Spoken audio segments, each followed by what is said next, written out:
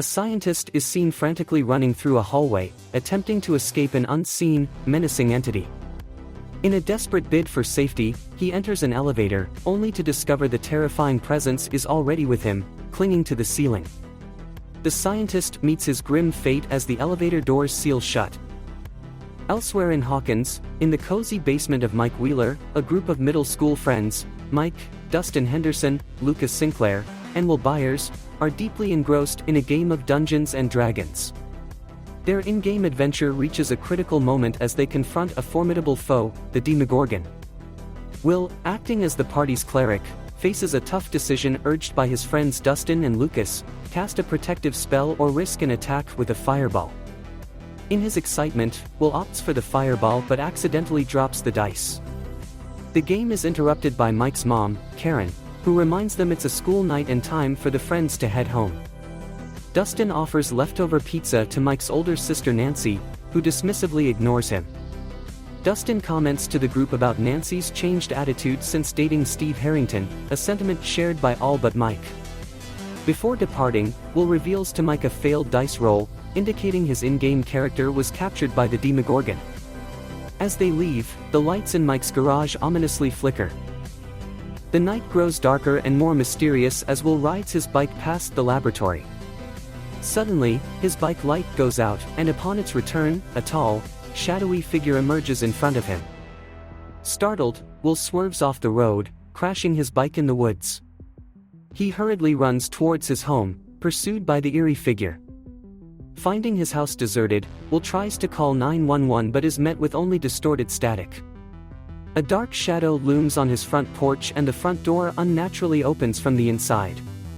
Panicked, Will escapes to a shed in the backyard, where he arms himself with a rifle, anxiously aiming at the door as the lights flicker overhead.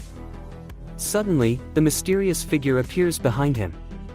As Will confronts it, the lights intensify before returning to normal, leaving both Will and the figure vanished. The following morning, Hawkins Police Chief, Jim Hopper, wakes up in his trailer. The routine of his morning is depicted: showering, listening to a newscast about countywide power outages, smoking, taking a pill, drinking beer, and dressing for work.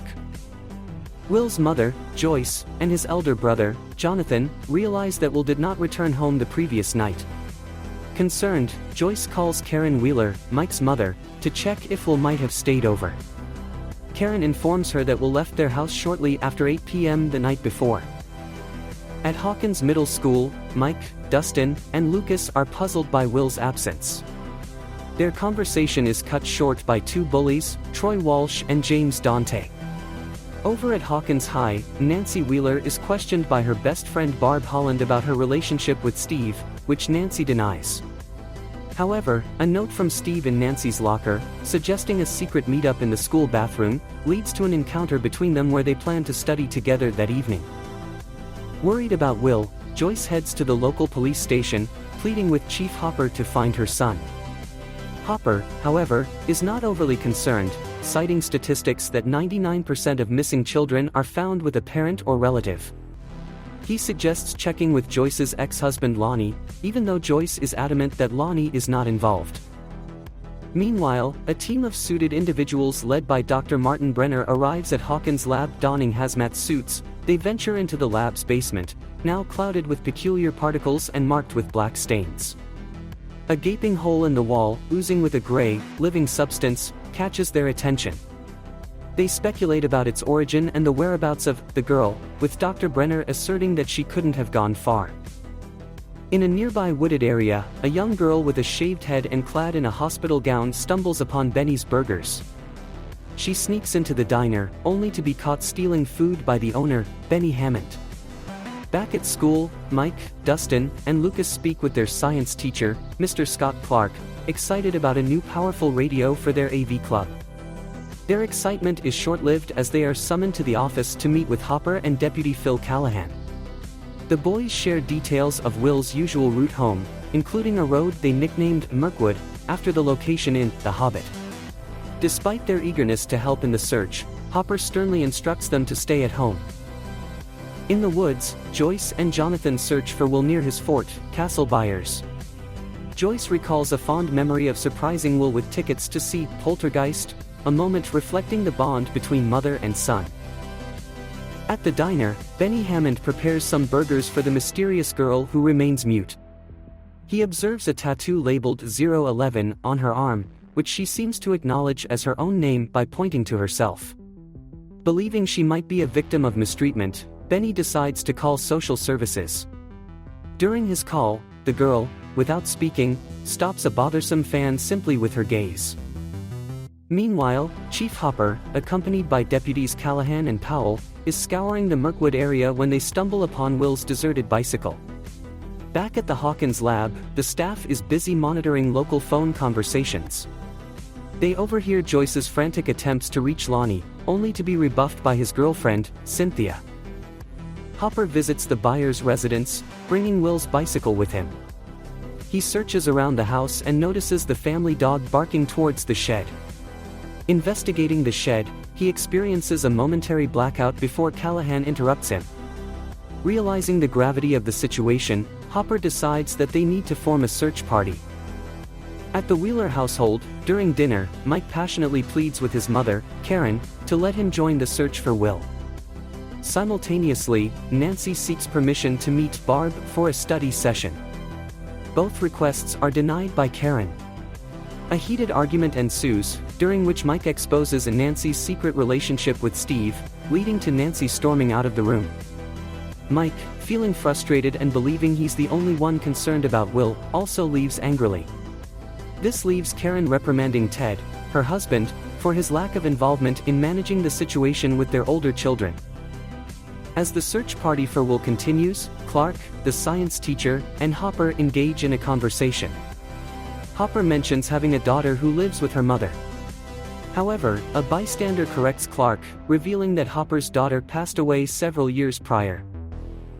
Mike Wheeler reaches out to his friend Lucas over his supercom, a communication device they use. He reflects on their Dungeons & Dragons game, pointing out that Will had chosen to cast a risky fireball spell instead of a safer protection spell. Understanding the implication, Lucas agrees to meet Mike in 10 minutes. Mike stealthily exits on his bike and unexpectedly encounters Steve climbing into Nancy's window. After a brief and awkward exchange, Mike continues on his way. At Benny's Burgers, Benny succeeds in getting a smile from the silent girl, 11, just as a woman claiming to be from social services arrives. Shockingly, the woman, Connie Frazier, reveals her true intentions by fatally shooting Benny. 11 escapes through the back door, only to be confronted by two armed agents. Meanwhile, Dr. Brenner arrives at the front and quickly learns of the chaos at the back. He discovers the two agents dead and realizes that 11 has fled the scene. Back at the Wheeler house, Steve and Nancy are supposed to be studying, but Steve's initial attempts at seduction shift to genuine assistance with schoolwork. As a storm begins outside, Joyce Byers and her son Jonathan sort through family photographs, selecting one for Will's missing posters. Jonathan, who had worked late the previous night, expresses guilt over Will's disappearance, but Joyce reassures him it's not his fault. A chilling phone call interrupts them. Joyce believes she hears Will's breathing, followed by a terrifying growl, and then she's shocked by a sudden electrical surge from the phone. In the woods, the three boys, Mike, Lucas, and Dustin, are searching for Will. Dustin, concerned about the intensifying storm and their lack of weapons, suggests turning back, especially since they are nearing the location where Will vanished. Suddenly, they hear rustling nearby and turn to find 11, the girl from Benny's Burgers, standing close to them in the woods. After discovering her in the forest, Dustin Henderson, Lucas Sinclair, and Mike Wheeler bring the girl back to Mike's home. They quickly notice her unusual behavior, especially her lack of understanding of privacy, as she starts to change clothes in front of them without hesitation. The boys intervene, and Mike directs her to the bathroom, where she insists on leaving the door slightly ajar. Lucas is suspicious of the girl, speculating that she might be a runaway from a nearby mental institution. Both he and Dustin consider telling Mike's mom, Karen Wheeler. However, Mike reminds them they weren't supposed to be out after dark, and revealing the girl would get them all into trouble. He devises a plan to introduce her as a lost child who happened to find their house, hoping his mother will call social services. After Lucas and Dustin leave, Mike prepares a makeshift bed for the girl in a blanket fort. When he asks her name, she shows him her tattoo that reads 011.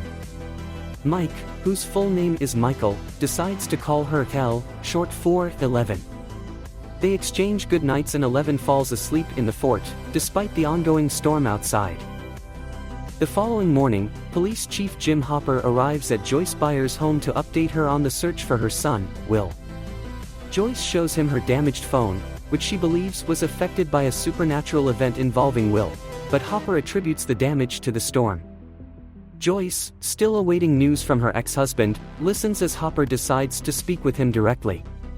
Jonathan Byers, Will's brother, offers to go instead, but Hopper insists he stay to support his mother. At breakfast, Mike takes an extra Eggo waffle to 11 and explains his plan to ensure her safe return home. 11, however, adamantly refuses, warning Mike that dangerous people are searching for her, people who wouldn't hesitate to harm him. Dr. Martin Brenner attentively listens to a recorded phone conversation of Joyce Byers reporting to the police, convinced that her son Will was communicating with her. As the search for Will intensifies, Chief Hopper becomes annoyed with his deputy Calvin Powell for making light of Joyce's unconventional behavior.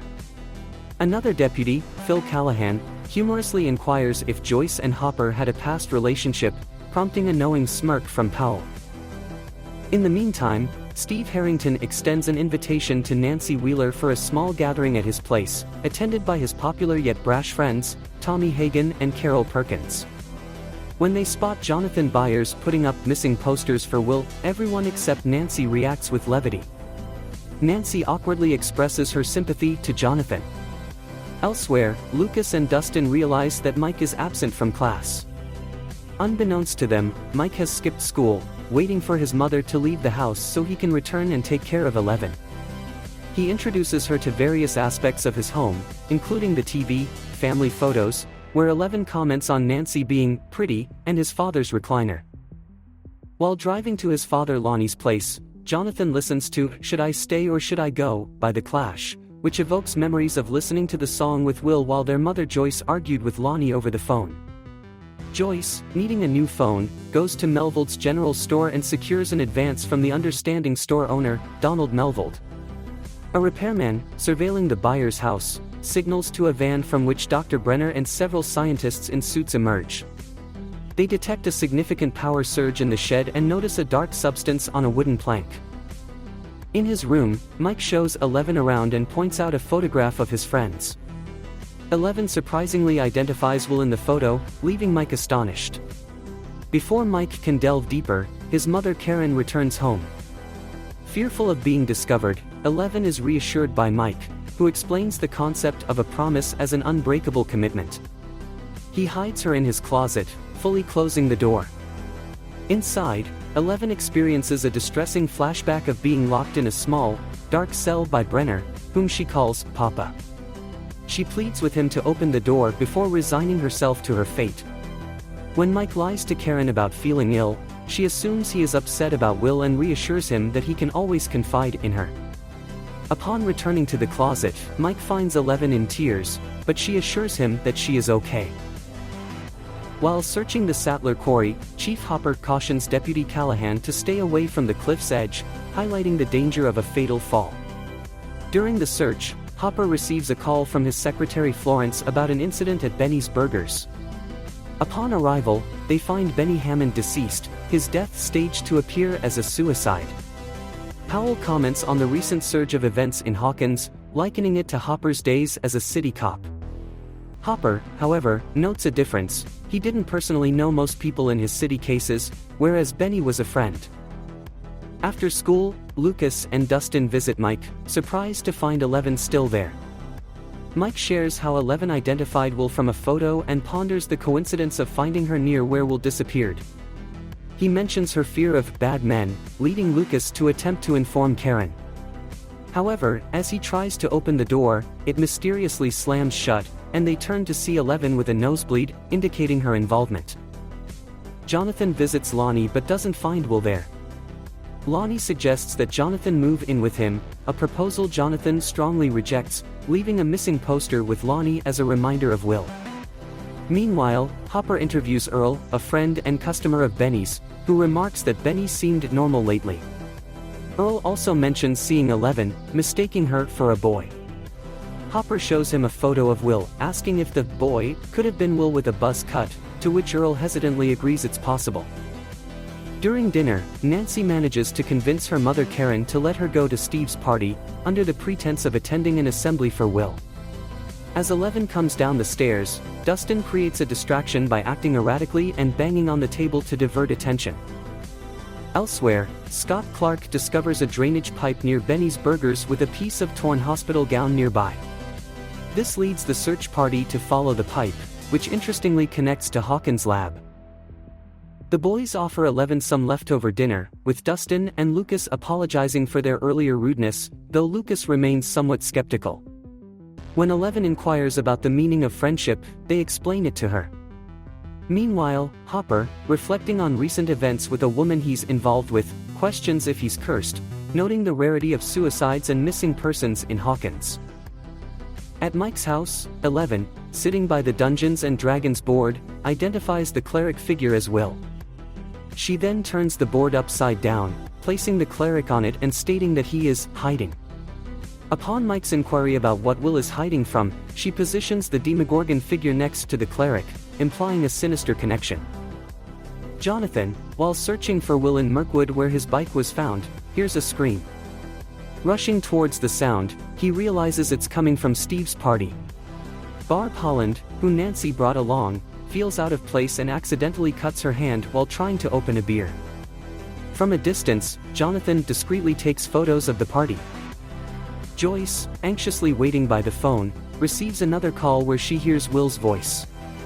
As the lights flicker and the phone delivers a shock, burning itself out again, the flickering lights lead her to Jonathan's room. The room falls silent and dark, and the wallpaper starts to bulge in a humanoid shape, terrifying Joyce into leaving the house. When the power returns, she cautiously re-enters. At the party, as Nancy retreats upstairs with Steve, Barb tries to dissuade her, claiming it's out of character for Nancy. Nancy dismisses her concerns and suggests Barb should head home.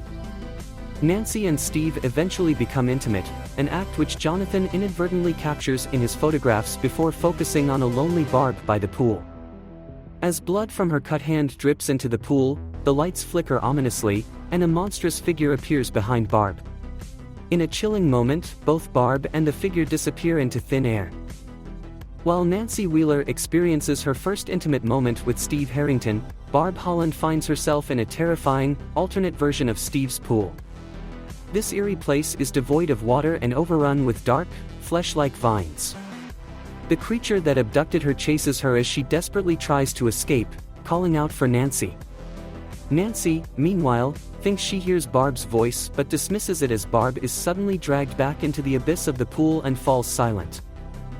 After leaving a sleeping Steve, Nancy returns home to face her worried mother, Karen Wheeler. Karen, noticing Nancy wearing Steve's sweatshirt, confronts her, but Nancy tries to downplay the situation. Elsewhere, Jonathan Byers wakes up to find his mother Joyce communicating with what she believes is Will through a set of lights. Jonathan, however, sees her talking to mere bulbs and tries to convince her that the flickering is due to faulty electricity, urging her to rest. Mike Wheeler, Dustin Henderson, and Lucas Sinclair are busy planning Operation Mirkwood, their mission to rescue Will from the Demogorgon. Lucas brings his father's old army supplies and a wrist rocket slingshot, while Dustin supplies food for their adventure. The trio debates the reality of 11's abilities, with Dustin unsuccessfully urging her to demonstrate her powers by levitating Mike's Millennium Falcon toy. Before heading to school, Mike instructs 11 to meet them near some power lines at 3:15, giving her his watch to help her understand the time, as she is unfamiliar with reading clocks. At Hawkins High, Nancy becomes aware of her classmates' stares, feeling self-conscious, but Steve reassures her, claiming he hasn't shared details of their night together. Nancy also realizes Barb is absent from class, adding to her growing concern. Alone at Mike's house, 11 exhibits her powers by making the Millennium Falcon toy levitate. She then roams around the house, eventually stopping in front of the TV. While channel surfing, she stumbles upon a Coca-Cola commercial which triggers a flashback of Dr. Martin Brenner encouraging her to use her mind to crush a can, an act she successfully performs to his satisfaction. Joyce Byers, determined to communicate with her son, purchases numerous Christmas lights from Donald Melvold. She decorates her house with these lights, hopeful that Will might use them to send her a message. Chief Jim Hopper receives permission to investigate Hawkins National Laboratory. He inspects the other end of the drainage pipe found in the woods. The security footage from the night of Will's disappearance appears normal at first glance. However, Hopper notices a discrepancy. It had rained that night, yet the footage showed no rain, leading him to suspect he's being deceived. In the lab's lower levels, Brenner oversees the installation of a pulley system near the fissure. 11, exploring Nancy's room, gazes at her mirror, which is decorated with pictures of Nancy and Barb. At school, Nancy queries Steve about Barb's departure from the party, which he didn't witness. Nancy and Jonathan exchange a fleeting glance during lunch. While gathering rocks for their wrist rocket, Lucas teases Mike about his apparent feelings for 11. Their moment is disrupted by Troy Walsh and James Dante, who mock Will's disappearance and make derogatory remarks about his sexuality. As they leave, they trip Mike, causing him to injure his chin on a rock. Jonathan, developing his photos, inadvertently reveals a picture of Nancy in her underwear to a classmate in the photo lab. Concurrently, Hopper and Deputy Calvin Powell scour the library archives for information on Hawkins Lab. They uncover articles about alleged human experimentation, Project MKUltra, and Brenner's ties to a woman named Terry Ives, who claims Brenner abducted her daughter. Karen Wheeler, along with her young daughter Holly, pays a visit to Joyce Byers to see how she's coping. During their visit, the Christmas lights in the house start to flicker mysteriously, drawing Holly's attention towards Will's room.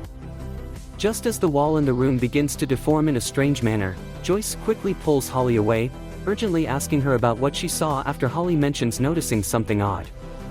Karen, unsettled by Joyce's erratic behavior, decides to leave with Holly. Meanwhile, Nancy Wheeler, worried about her friend, calls Barb's mother only to find out that Barb hasn't returned home. In another part of town, Steve, Nicole, Tommy Hagen, and Carol Perkins confront Jonathan Byers about the photos he took. As Nancy arrives at the scene, Carol shows her the photos, leading to Steve angrily destroying Jonathan's camera and tearing up the pictures. Nancy, spotting a torn photo of Barb on the ground, quickly gathers the pieces and leaves in haste.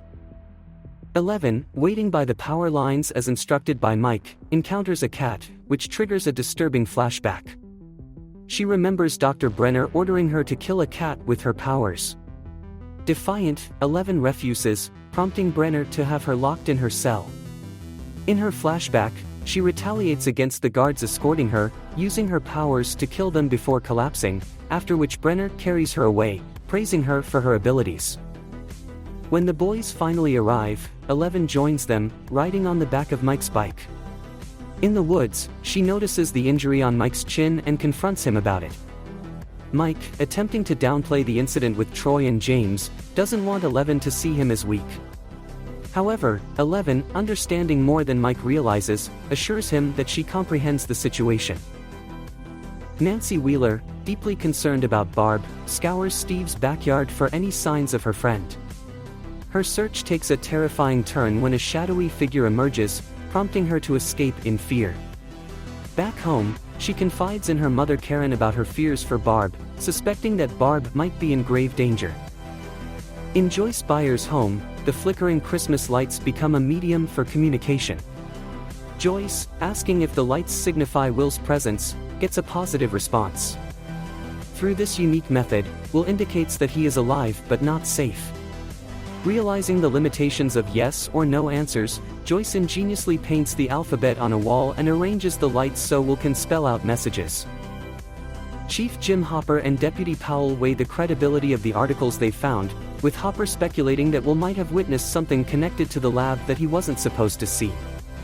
A sudden call on the radio interrupts their discussion, prompting an urgent departure. Elsewhere, 11 guides Mike Wheeler, Dustin Henderson, and Lucas Sinclair to the Byers' house, suggesting that Will is hiding nearby. A heated argument ensues between Mike and Lucas, which is interrupted by the sight of several police cars racing past. Through the lighted alphabet, Will communicates to Joyce that he is right here, but the message quickly shifts to a warning for her to run as the lights flicker wildly. Suddenly, the wall warps and the Demogorgon, a faceless humanoid creature with gray skin, bursts through. The boys and 11, following the police, arrive at Sattler Quarry to witness the harrowing scene of Will's body being retrieved from the water. Mike, devastated and feeling betrayed by 11's claim that Will was alive, angrily confronts her before cycling away in distress. Returning home, Mike finds solace in his mother's embrace, unable to articulate his grief. Joyce, having fled her house after the Demogorgon's appearance, reunites with Jonathan just as police sirens approach, indicating the unfolding chaos in Hawkins. Jim Hopper approaches Joyce Byers with the tragic news that her son Will had an accidental fall at Sattler Quarry leading to his drowning.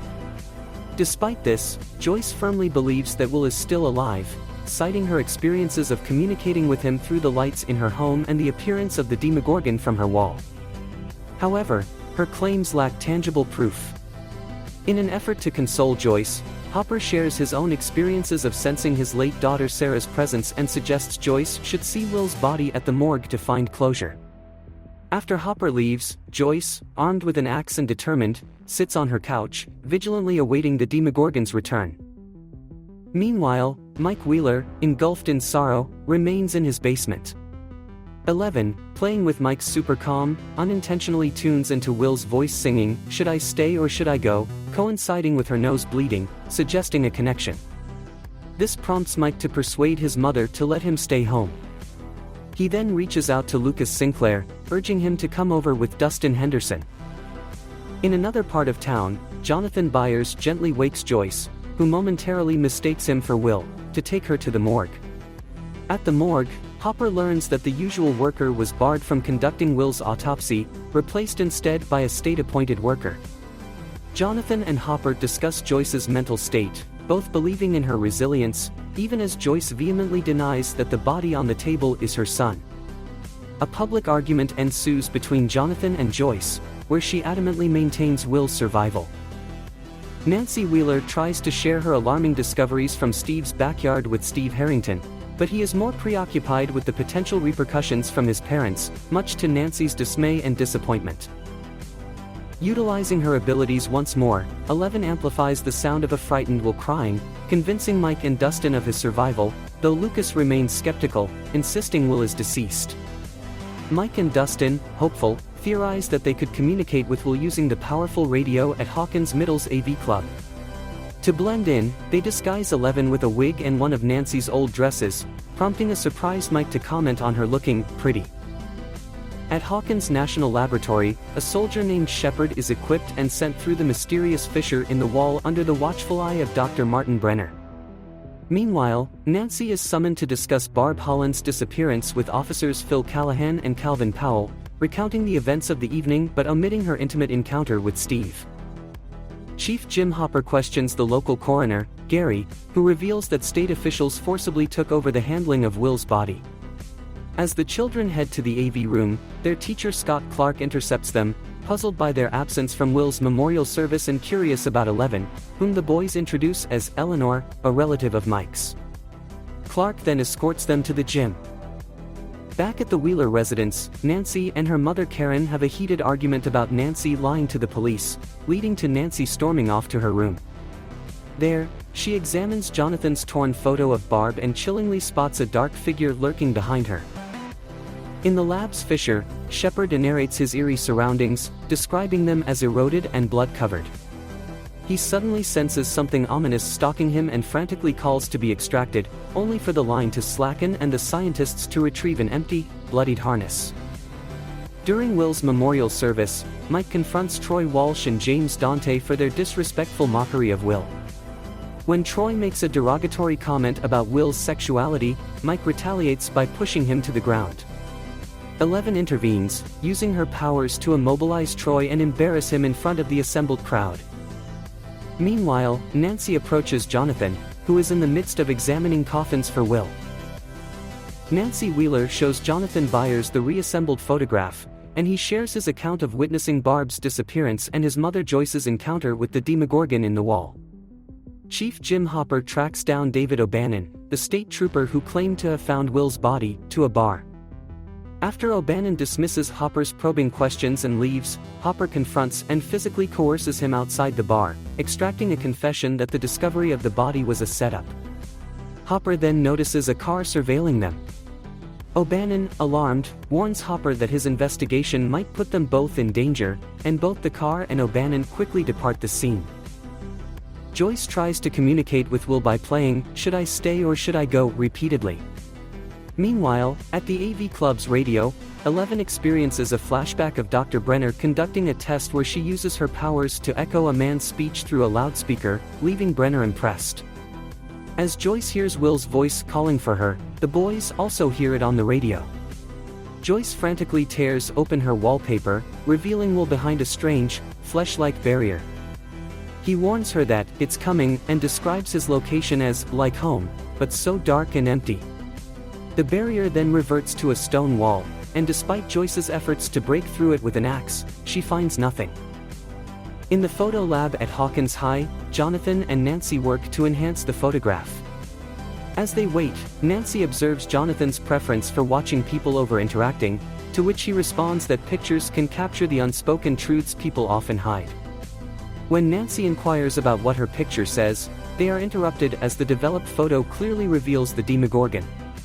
Elsewhere, Hopper illicitly enters the morgue and incises Will's body, shockingly discovering it is stuffed with fillings. Lonnie Byers arrives to find a distraught Joyce and comforts her with an embrace. Hopper, determined to uncover the truth, drives to Hawkins' lab and prepares to breach the fence with bolt cutters. Infiltrating Hawkins' National Laboratory, Jim Hopper is apprehended by two guards while trying to access the restricted lower level. He manages to overpower them and proceeds downwards. Meanwhile, Lonnie and Joyce Byers share a drink, during which Lonnie suggests Joyce should seek counseling after their son's death. Hopper stumbles upon a child's bedroom in the lab, adorned with a disturbing drawing of a child being compelled by their father to harm a cat. Back with Mike Wheeler, Dustin Henderson, and Lucas Sinclair, the boys ponder over Will's cryptic message about his whereabouts. Eleven utters the term "upside down," prompting Mike to recall how Eleven flipped their Dungeons & Dragons board to illustrate Will's location.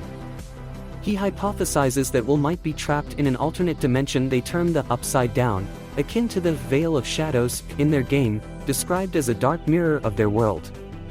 Hopper, exploring further, encounters the Fisher, but before he can investigate, he is knocked unconscious by the guards.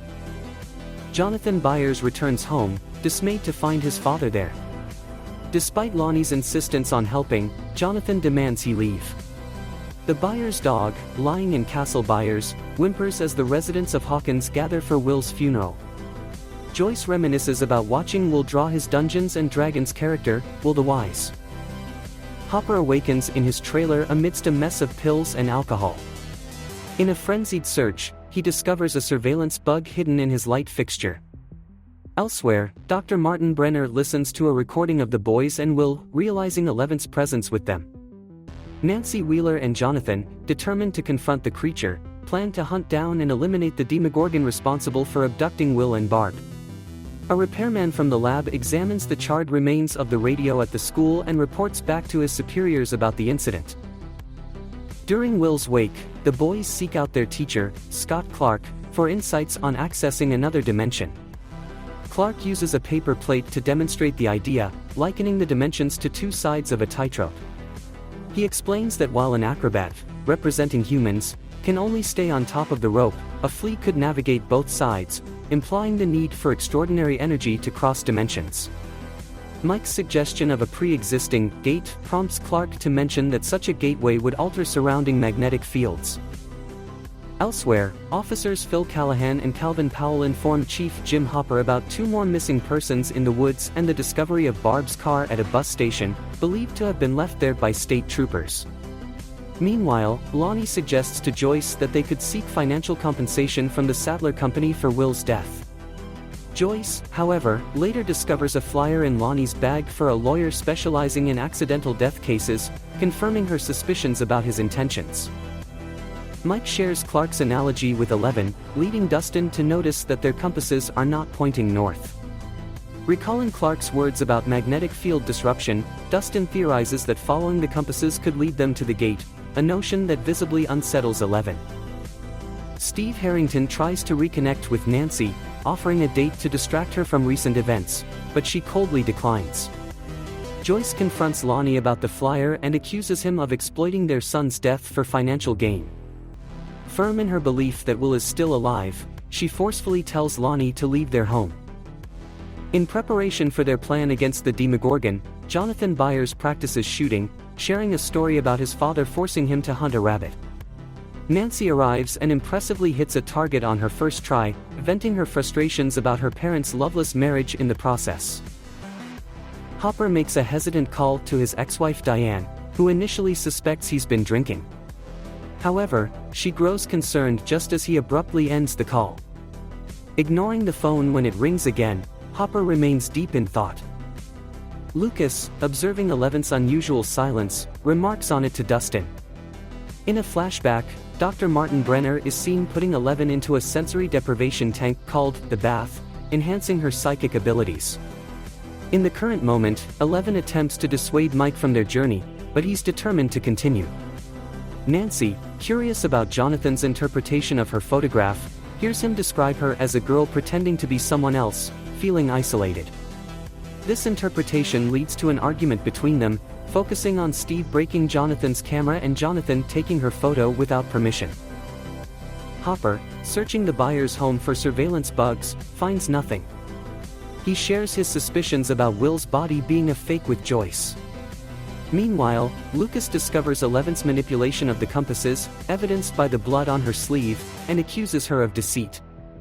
Mike defends her, resulting in a physical altercation between him and Lucas. 11 intervenes in the fight using her powers, inadvertently hurting Lucas. As Mike and Dustin rush to Lucas's aid and reprimand 11, she recalls a traumatic experience in the tank. There, she had located a Russian target for Brenner but encountered a monstrous growl, leading her to desperately plead to be removed from the tank. In the present, Lucas regains consciousness and departs angrily, and 11 disappears.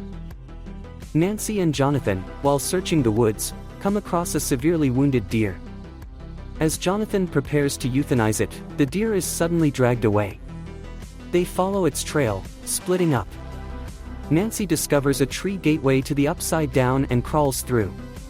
There, she witnesses the Demogorgon feasting on the deer.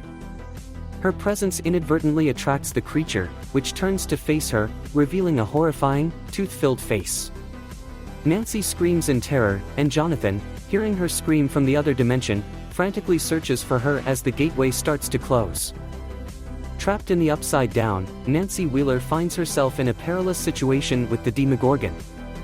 Fortunately, she manages to escape by following Jonathan Byers' voice to a nearby gateway, where Jonathan pulls her back to safety, just as the gate closes ominously behind them. Steve Harrington, concerned about Nancy's earlier odd behavior, visits her with Tommy Hagen and Carol Perkins, who ridicule him for his concern. Steve is taken aback to find Jonathan comforting Nancy in her bedroom. Jim Hopper shares with Joyce Byers his discovery of a child's bedroom in Hawkins National Laboratory, distinctly different from Will's room based on the more rudimentary drawings he observed on the wall. Hopper brings up past sightings of a child with Benny Hammond and speculates about a possible connection to Terry Ives' missing daughter, Jane. Traumatized by her experience, Nancy asks Jonathan to stay with her through the night, expressing her fear that the monster might reach them even in her house. In his frustration, Mike Wheeler dismantles 11's blanket fort in his basement. The following day, Nancy tells Jonathan of her determination to rescue Will and Barb from the Demogorgon, devising a plan to lure the creature with blood and ambush it. As they leave Nancy's room through the window, Karen Wheeler calls for breakfast, and Jonathan awkwardly realizes they are holding hands. Connie Frazier, under the pretense of scouting for an Indiana AV club, visits Scott Clark and subtly inquires about Mike, Dustin Henderson, and Lucas Sinclair. Meanwhile, Dustin tries to reconcile with a remorseful Mike, who regrets lashing out at 11 and blames Lucas for their predicament. Dustin insists that both have violated their group's code and need to make amends. Lucas, however, is adamant that he will only accept Mike's apology if 11 is excluded from the group, a condition Mike cannot accept. Determined to find Will independently, Lucas prepares his gear and leaves, unnoticed by a watching repairman. 11, while aimlessly wandering, enters a nearby supermarket. A flashback hits her, recalling the moment Dr. Martin Brenner placed her in the sensory deprivation bathtub to track the Demogorgon. In the present, she impulsively steals several boxes of Eggos and employs her telekinetic abilities to deter the store manager from following her. Joyce Byers and Jim Hopper, in their quest for answers, track down Terry Ives. They meet her sister Becky, who reveals that Terry is now catatonic. Becky explains that Terry was part of the MK Ultra project and was pregnant with a child named Jane, but supposedly miscarried. However, during moments of lucidity, Terry insisted that Jane was born and possessed extraordinary abilities. Elsewhere, Nancy Wheeler and Jonathan Byers, while buying supplies for their Demogorgon hunt, discover the local theater vandalized with defamatory graffiti about Nancy.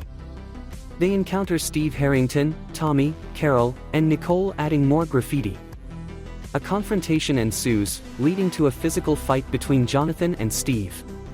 Jonathan overpowers Steve but ends up being arrested after accidentally injuring Officer Phil Callahan. Lucas Sinclair, unable to penetrate the lab's fortified perimeter, climbs a tree to surveil the area with binoculars. Meanwhile, Mike Wheeler and Dustin Henderson, searching for 11, run into Troy Walsh and James Dante in the woods. The bullies corner them at Sattler Quarry, threatening to harm Dustin if Mike doesn't jump off the cliff. In a desperate moment, Mike jumps, only to be miraculously caught mid-air by 11, who had followed their voices. She rescues Mike and telekinetically injures Troy, compelling the bullies to retreat. 11 experiences a painful flashback to her encounter with the Demogorgon in the void, where their combined energies inadvertently open the gate to the lab, unleashing the creature.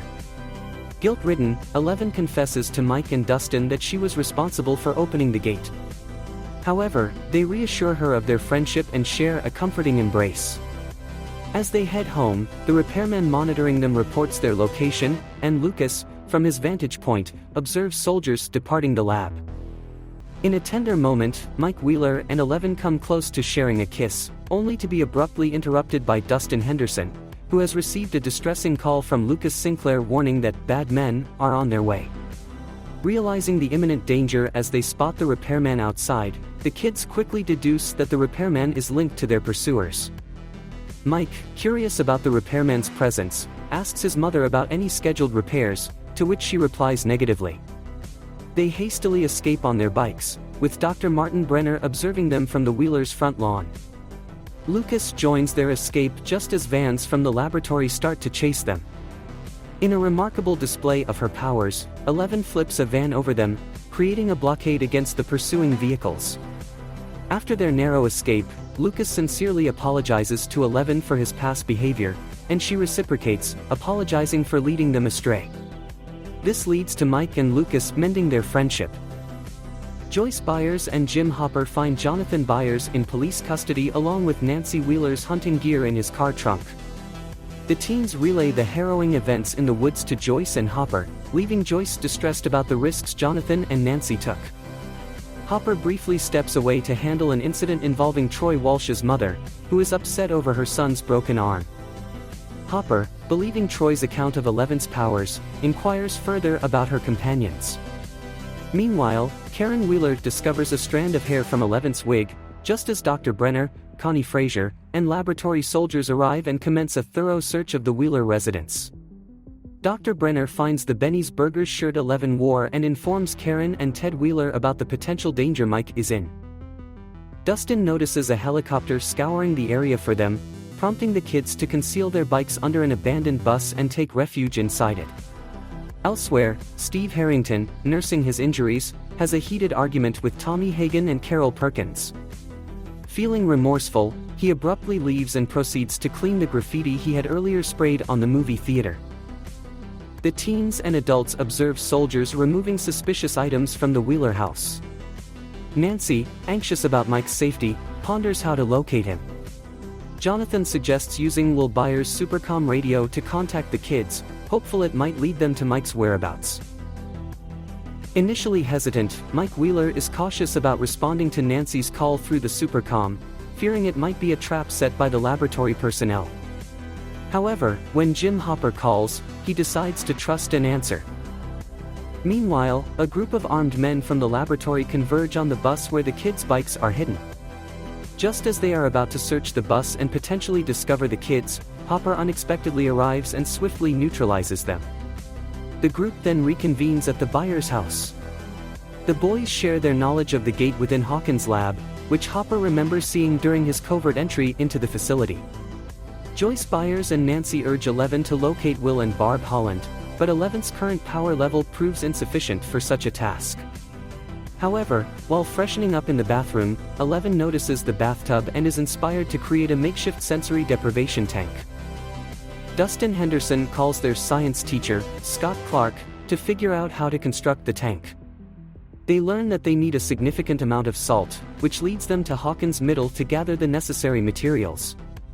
During this preparation, Nancy and Mike have a heart-to-heart conversation, pledging to stop keeping secrets from one another. They both deny their attractions to Jonathan and Eleven, respectively.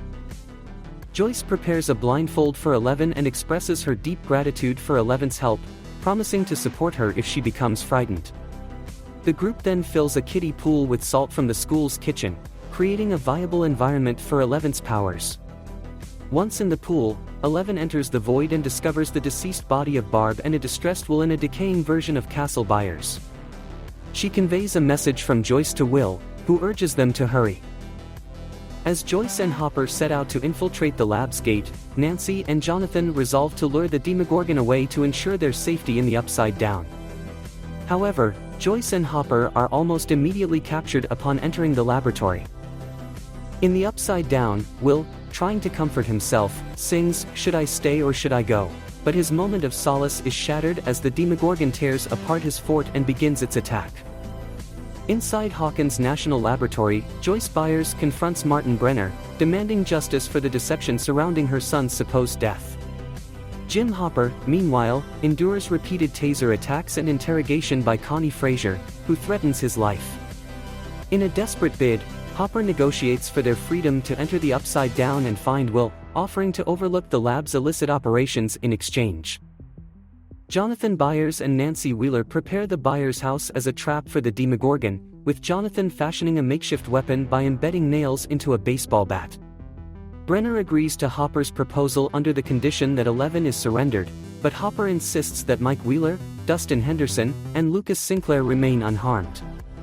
As the lab's team heads to Hawkins Middle, Frazier expresses doubt about their mission, but Brenner remains confident they won't find Will. Hopper and Joyce gear up to journey through the lab's gate into the Upside Down. Once inside, Joyce starts to panic, prompting Hopper to soothe her, reminiscent of the comforting he provided his daughter Sarah during her cancer treatment. In a tense moment, Nancy and Jonathan, after slicing their palms, inadvertently hold hands. Their moment is disrupted by Steve Harrington, who arrives to apologize to Jonathan. Steve is bewildered by the chaotic scene and Nancy's injured hand, prompting her to point a gun at him, urging him to leave. This tense moment is shattered as the lights flicker and the Demogorgon emerges from the ceiling. They flee to Will's room, a designated spot for trapping the creature. However, the lights return to normal, signaling the Demogorgon's disappearance. In the Upside Down, Hopper and Joyce discover a broken egg and the remnants of Castle Byers.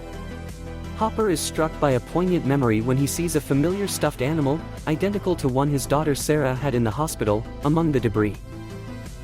Steve Harrington initially escapes the Byers house amidst the chaos, but upon noticing the flickering lights outside, he bravely decides to return and assist.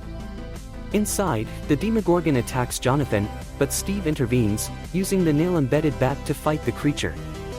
He successfully drives the Demogorgon into the bear trap, where Jonathan sets it ablaze. The severely injured Demogorgon escapes, retreating to the Upside Down. Simultaneously, Joyce in the Upside Down hears Jonathan's voice through the lights, and he hears hers, indicating their connection across dimensions. Mike Wheeler, in a heartfelt moment, invites Eleven to live with his family once they find Will. When Eleven inquires if their relationship would be akin to siblings, Mike clarifies that it's different and invites her to the school's snowball dance. Attempting to explain the concept of a crush, he instead kisses her, leaving 11 surprised as he rushes outside to investigate a car arriving. He discovers agents from the lab and hurries back inside to warn the others. Frasier and other agents corner the children, but 11 unleashes her powers, causing fatal internal damage to the agents. The effort exhausts her, and she collapses. Upon regaining consciousness, 11 finds Dr. Brenner standing over her, with her friends being held back. She pleads to go with her friends instead of Brenner. At that moment, the Demogorgon, drawn by the blood from the deceased agents, bursts through the wall. It attacks the remaining agents and Brenner, giving the children a chance to escape. In the Upside Down, Hopper and Joyce follow a trail of blood to a library, where they discover several bodies and Will, unconscious with a tentacle down his throat. They remove the tentacle and Hopper shoots it as it moves. Finding Will unresponsive, Hopper instructs Joyce in CPR. She breathes into Will's mouth while Hopper performs chest compressions. Haunted by memories of his daughter Sarah's unsuccessful resuscitation, Hopper is driven to persist until Will finally starts to breathe again. As the Demogorgon finishes off the remaining soldiers, a frail 11 promises Mike they'll attend the snowball together. She then confronts the Demogorgon, using her powers to pin it against a wall and ultimately disintegrates it, along with herself, while tearfully bidding farewell to Mike. The intense use of her powers causes both her and the creature to vanish.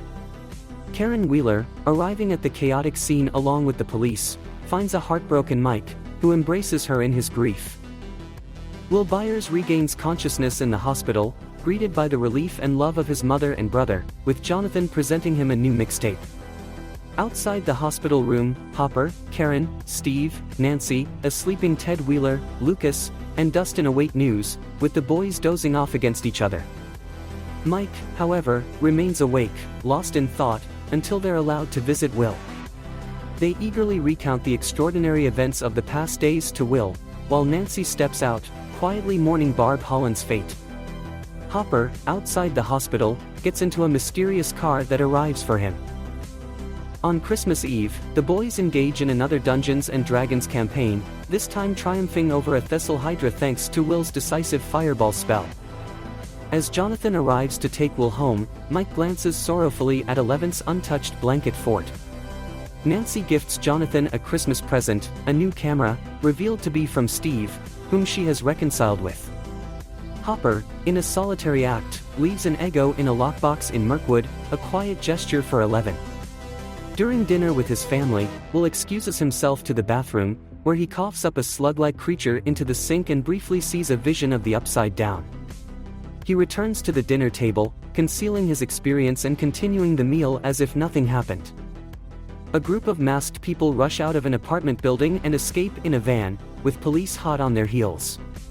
During the chase, as they near a tunnel, the leading police car's driver thinks he sees the tunnel collapse and swerves to a halt, blocking the road for the others. Realizing it was just his imagination, he steps out of the car, but by then, the van has gotten away.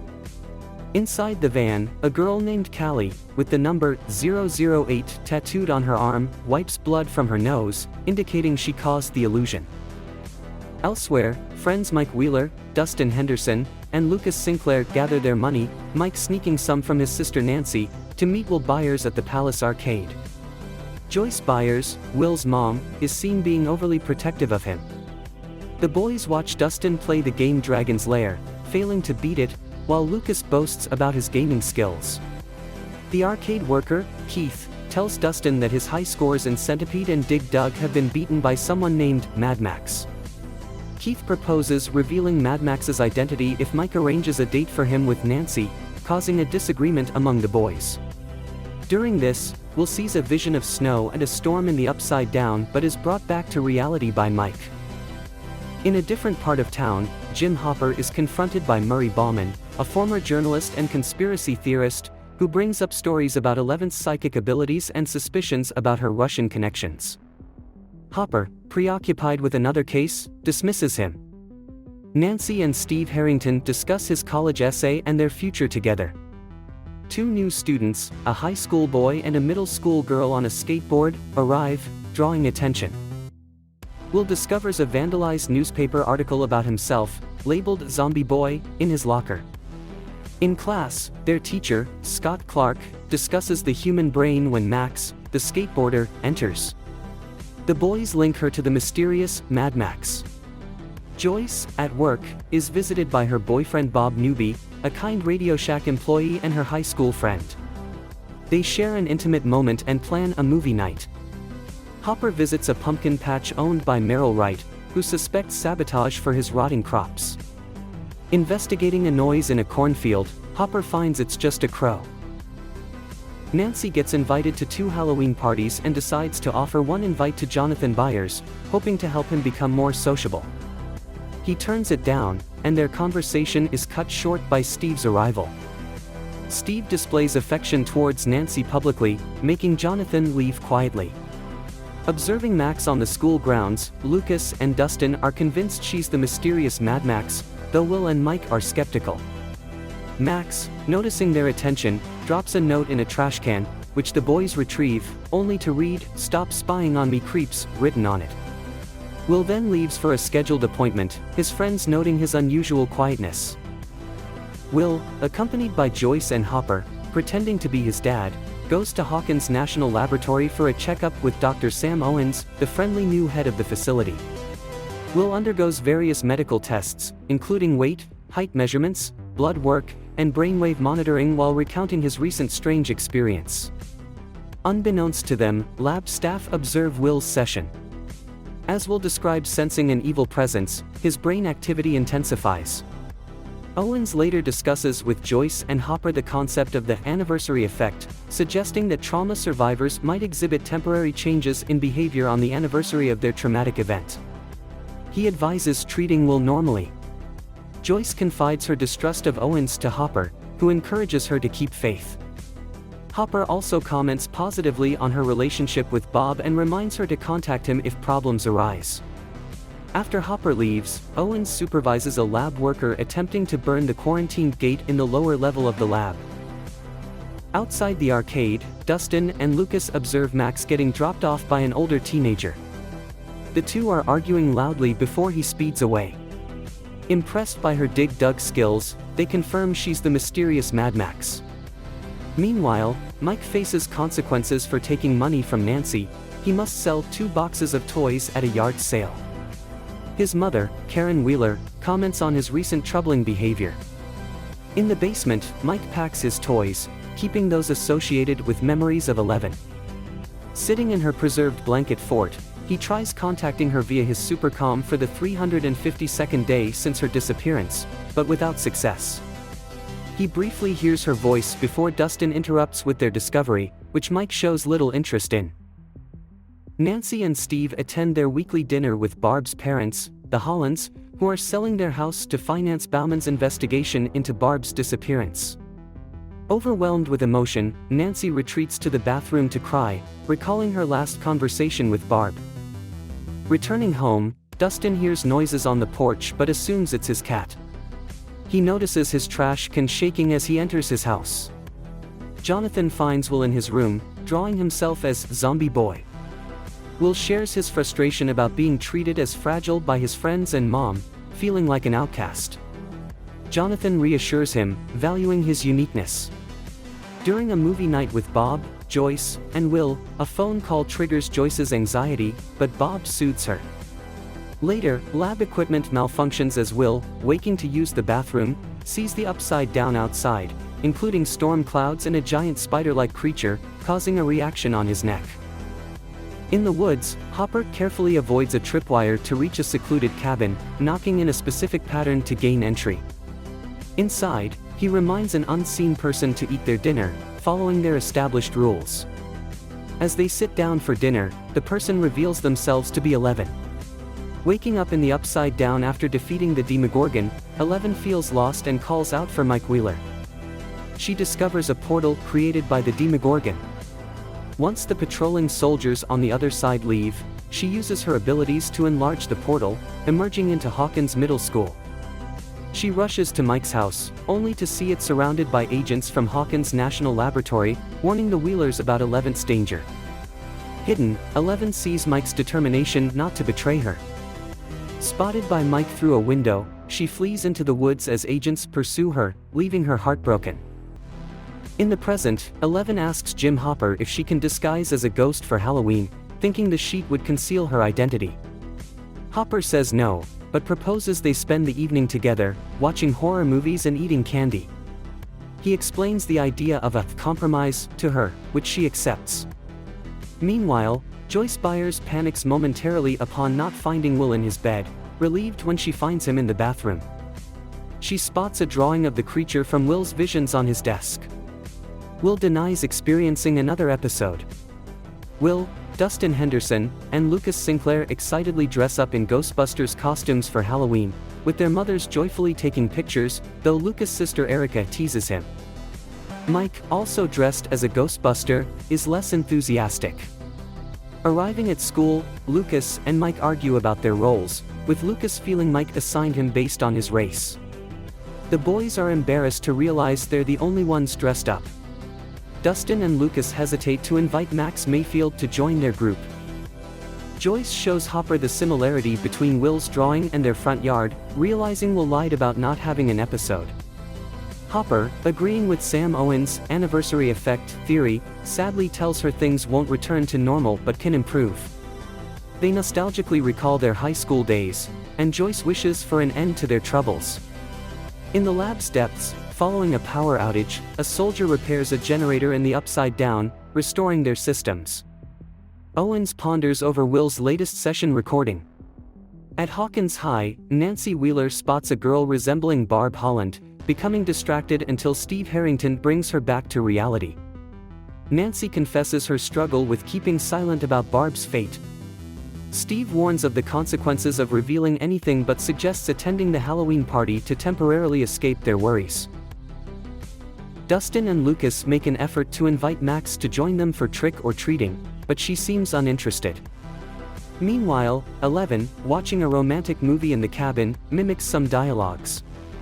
She then notices a squirrel outside, recalling how she once killed one with her powers, cooked it in the woods, and used it to fend off a hunter, taking his coat and hat. At the same time, pumpkin farmer Eugene McCorkle reports to the Hawkins police station about his rotting crops, suspecting his neighbor Merrill Wright and mentioning similar issues among nearby farmers. Max faces harsh criticism from her stepbrother Billy Hargrove for being late. As he drives her home, he expresses disdain for Hawkins and blames her for their move there. Spotting Mike, Dustin, and Lucas on their bikes, he nearly hits them, but Max intervenes, steering the car away. The boys recognize her as the car speeds past. Hopper investigates the McCorkle farm, finding a spreading gray, mucus-like substance on trees. Concerned it might be toxic, he instructs Phil Callahan and Calvin Powell to start marking the affected areas. Jonathan, driving Will to meet his friends, empathizes with Will's disappointment about having a chaperone.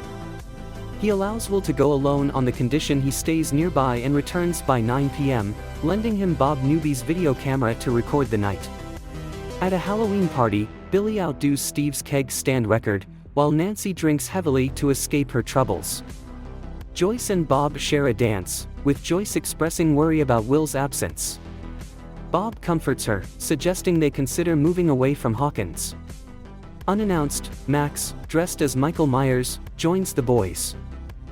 In the woods, Hopper follows the trail of rot, disturbed by unusual sounds, until McCorkle's grandson distracts him. Remembering his promise to 11, Hopper buys some candy from the boy and hurries home. He signals 11 through their Morse code radio that he'll be late. 11 recalls finding Hopper's wooden box in the woods. As Dustin and Lucas try to win over Max, Mike feels annoyed that they included her in the group without consulting him and Will. Will encounter some older kids who mock him, calling him Zombie Boy and causing him to fall, which seemingly transports him to the Upside Down. Confused and scared, Will shouts for Mike as he sees the floating spider creature unfold and start chasing him. Mike soon finds Will hiding behind a house and brings him back to reality, deciding to take him home and telling the rest of their friends to go on without them. At the party, Jonathan tries to chat with a classmate but gets sidetracked by a confrontation between Nancy and Steve, during which Nancy gets accidentally splashed with alcohol. In the bathroom, while cleaning up, Nancy confronts Steve, labeling their relationship and love as bullshit, prompting Steve to leave the party. Jonathan sees Steve leave and drives Nancy home, tucking her into bed as she sleepily says his name. Will shares with Mike about his latest episode, feeling trapped between their world and the upside down and seeing the enormous creature. Unsure if it was a hallucination or reality, Will pleads with Mike to keep it a secret. Mike relates to Will, confessing he sometimes feels he's losing his mind, hearing and seeing 11. He assures Will that if they're going crazy, they'll do it together. When Hopper returns, he finds 11 angry and locked in her room, refusing to come out despite his apologies. Inside, she turns the TV to static, uses a blindfold, and enters a void-like state, revealing she's been eavesdropping on Mike's attempts to contact her. Mike, feeling her presence, asks for a sign of her being alive. 11 appears before him in the void, saying his name, but Mike shuts off the supercom before she can reach him, leaving her heartbroken. Dustin returns home and hears noises in his garbage can. Armed with his costume's photon blaster, he cautiously approaches and is shocked by what he finds inside, exclaiming, "Holy shit." Dustin Henderson secretly brings the creature he found in his trash into his house, concealing it in his Ghostbusters costume trap. In his room, he places the creature in his turtle tank. It's a small, bipedal amphibian without any facial features except a mouth, which he names D'Artagnan, or Dart for short. He feeds it a Three Musketeers bar and notices it avoids the heat lamp. While Dustin dozes off reading about reptiles, Dart makes an eerie hissing sound in the tank. In another incident, 11, searching for food, discovers Jim Hopper's lockbox. Back in the present, she forgives Hopper for missing Halloween after he makes her a special breakfast of Eggos and candy. Eager to see Mike Wheeler, especially after hearing his recent call, she's frustrated when Hopper promises a meeting soon, recalling his past unfulfilled promises. In anger, she uses her powers to fling a plate at him and retreats to her room. Meanwhile, Dustin visits the library to research reptiles. Elsewhere, Bob Newby drives Will Byers to school, discussing Will's late nights and sharing a personal story about overcoming his childhood fear of a clown. At school, Lucas Sinclair shares a modified tale of Will's experiences from 1983 with Max Mayfield. Their teacher, Scott Clark, narrates the story of Phineas Gage, a man who changed personality after a rod pierced his brain. Dustin, arriving late, urges the group, including Max, to meet him in the AV room at lunch, hinting at Dart in his trap. Officers Phil Callahan and Calvin Powell update Hopper on the widespread rot in the town's outskirts, and Hopper pinpoints its origin. 11, feeling restless, contemplates contacting Mike again but decides against it. 11 recalls how Hopper initially brought her to his grandfather's cabin, primarily used for storage. Together, they made the cabin habitable, set up a Morse code radio, and installed tripwires. In the present, she disregards Hopper's strict rules for her safety and leaves the cabin. At school, Billy Hargrove mocks Steve Harrington during a basketball game, before Nancy Wheeler pulls Steve aside. Steve confronts Nancy about her harsh words to him on Halloween. When she fails to profess her love, Steve retorts that she is bullshit and walks away. Meanwhile, Dustin reveals Dart to the group, unsure of its species. Will identifies it as a creature from the upside down by its sounds. During lunch, Bob mentions to Joyce that his video camera was slightly damaged and reveals he saw Will being bullied on Halloween in the footage. Joyce reacts angrily, concerned for Will, and Bob admires her protectiveness. Hopper presents to Sam Owens the patterns he mapped out originating from Hawkins National Laboratory, convincing Owens to investigate further.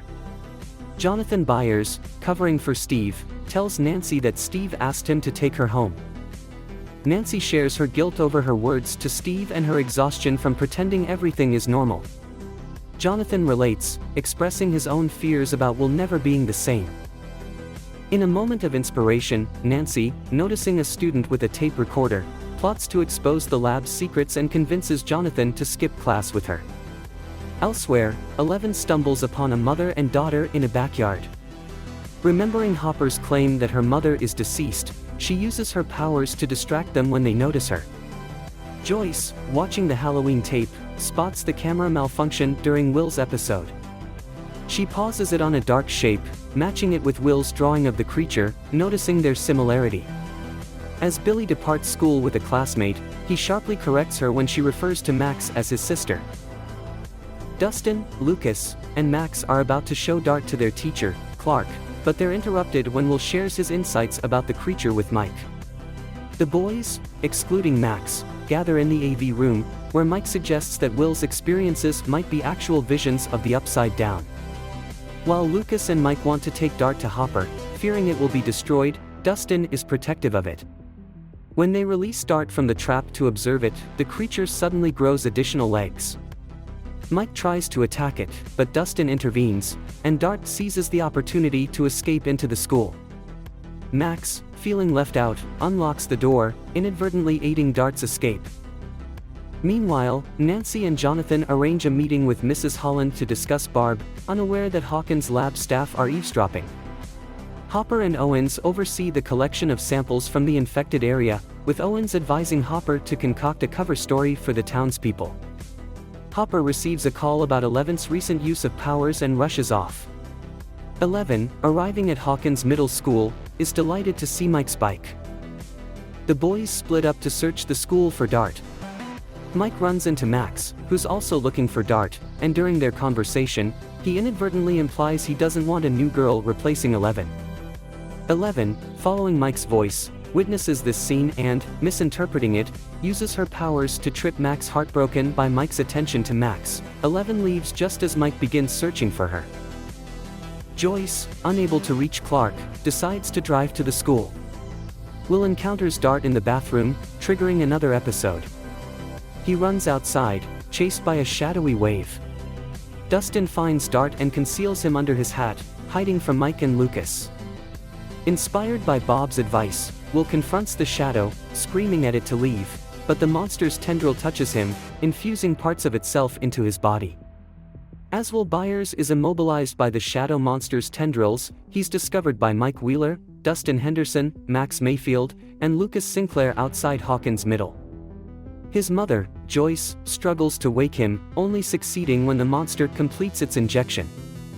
As she escorts him away, the boys note the increasing frequency of Will's episodes but choose not to share the details with Max. At home, Will can't recall the events of his episode. When Joyce shows him his drawing of the shadow monster, he becomes emotional, describing it as a sensation, uncertain of its desires. Joyce reassures him of her protection. Meanwhile, Eleven returns to the cabin and encounters an angry Jim Hopper, who scolds her for exposing them. Hopper grounds her for a week and disables the TV, despite her attempts to use her powers to stop him.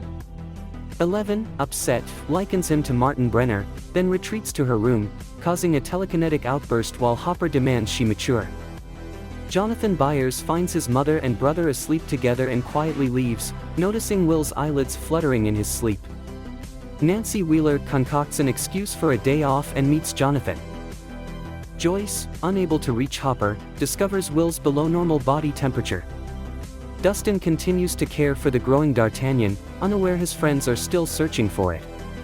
In school, during Scott Clark's lesson on fear, Will becomes anxious about the hot bath Joyce prepares, experiencing visions of the Upside Down and stating a preference for cold, alarming Joyce.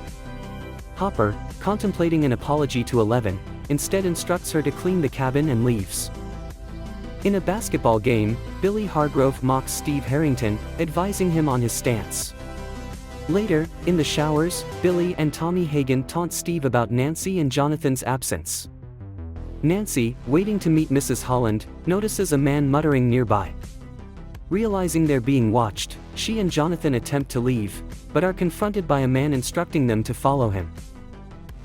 Upon arriving at the Byers residence, Hopper finds the environment unusually cold with Will dressed only in his underwear. Will acknowledges that the he referred to is the shadow monster and shares that he's experiencing what he calls, now memories, which feel like someone else's distant memories. He struggles to explain a sensation of something growing and spreading in these memories.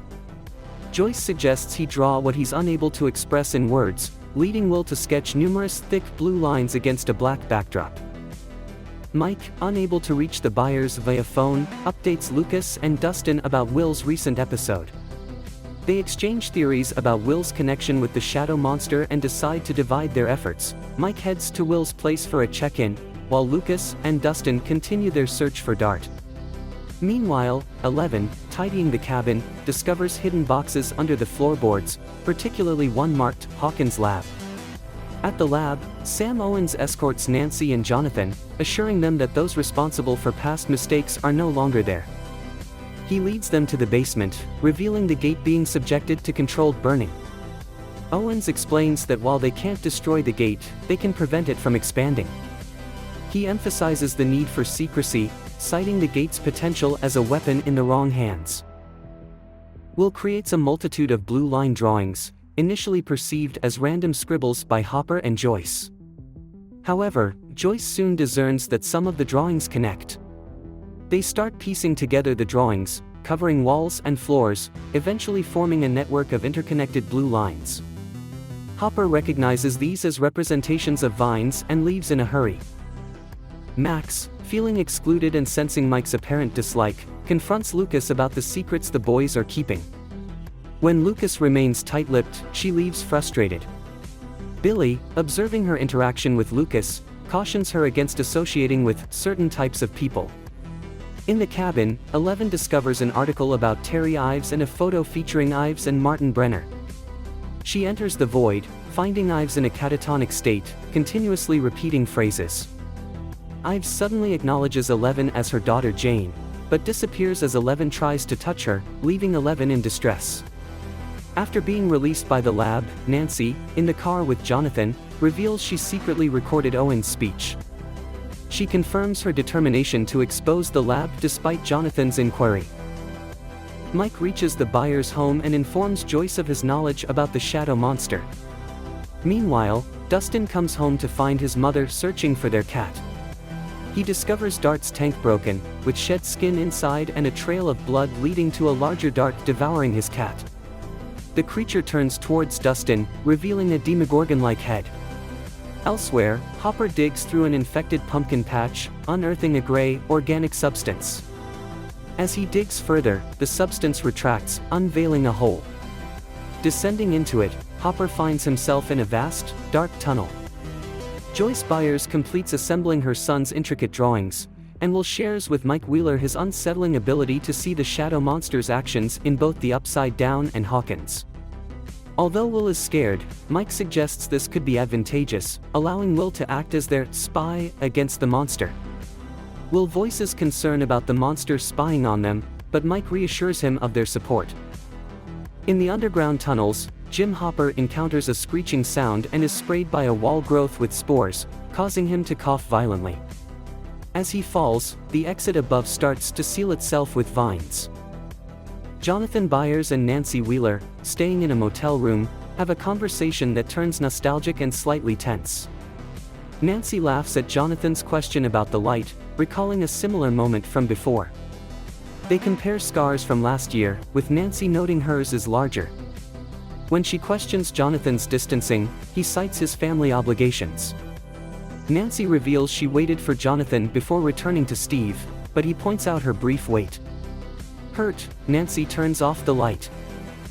Will wakes up in distress, informing Joyce that he saw Hopper in grave danger. Meanwhile, Hopper, in the tunnels, vomits and realizes the toxic air is affecting him. He improvises a face mask from his uniform sleeve and starts navigating the tunnels, leaving cigarette butts as markers. A sinister tendril follows him. Lucas Sinclair seeks advice from his father on how to make amends with a girl. His father advises an apology followed by acquiescence. Lucas then encounters Claudia Henderson searching for her now-dead cat. Dustin, in an attempt to protect his mother, diverts her attention away from the house with a false sighting of the cat. He then dons hockey gear and creates a Bologna trail leading to his storm cellar. Securing Dart in his room, Dustin lures the creature with the bait into the cellar and swiftly locks it in. 11 manages to hitchhike her way to the Ives residence, where Becky Ives instantly recognizes her as Jane upon seeing her telekinetically open the front door. Inside, 11 finds Terry still seated in her chair, continuously repeating the words rainbow, 3 to the right, 4 to the left, breathe, sunflower, and 450. In Illinois, Nancy and Jonathan visit Murray Bauman's bunker, where he has a detailed conspiracy board about the 1983 events. Nancy, upon seeing it, immediately starts questioning and challenging his theories. Lucas, seeking privacy to talk to Max Mayfield, bribes Keith at the Palace Arcade to label the Dig Dug machine as out of order. He lures Max to the back office, promising to unveil the truth about the previous year's events, with the condition that she acknowledges the risks involved. Max agrees, albeit with a hint of sarcasm. Will, meanwhile, tries to draw the location where he saw Hopper in his vision, but it ends up being just another blue line. Joyce and Mike struggle to place this new line within the maze of drawings until Bob Newby arrives to check on Will. Bob, known for his puzzle-solving skills, is invited to help but under the condition of not asking questions. While expressing concern for Joyce and Will, Bob notices a heart-shaped pattern in the drawings, leading him to recognize a lake in Hawkins. He deduces that the lines are pathways avoiding water, and that Will has inadvertently mapped the entire town. In the underground, Hopper encounters a space littered with bones and dead creatures. Realizing the vines recoil from heat when he uses his lighter, he crafts a makeshift torch from a bone and his jacket, using it to slash through the vines in search of an exit. Meanwhile, Dustin buries his cat and attempts to call his friends for help via his supercomm, but only ends up speaking with Lucas' unimpressed sister Erica, who quickly hangs up on him. 11, staying with Becky Ives, sadly acknowledges that Terry Ives won't emerge from her catatonic state. Becky shows 11 a room prepared for her, offering it as a home, which 11 gratefully accepts. Later, the flickering lights and a nosebleed from Terry indicate her desire to communicate, as the TV channels switch to static, prompting 11 to realize her mother wants to speak to her. Bob, trying to locate Hopper, uses a map of Hawkins to match the distances indicated on Will's drawings. Dustin, searching for Mike, ends up at the Wheeler residence but finds no useful information from Mike's father. As he leaves, Steve arrives, intending to reconcile with Nancy. Dustin intercepts Steve, enlisting his help and asking about the nail bat, convincing Steve to drive him back to his place. In the tunnels, Hopper, weakened by exhaustion, is ensnared by the tendrils, which entangle his legs and pull him to the ground. Max remains skeptical of Lucas' story until she perceives his genuine fear about the risks of revealing the truth. She demands proof, but their conversation is cut short by the arrival of Billy Hargrove to pick her up. Max subtly warns Lucas not to follow them as she leaves, but Billy notices Lucas anyway and reiterates his warning to Max about not interacting with him. Nancy and Jonathan wrap up their detailed explanation to Bauman, including the recording of Sam Owens discussing the deception of the public. Together with Bauman, they decide the full truth about the lab's activities is too extreme for public consumption. Instead, they opt for a more palatable yet still incriminating narrative of a chemical leak. At Hawkins National Laboratory, a scientist demonstrates to Owens an odd phenomenon: the infected soil samples, when exposed to heat, move away from their source, a behavior mirrored by all nearby samples. 11 uses a blindfold made from a tablecloth to access the void. She encounters Ives and announces her return, but Ives responds with a simple no. 11 witnesses a flashback of a younger Ives undergoing a traumatic C-section, her baby taken away by Martin Brenner, with everyone else being told she had a miscarriage. Ives, armed, later attempts to retrieve 11 from the lab, only to be forcibly removed before reaching her. Brenner then subjects Ives to intense electroshock therapy, inducing her catatonic state and looping memories. 11 emerges from the void, deeply shocked by these revelations. Joyce, Bob, Mike, and Will drive to the location identified by Bob, with Will experiencing more visions of Hopper as they approach. They arrive at Hopper's car and excavation site. Joyce uses a shovel to prompt the vines to move, and she and Bob venture into the tunnels. Following Hopper's cigarette trail, they eventually find him entangled and choking on the tendrils. Joyce frees him, and they are soon met by lab soldiers in hazmat suits who assist their escape. As the soldiers burn the vines, Will suddenly starts screaming and convulsing in agony. Will Byers, suffering from convulsions, is rushed to Hawkins National Laboratory accompanied by his mother Joyce, Bob Newby, and Mike Wheeler. The medical team there sedates him, concluding he feels as if he's burning. Jim Hopper, after his ordeal in the tunnels, undergoes a thorough cleansing with a hose and scrub brushes. Meanwhile, Dustin Henderson attempts to explain the predicament with D'Artagnan, Dart, to a skeptical Steve Harrington. Steve, armed with his nail bat, bravely checks the storm cellar where Dart was confined, only to discover that Dart has molted once again and escaped through a dugout hole in the wall. At the Byers home, lab agents document the walls covered with Will's drawings, including his depiction of the shadow monster. Joyce shares with Sam Owens and other scientists the details of Will's episode and his now memories, but the team is at a loss for a solution. Jonathan Byers, Nancy Wheeler, and Murray Bauman, meanwhile, replicate copies of Owens' confession tape and prepare them for distribution to various major newspapers. Celebrating with drinks, Bauman playfully insists they stay overnight. Jonathan, preferring not to share a bed with Nancy, opts for the couch. Bauman, however, points out the obvious romantic tension between Nancy and Jonathan, offering a casual psychoanalysis before retiring. Nancy and Jonathan, later reflecting on Bauman's observations, initially dismiss his comments but soon give in to their mutual attraction, leading to an intimate encounter. Lucas Sinclair learns about Dustin's urgent calls from his sister Erica. Returning Dustin's call, he's told to prepare and meet at the junkyard. Owens, after deeming Hopper clear from quarantine, reveals the alarming growth of the gate and the vast network of tunnels it has spawned, including a large excavation pit for observation. Joyce recounts the events of 1983 to Bob, who again proposes moving away, a suggestion Joyce now seems more receptive to. The next morning, Bauman lightheartedly teases Nancy and Jonathan about their newfound closeness, and the pair head back to Hawkins. Lucas visits Max Mayfield to validate his story and narrowly avoids a confrontation with her stepbrother Billy Hargrove, managing to leave with Max in tow. Upon waking, Will Byers struggles to recognize Bob, Owens, and Hopper, and hesitates before recalling Mike's name. He mentions that burning the tendrils in the tunnels caused him pain, linking his suffering to the shadow monster from his drawings. When Owens tests this by burning a severed tendril, Will reacts with severe pain. Owens likens Will's condition to a virus that might be curable but admits uncertainty about the consequences if Will completely succumbs to the shadow monster's influence. Meanwhile, Steve imparts advice to Dustin on how to attract Max's attention, suggesting he should act nonchalant around her. Steve also shares, albeit hesitantly, his secret to maintaining his perfect hair. As they spread meat around to lure Dart, they pass one of the trees affected by the infection. Hopper, feeling remorseful, reaches out to 11 via their Morse code radio, apologizing for their earlier argument. The scientists grow frustrated with Owens' inability to halt the gate's expansion without harming Will. Owens, feeling the pressure, ponders their next move while Joyce seeks an audience with him, but she can't get through. Will, observing a soldier's gun and reflecting on his pain from the burning, suddenly tells Mike he knows how to defeat the monster.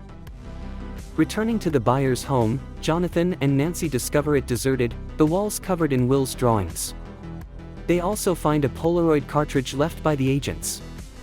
Using the pictures of the map, Will pinpoints a large, concealed area on the map, which he believes the monster is trying to keep hidden from him. As the military team prepares to descend into the tunnels, guided by a technician using the map, Steve and the kids fortify an abandoned bus in the junkyard, creating a gasoline trail around the baited meat. Dustin, trying out Steve's advice on interacting with women, watches as Max joins Lucas on the roof. She confides in Lucas about her parents' divorce and Billy's increasing aggression since their move from California. Max expresses concern that her sarcasm might be making her more like Billy, but Lucas reassures her of her distinctiveness. Their conversation is abruptly interrupted by a roar in the fog, signaling Dart's arrival. Dart, ignoring the bait, prompts Steve to grab his nail bat and confront the creature, handing Dustin his lighter for protection. Steve bravely faces Dart and 3 additional juvenile Demogorgons, managing to fend them off and retreat into the bus. Just as one Demogorgon nearly enters through the sunroof, they are mysteriously called away. Lucas and Max, amidst the chaos, realize they have been holding hands. Meanwhile, Hopper, monitoring the situation through cameras, deduces that the soldiers are heading towards the area in the tunnels filled with remains. The soldiers, enveloped in fog, hear ominous growling. Will, appearing distressed, apologizes and admits he was compelled to betray them because they upset him. Mike, piecing together the situation, rushes to warn the control room of the impending ambush. The radar suddenly shows numerous signals, all juvenile Demogorgons, converging on the soldiers' location, swiftly overpowering them. Hopper observes the Demodogs converging along a single tunnel. Will, ominously, advises Joyce to leave as the creatures are nearing. Hopper, peering into the pit, is confronted by a juvenile Demogorgon that emerges and roars menacingly. 11 shares with Becky Ives the details of what she witnessed in her mother's visions, particularly about a girl with dark skin, Callie Prasad, who was taken from England. 11 tries to locate Callie in the void but is unsuccessful. Becky, showing 11 her room, assures her that she now has a home with them. 11 agrees to stay, but after seeing a vision of an older Callie near a fire in the void, she decides to act. She finds Becky attempting to contact Jim Hopper and Joyce Byers but chooses to leave after taking some money from Becky's wallet, now determined to find Callie. Experiencing more vivid visions on the bus, 11 arrives in Chicago and locates the abandoned warehouse from her vision. There, she encounters a group around a fire, but Callie is initially not present. A man, feeling threatened, confronts 11 with a knife but is startled by illusions of spiders on his hand, created by Callie. Callie then reveals herself, and 11 shows her the newspaper photo and demonstrates her telekinetic abilities. Introducing herself as Jane, Callie reveals their matching tattooed numbers, and they acknowledge each other as sisters. 11 explains her situation to Callie, who expresses skepticism about Hopper's approach with the lab officials, believing that 11 will always be seen as a monster by them. Callie describes their abilities as gifts and reveals her power to create illusions in people's minds. She admits feeling a sense of completeness with 11 around and suggests that 11 could find a new home with her, a prospect 11 seems receptive to. Callie reveals to her team that 11's ability to find her using just a photograph could be an asset for their mission, which appears to involve exacting revenge. 11, experiencing a vision of Hopper apologizing through the radio, is snapped back to reality by Callie. Callie introduces 11 to her group, Axel, the man who initially threatened 11, Dottie, the young member, Mick, the strategic planner, and Funshine, a gentle but strong fighter. Callie shows 11 their targets, people associated with the lab they seek retribution against. She advises 11 to confront her past traumas from the lab to grow stronger. To demonstrate, Callie encourages 11 to use her anger to telekinetically pull a train car, reminding her of painful memories, including her interactions with Max and Mike, her disputes with Hopper, and the lab's injustices. Struggling, 11 eventually succeeds in moving the train. They identify Ray Carroll, one of the individuals responsible for her mother's condition. Upon locating him, the group dresses in disguises, with Dottie giving 11 a bitchin' punk makeover. During a drive, 11 uses her powers to assist in a convenience store robbery en route to Carol's place.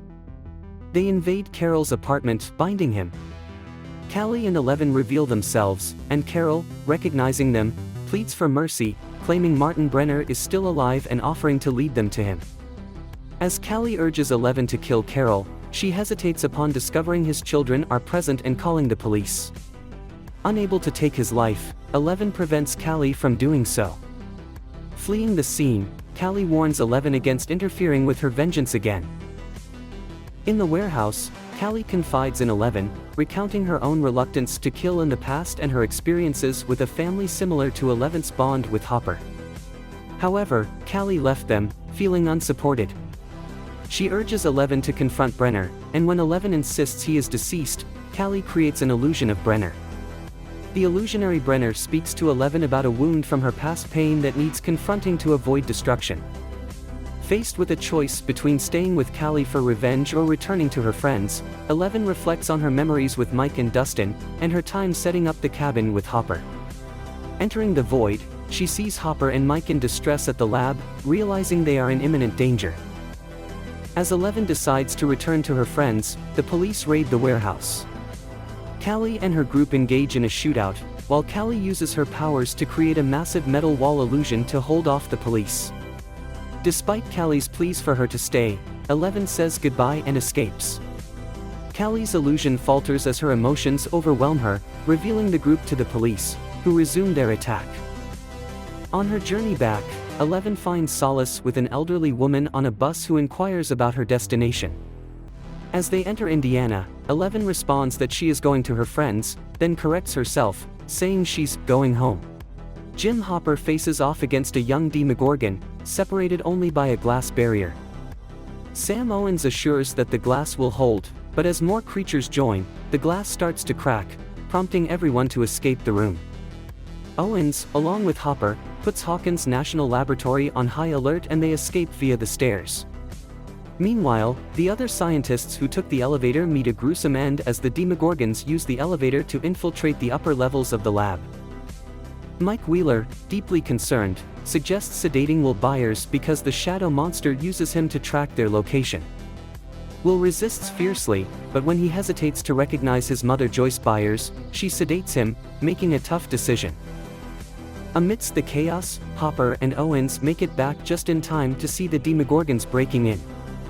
They, along with the others, rush to a secure room for safety. Suddenly, the power in the lab fails, trapping everyone inside. Elsewhere, Susan Hargrove returns home to a concerning situation. Her daughter Max is missing. She and her husband Neil question her stepson Billy about Max's whereabouts. The conversation heats up as Neil becomes aggressive towards Billy for not considering Max his sister, despite Susan's attempts to intervene. Neil angrily instructs Billy to find Max and storms out. Meanwhile, Steve Harrington unintentionally lets slip to Max and Lucas Sinclair that Dustin Henderson had been keeping D'Artagnan, which angers Lucas. As they argue about Lucas breaking their group's rule by revealing the truth to Max, they are interrupted by the chilling sound of Demogorgons. Realizing the danger is near, they all rush towards the lab, identifying the sound as coming from there.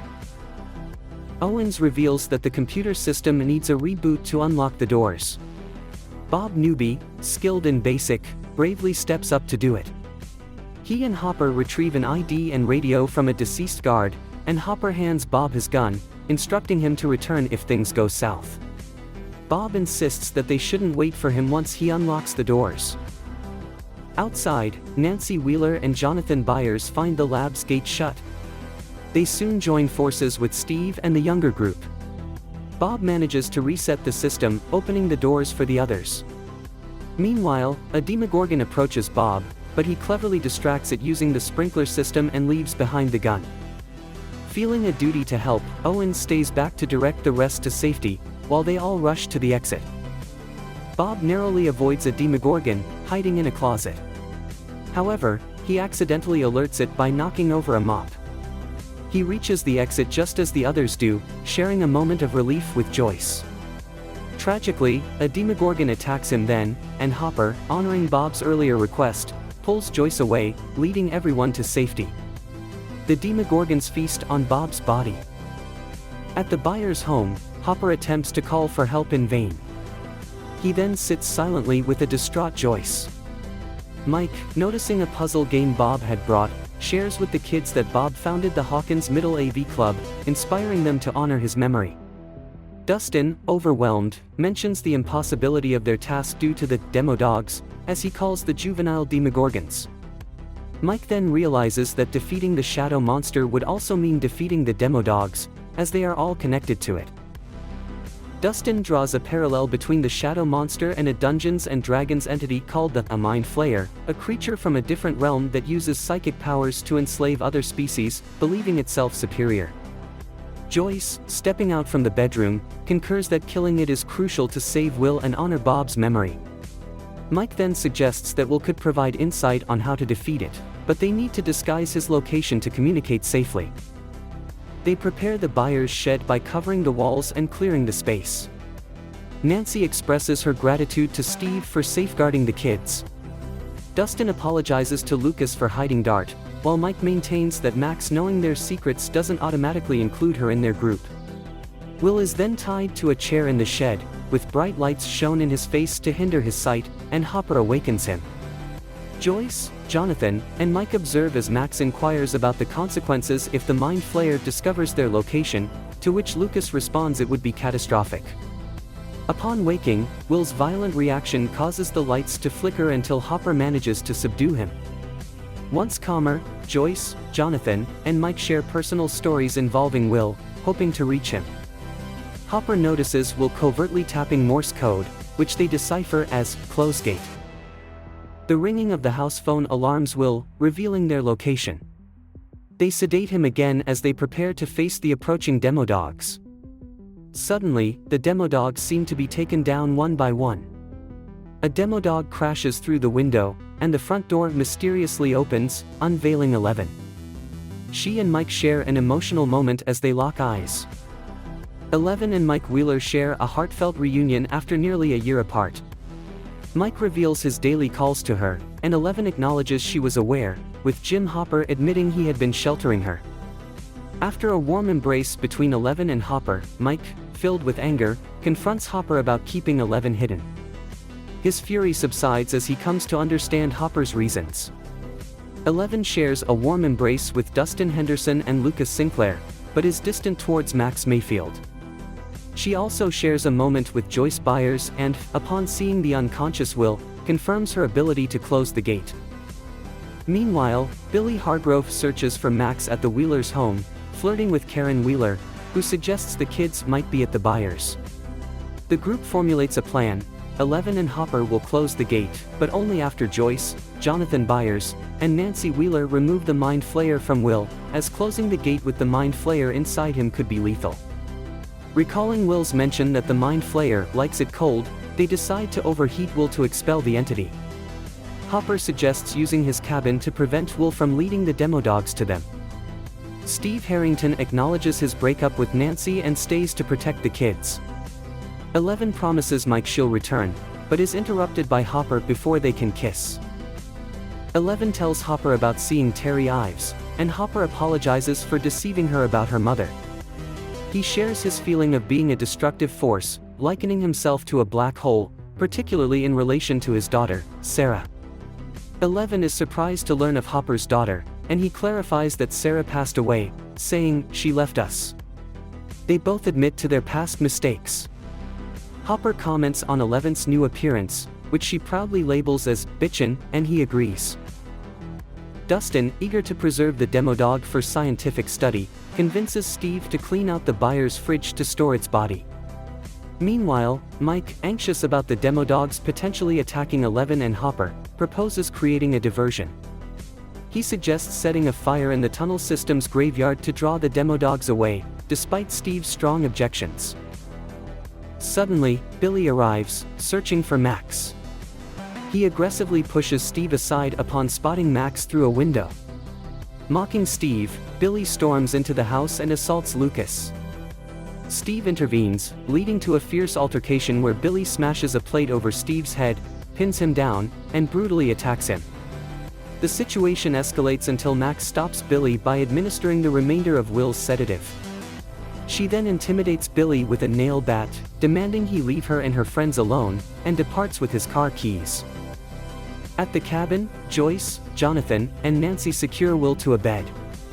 They set up a lit fire and multiple heaters in an attempt to drive the Mind Flayer out of him. Over at Hawkins National Laboratory, a distressed 11 and Hopper arrive. As Will awakens, he pleads to be released, repeatedly stating his pain. Joyce, Jonathan, and Nancy watch in dread, with Nancy and Jonathan holding hands for support. Joyce, visibly pained by causing Will distress, steels herself with thoughts of Bob Newby and turns the heaters to maximum. Max, driving Billy's car, heads to Hopper's dig site, while Steve, regaining consciousness, is persuaded by Dustin to join them in the tunnels. Hopper, finding Sam Owens injured in the lab, tends to his wound and confides about hiding 11. He inquires if Owens can help 11 live a normal life post-crisis, to which Owens agrees. The children reach the graveyard and start soaking it in gasoline, preparing for their plan. As Will's condition worsens, with dark veins appearing and breaking free from his restraints, he begins to choke Joyce. Nancy intervenes, using a fire poker on Will, causing him distress. Simultaneously, Steve sets the graveyard ablaze. This action forces the Mind Flayer to leave Will's body as a dark smoky entity, fleeing into the night sky. Will finally recovers, free from the creature's influence. Jonathan contacts Hopper to inform him that it's safe to shut the gate. Hopper and 11 descend into the pit, with the Demodogs distracted by the fire in the graveyard.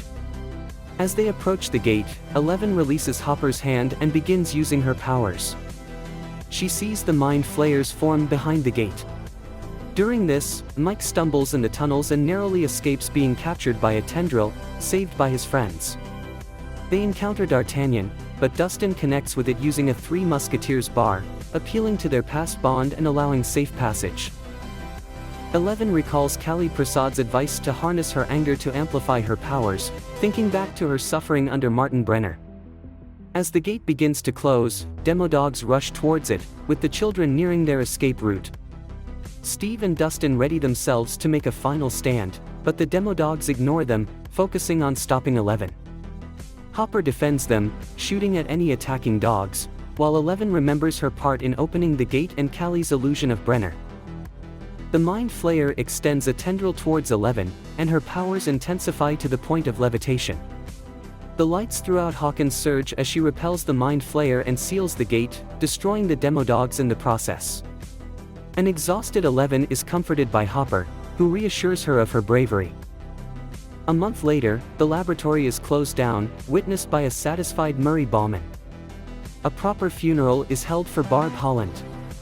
Hopper, in a meeting with a recuperating Owens at a restaurant, receives a birth certificate officially recognizing 11 as his daughter, legally solidifying their relationship. Owens advises Hopper to lay low for a year, but Hopper negotiates a special night out for 11. As the snowball approaches, the boys are photographed by their moms, excitedly getting ready. Will's tribute to Bob, a superhero drawing, adorns the Byers fridge. Lucas rehearses asking Max to dance, enduring playful teasing from his sister Erica. In another part of town, Dustin's mom welcomes a new kitten into their home, while Susan Hargrove styles Max's hair. Max gives Billy a sharp look as he walks by, and he exits without saying a word. Dustin, sporting a hairstyle inspired by Steve's advice, is driven to the dance by Steve, who offers him encouragement. Steve watches Nancy, who is chaperoning, and drives off feeling content after they share a smile. Nancy exchanges a warm look with Jonathan, busy photographing the event. As the song, Time After Time, plays, Lucas, somewhat clumsily, extends an invitation to Max to dance, which she joyfully accepts. Will is asked to dance by a girl from his class. Dustin, having trouble finding a dance partner, is comforted by Nancy, who tells him he's her favorite of Mike's friends, and shares a dance with him. Outside, Joyce and Hopper, sharing a cigarette, talk about coping with Bob's loss, with Hopper offering his support. The dance continues with Every Breath You Take, marking 11's entrance, wearing a bracelet made from Sarah's hairband, given by Hopper. Mike, seeing 11, invites her to dance. Despite her uncertainty about dancing, she's eager to learn with Mike's guidance. As the dance progresses, the boys enjoy the moment with their partners. However, the scene shifts to the upside down, revealing the Mind Flayer ominously hovering over Hawkins' middle, lit by red lightning. In the year 1984, a monumental event unfolds as two scientists activate a massive, cannon-like apparatus. A group of government dignitaries are present, witnessing the machine emit an electrifying beam towards a wall, initiating the creation of a portal. However, things go awry as the device malfunctions, resulting in an explosion. The blast causes severe damage, tragically melting the scientists in its vicinity. Observing this catastrophe, a high-ranking general makes a grim decision. He orders the execution of the lead scientist by a notably large individual, holding him responsible for the failure. The general then commands the second scientist, speaking in Russian, to perfect the machine within the span of a year.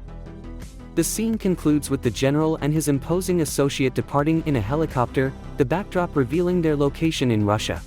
Fast forward to June 28, 1985, the narrative shifts to 11 and Mike Wheeler in a personal moment on her bed. Their intimacy is abruptly interrupted by an irritated Jim Hopper, citing 11's breach of his 3-inch rule for door opening. Mike, albeit reluctantly, leaves, promising to see 11 the following day. He then cycles to the recently inaugurated Starcourt Mall, joining his friends Lucas Sinclair, Max Mayfield, and Will Byers. The group visits Steve Harrington at his new job in an ice cream shop, where Steve covertly assists them in sneaking into a movie theater to watch Day of the Dead without paying. Concurrently, the mall and surrounding areas experience a power failure. Simultaneously, at a desolate steel mill, an ominous event occurs as dust particles begin swirling, forming a dark smoke cloud that chases nearby rats. When the power is restored, Will feels a peculiar sensation on his neck, a familiar warning sign of the Mind Flayer's presence, but he reassures Mike that everything is fine when questioned. Meanwhile, Nancy Wheeler and Jonathan Byers awaken in his bed, realizing their clock has been reset due to the power outage. They rush to their respective jobs at the Hawkins post. In another part of town, Joyce Byers observes the fallen magnets on her fridge. Reflecting on a drawing of Bob Newby made by Will, she reattaches it. Elsewhere, Dustin Henderson returns home from a month-long science camp, only to be greeted by an apparent lack of reception. 11, using his abilities, inadvertently guides his toys to the living room, surprising him with the unexpected appearance of his friends. Meanwhile, at the Hawkins community pool, Karen Wheeler, along with other mothers, admiringly watches Billy Hargrove, now a lifeguard. Billy, passing by, flirts with Karen. Elsewhere, Hopper seeks out Joyce at her workplace to vent about 11 and Mike's relationship. He considers splitting them up, but Joyce advises him to approach the situation maturely and calmly. At the Hawkins post, Nancy, while serving food, proposes a story idea about the mall's impact on local businesses to the male-dominated writing team, only to be dismissed with laughter. Dustin, excitedly, shares his latest camp creation with his friends, a potent radio tower named Cerebro. He reveals its purpose is to communicate with his long-distance girlfriend, Suzie, surprising everyone. The group then sets off to install it for communication. Steve, stuck working at the ice cream shop due to his father's insistence after not making it into college, unsuccessfully attempts to ask a girl out, a failure humorously documented by his coworker Robin Buckley. Hopper, with Joyce's assistance, prepares a speech for Mike and 11, and even tries to ask Joyce on a date, but she kindly turns him down. The children trek to a hilltop for the best radio signal. Mike and 11 depart early under the guise of getting her home on time, a move seen as suspicious by the boys but cute by Max. Will experiences another ominous flare-up on his neck, and a disturbing scene unfolds at the mill as rats swarm, then unnaturally convulse and burst. In a different scenario, Billy, eyeing Karen as she swims, boldly invites her for a private swim lesson at a nearby motel, an invitation she nervously accepts. Joyce dines alone at home, nostalgically watching Cheers and reminiscing about time spent with Bob. The magnets on her fridge fall again, adding to her concern. Nancy, staying late at the office, receives an intriguing call from a woman named Doris Driscoll about a peculiar issue involving disease and rats. Mike and 11 are once again found kissing in her room. Hopper, attempting a calm approach, knocks and gives them a moment to act innocent before entering. He starts to read his carefully prepared speech, but Mike's sarcastic comments disrupt him. Frustrated, Hopper fabricates a story about a call from Karen, claiming Mike's grandmother is ill, and escorts Mike to his police car. In the car, Hopper begins to deliver a more stern, improvised version of his speech, hinting at possibly allowing Mike to continue dating 11, and then drives away. Meanwhile, Dustin's attempts to contact Suzie are unsuccessful, leading Lucas and Max to speculate that she might not be real. After the others leave, Dustin intercepts a mysterious Russian broadcast on his radio. The message repeats in Russian: "The silver cat feeds when blue meets yellow in the west / a trip to China sounds nice if you tread lightly / the week is long." The scene shifts to the scientist from the opening sequence walking through a base, where the same message is being transmitted. He observes the construction of an enigmatic object, which a colleague admiringly calls beautiful. In a different part of town, Karen Wheeler is getting ready for her rendezvous with Billy, dressing elegantly and removing her wedding ring. However, seeing her husband Ted asleep with their daughter Holly, she begins to have second thoughts. Meanwhile, Billy is driving to meet Karen, rehearsing his lines. Suddenly, something hits his car's windshield, causing him to crash near the mill.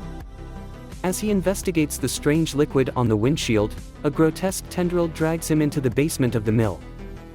After a terrifying encounter in the basement of Brimborn Steel Works, Billy Hargrove escapes and hastily drives to the closest phone booth. He tries to call the police, but is haunted by the memory of the grotesque tendril that had attacked him. As the light in the booth flickers, Billy is suddenly transported to the Upside Down. There, he sees a group of shadowy figures approaching. Among them, he is shocked to find a version of himself, looking unharmed and clean. Elsewhere, 11 calls Mike Wheeler, noting that he is 15 minutes late to pick her up. Mike repeats the excuse given by Chief Jim Hopper about his ill grandmother. 11, however, knows from Hopper that Mike's grandmother is actually fine. Mike, caught off guard, improvises, claiming the situation has worsened and his grandmother might be dying. 11 questions if he's lying, but Mike firmly denies it, insisting, "Friends don't lie." After the call, 11, frustrated, storms into her room and slams the door. Hopper, feeling victorious, heads into town. He visits Joyce Byers at Melville's General Store, boasting about his success with Mike and 11 and persuades her to go to dinner with him. During this time, Hopper receives a call from Officer Calvin Powell about a protest outside City Hall against Starcourt Mall's impact on local businesses. Hopper decides to leave, and Joyce, meanwhile, is puzzled as a set of fridge magnets fall and refuse to stick back on. At the Hawkins Post, Nancy Wheeler faces mockery from her condescending colleague Bruce Lowe before she serves coffee to their boss, Tom Holloway. She requests time off for lunch, citing medical reasons, but actually plans to take Jonathan Byers to follow up on a story lead from Mrs. Doris Driscoll. Jonathan cautions her about the risk of getting fired, but Nancy is adamant, believing in the potential of the story. Reuniting at the Scoops Ahoy ice cream parlor, Steve Harrington and Dustin Henderson share a moment of joy. Dustin shares the news of his new girlfriend and a Russian message he intercepted, suggesting they could become heroes by deciphering it. He enlists Steve's help in translating the message. Meanwhile, 11 confides in Max Mayfield about her suspicions that Mike might be lying. Max agrees and advises 11 to ignore Mike until he apologizes, or to end the relationship if he doesn't. Concurrently, Mike shares his concerns with Lucas Sinclair, revealing that Hopper threatened him. Lucas plans to take Mike to Starcourt Mall to make amends with 11, while Max takes 11 there for some distraction. At the Hawkins community pool, the mothers display their irritation towards the attractive lifeguard Heather Holloway. Karen Wheeler observes a visibly distressed Billy enter, sweating profusely. She privately apologizes to him for not meeting him as planned, explaining her inability to follow through because of her family commitments.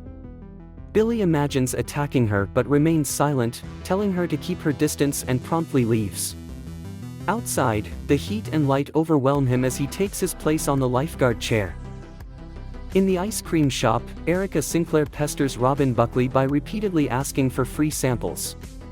Steve and Dustin, struggling with the Russian code and having only translated the Russian alphabet to English, hit a roadblock. Steve recalls hearing the music from the recording but can't place it.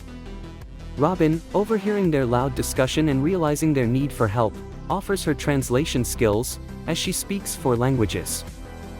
Elsewhere, Nancy and Jonathan visit Mrs. Driscoll, an elderly woman living alone. She shows them bags of fertilizer in her basement that have been torn open and consumed, blaming it on what she believes are rabid rats.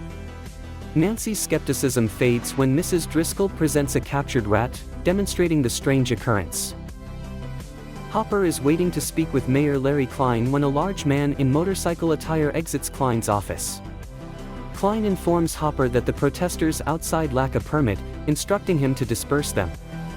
Hopper cautions Klein about the potential political fallout from such action, but Klein is confident his upcoming 4th of July fun fair will win the public's favor.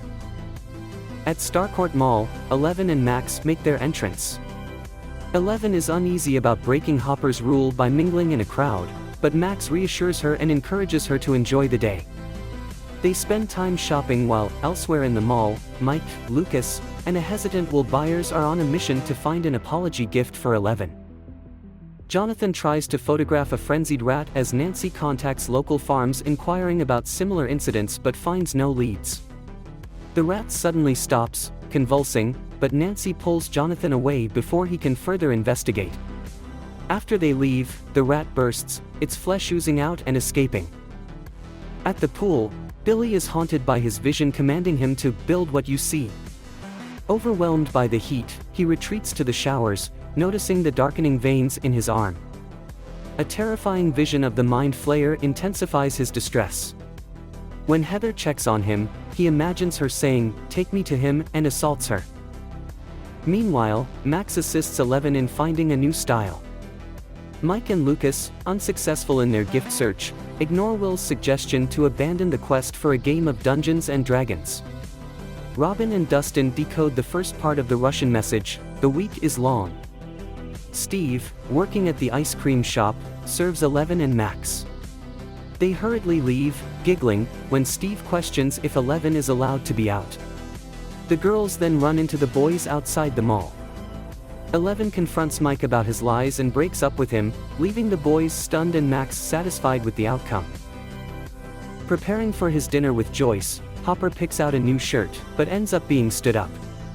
Joyce, instead of meeting Hopper, is preoccupied with a visit to Mr. Scott Clark to understand the issue with the failing magnets in Hawkins.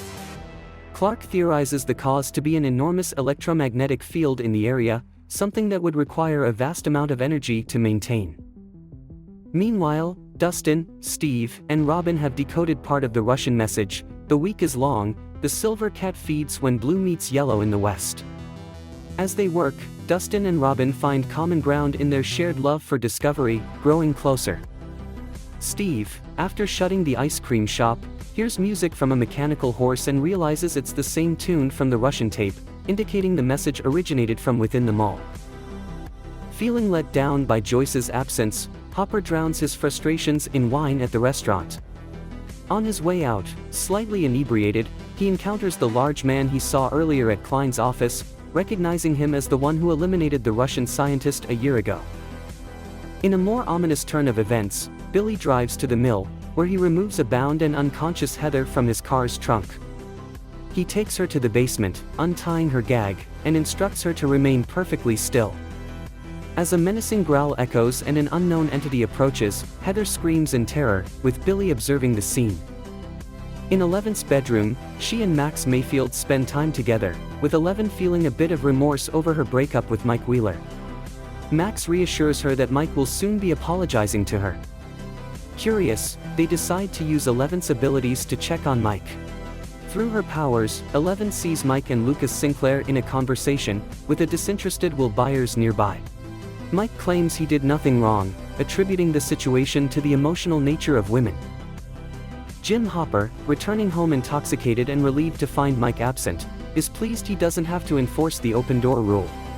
11 and Max then choose to spy on Billy Hargrove, where 11 witnesses him taking Heather Holloway to the Brimborn Steelworks basement. Sensing 11's presence, Billy reacts, startling 11 back to reality.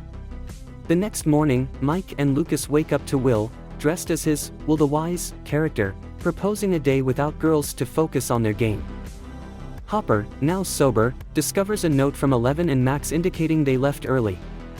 Joyce Byers arrives to discuss her magnet theory, but Hopper is initially more focused on being stood up and Joyce spending time with Scott Clark. As he prepares, Hopper suggests Joyce use the magnet story as an excuse to avoid their date. Meanwhile, Max and 11 head to her house, where Max awkwardly tries to explain a scenario in which a girl might scream for a benign reason. They find Billy's room empty, but discover a bathtub filled with melted ice and a bloody Lifeguard pouch and whistle in the trash. At the Hawkins Post, Nancy Wheeler shows the journalists Jonathan Byers photos of the erratic rat, mentioning that similar incidents have been reported across Hawkins.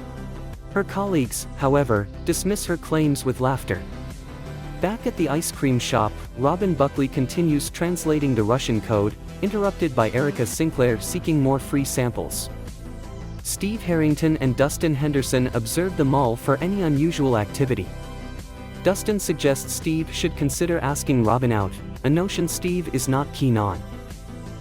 Mike and Lucas, lacking enthusiasm, play the Dungeons & Dragons campaign until the phone rings, causing a stir. Annoyed, they end their characters' lives in the game, much to Will's dismay. Confronting Will in his garage, Mike hears Will's frustration about Eleven disrupting their friendship. Mike responds, "It's not my fault you don't like girls," and questions if Will expected them to never grow up. Hurt, Will rides away in the rain. At the pool, Eleven and Max inquire about the items they found, learning they belong to Heather, who's currently off duty. Eleven swipes a photo of Heather from the employee board and, in the showers, uses her powers to locate her. She finds herself in a house with a red door and sees Heather in an ice bath, who pleads for help before disappearing into water. Meanwhile, Hopper and Joyce covertly enter the abandoned lab. Joyce is visibly moved at the spot where Bob Newby died, and as they pass a deactivated security camera, it seemingly activates. Steve and Dustin tail a suspicious man, only to discover he's a jazzercise instructor. Robin completes the Russian code, still puzzled by its meaning.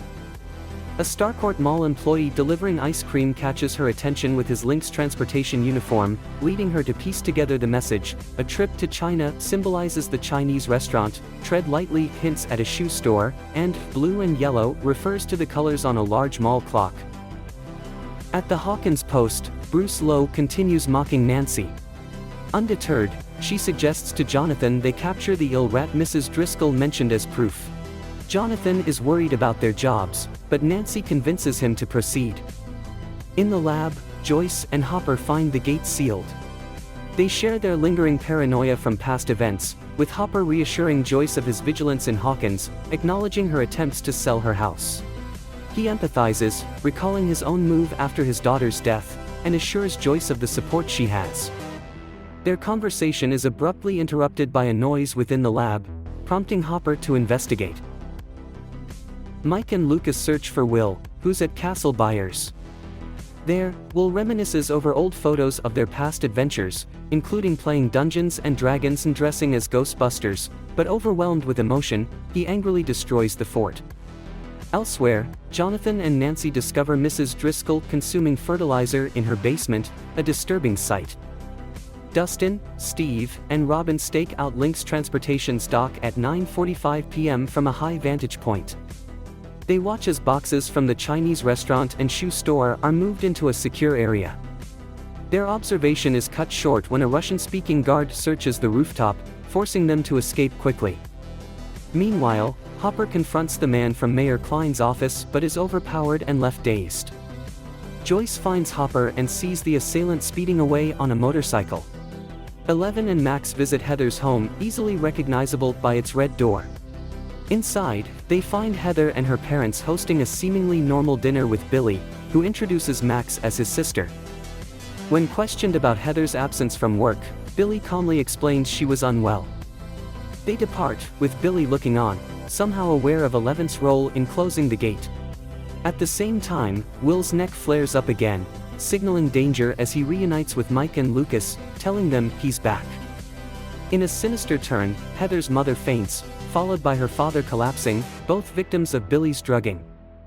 Heather eerily reassures her father, saying, "It will all be over soon," before using chloroform to subdue him.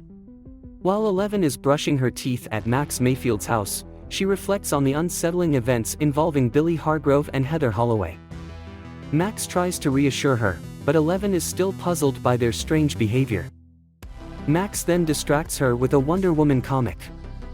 Meanwhile, a frantic Doris Driscoll is being restrained by paramedics, with Nancy Wheeler and Jonathan Byers witnessing her distressed insistence on returning to Brimborn Steel Works, desperately reaching for it as the ambulance passes by.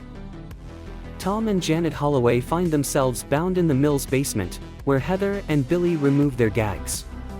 Heather ominously tells her father that they can't stop what's happening, and Billy warns them not to move. They leave the Holloways as the Mind Flayer, now physically manifest, attaches its tendrils to their faces. Jim Hopper, recovering at his cabin from the Russians' attack, is cared for by Joyce Byers. They speculate about the attacker's background and motives. Joyce mentions she partially noted the man's license plate and recalls he was on a motorcycle. Hopper recalls seeing a man in motorcycle gear at Larry Klein's office. Max initially ignores Lucas Sinclair's frantic radio calls until Mike Wheeler phones her, urging her to come to his house. Lucas tries reaching Dustin Henderson, who is engrossed in monitoring Link's transportation's secret activities. Dustin, Steve Harrington, and Robin Buckley devise a plan to infiltrate their shipping area. Steve volunteers to confront the armed guard, but Dustin, recalling Steve's past defeats, hesitates. Robin suddenly gets an idea, taking cash from the tip jar and dashing off. At the Hawkins post, a visibly agitated and perspiring Tom scolds Nancy and Jonathan for defying his orders and involving Driscoll, now revealed as a paranoid schizophrenic. Facing potential legal action from her family, he dismisses them both from their jobs. The group gathers, with Will Byers sharing his ominous feelings about the Mind Flayer's return. 11 asserts she closed the gate, but Will recalls the fragment of the creature that left him, suggesting it was trapped in their world when 11 sealed the gate. Will realizes that the Mind Flayer would be seeking a new host, prompting the group to decide to uncover who it might be. Hopper confronts Mayor Klein about his assailant, using the threat of exposing Klein's corrupt dealings as leverage. Klein tries to intimidate Hopper by mentioning his past illegal drug use. However, Hopper aggressively interrogates Klein, who eventually reveals he's collaborating with the man connected to Starcourt Mall's owners. He explains that he manipulated property taxes to give Starcourt an unfair advantage over local businesses. Hopper then forcefully takes Klein with him, Joyce accompanying them. On their drive home, Nancy vents her frustration about their bizarre dismissal from the Hawkins post. Jonathan criticizes her, suggesting she's justifying her actions to herself. He accuses her of not appreciating the significance of his job, given her affluent background, unlike his. Nancy retorts, highlighting the humiliation she endured at work. Their argument concludes with a realization that they've grown apart in understanding. Nancy returns home, distraught. Robin reappears with the blueprints of Starcourt Mall, revealing air ducts connecting from the ice cream parlor to the shipping room. Initially excited, the trio soon realizes none of them are small enough to fit through the vents. At that moment, Erica Sinclair walks in, demanding more free samples. Robin sees her and gets an idea. The kids, observing Billy at the pool, notice he's covered his body from direct sunlight. Mike recalls the Mind Flayer's aversion to heat, and Will explains that the Mind Flayer is keeping Billy dormant until needed. To prevent him from harming others, the boys devise a plan to trap Billy in the sauna after the pool closes. Erica, after verifying she can fit in the vents, demands compensation for her help. The group offers her free ice cream for life, to which she agrees. Meanwhile, Klein presents Joyce and Hopper with the financial documents, reiterating his warning about the dangerous people associated with Starcourt. Joyce connects the dots and realizes that all the properties purchased are near the power plant. Hopper, meanwhile, catches Klein attempting to flee through a window and handcuffs him to his bed. Later, when his wife returns, Klein desperately yells for her to bring him a phone. Karen Wheeler has a heart-to-heart with Nancy, who shares her recent challenges. Karen empathizes, understanding Nancy's fear of being wrong and seen as what others already perceive her to be. Nancy credits her determination to her mother, leading Karen to express pride in her daughter and encourages her to finish her investigation. As the plan to trap Billy unfolds, Lucas tries to reconcile with Will about their earlier disagreement, but Will remains distant. Mike tries to mend things with 11, explaining Hopper's role in their relationship issues.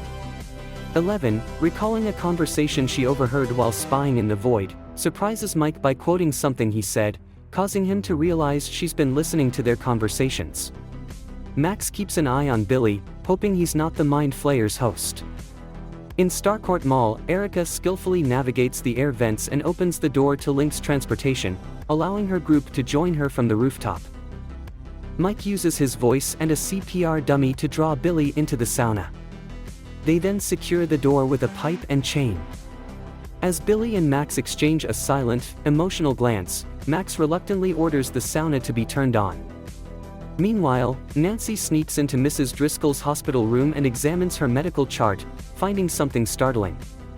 Suddenly, Driscoll's heart rate spikes and her breathing intensifies, seemingly in response to Billy's distress in the sauna.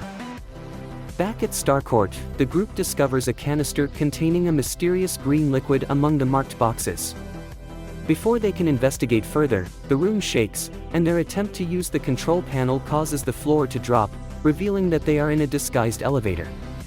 Billy becomes increasingly agitated, pleading to be released as the sauna's temperature hits its peak.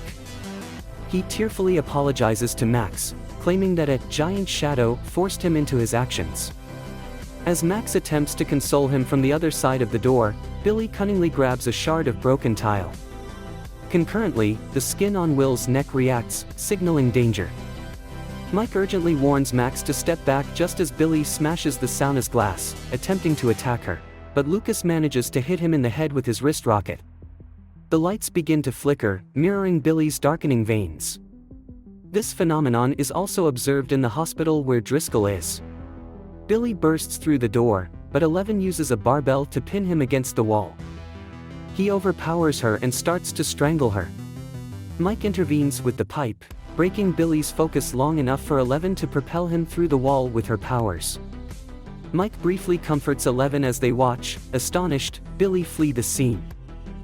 In the basement of the mill, Billy confirms to Heather that the girl, referring to Eleven, attacked and nearly killed him.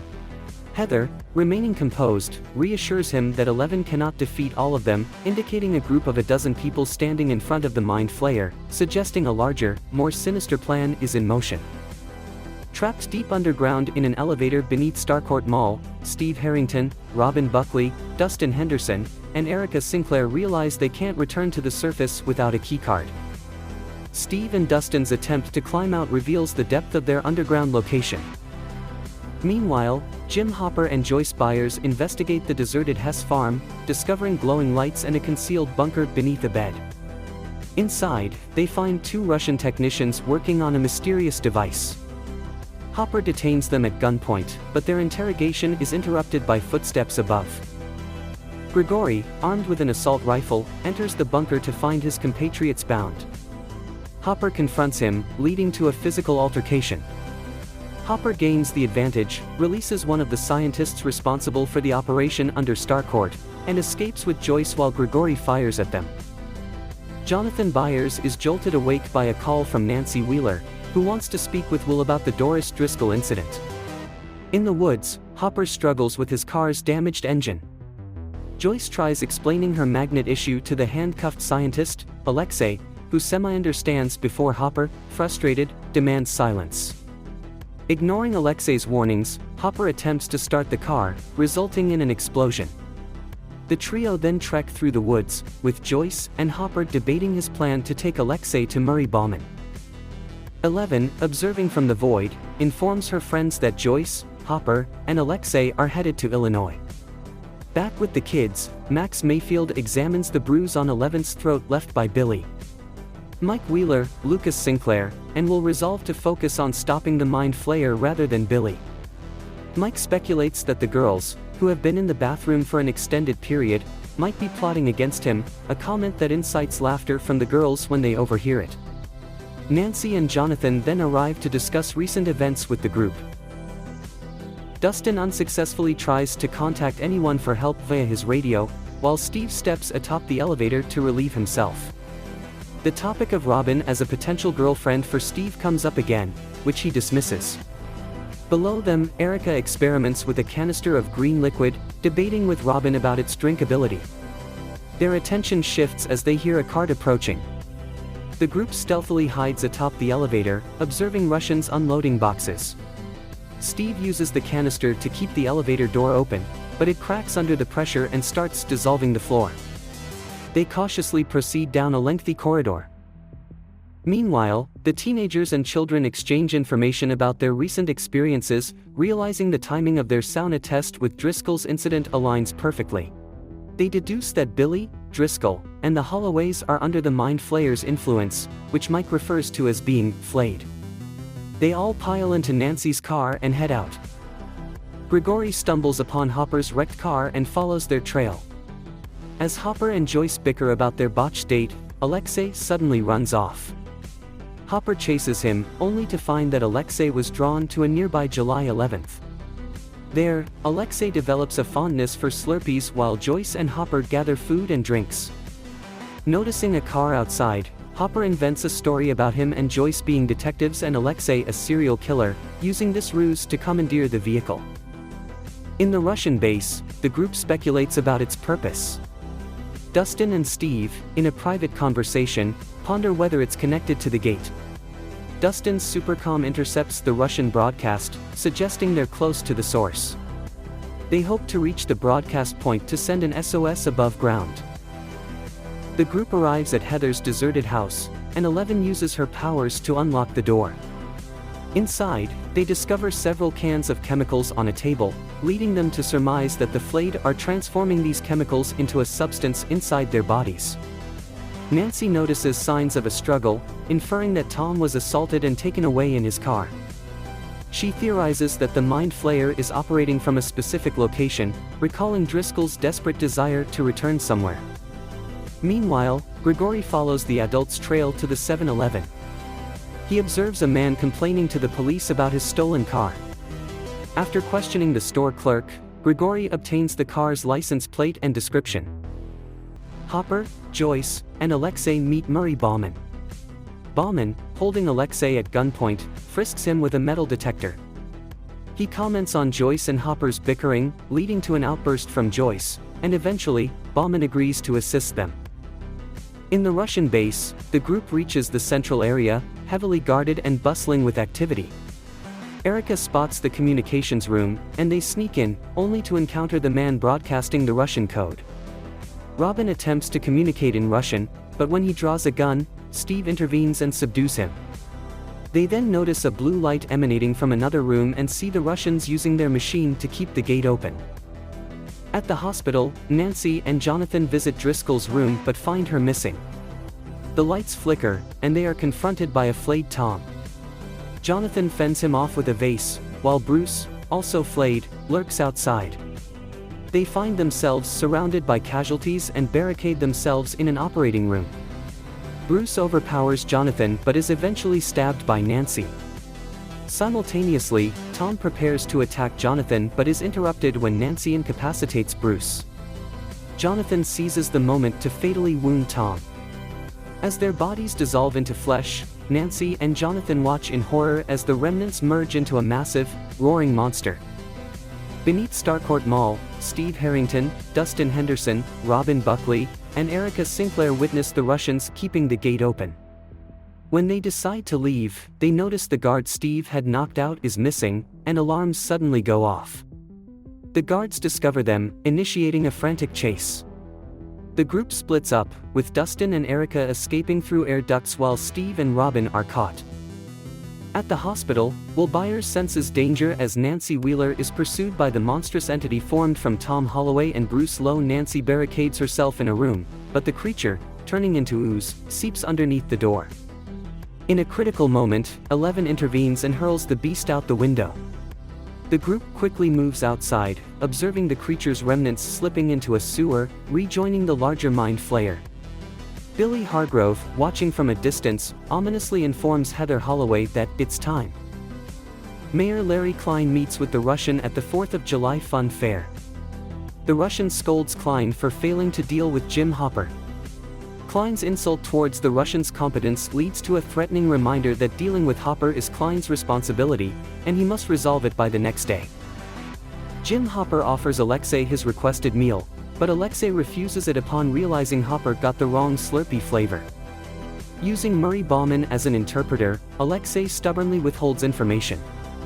In response, Hopper releases Alexei with the keys to their car, betting that Alexei won't risk returning to the Russians. Despite initial disbelief from Joyce, Byers and Bauman, Hopper's gamble pays off. Alexei, after briefly contemplating escape, decides to cooperate. Dustin explains to Erica the harrowing events of the past 2 years, emphasizing the peril of the gate being reopened. Erica is skeptical about everything, particularly doubting Lucas's ability to play a role in saving the world. Erica calculates the time required to return to the elevator, leading Dustin to teasingly label her a nerd. Erica tries to refute this, but her mathematical skills have already given her away.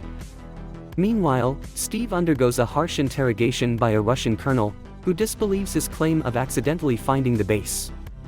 After enduring severe torture, an unconscious Steve and Robin are dragged into an interrogation room and tied up together. Back at the cabin, 11 delves into the void to locate the Flayed.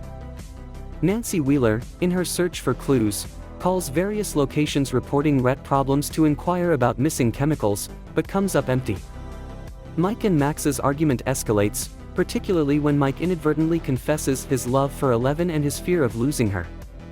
11, unaware of this revelation, returns from the void and informs the group that she has located Billy Hargrove.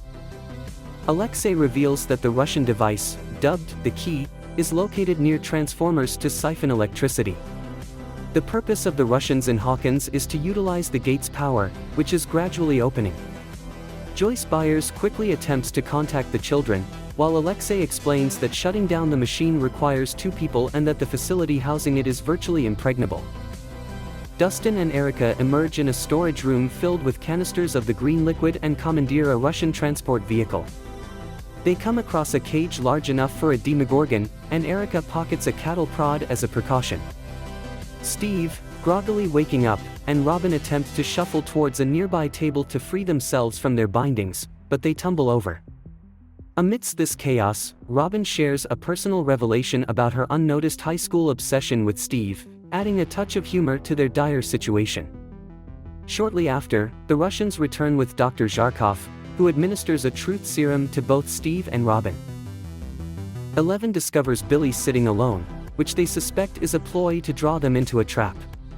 Recalling how she accessed her mother's memories, 11 decides to use the same technique on Billy to pinpoint the Mind Flayer's location. Despite Mike's concerns, she reassures him of her safety and enters the void.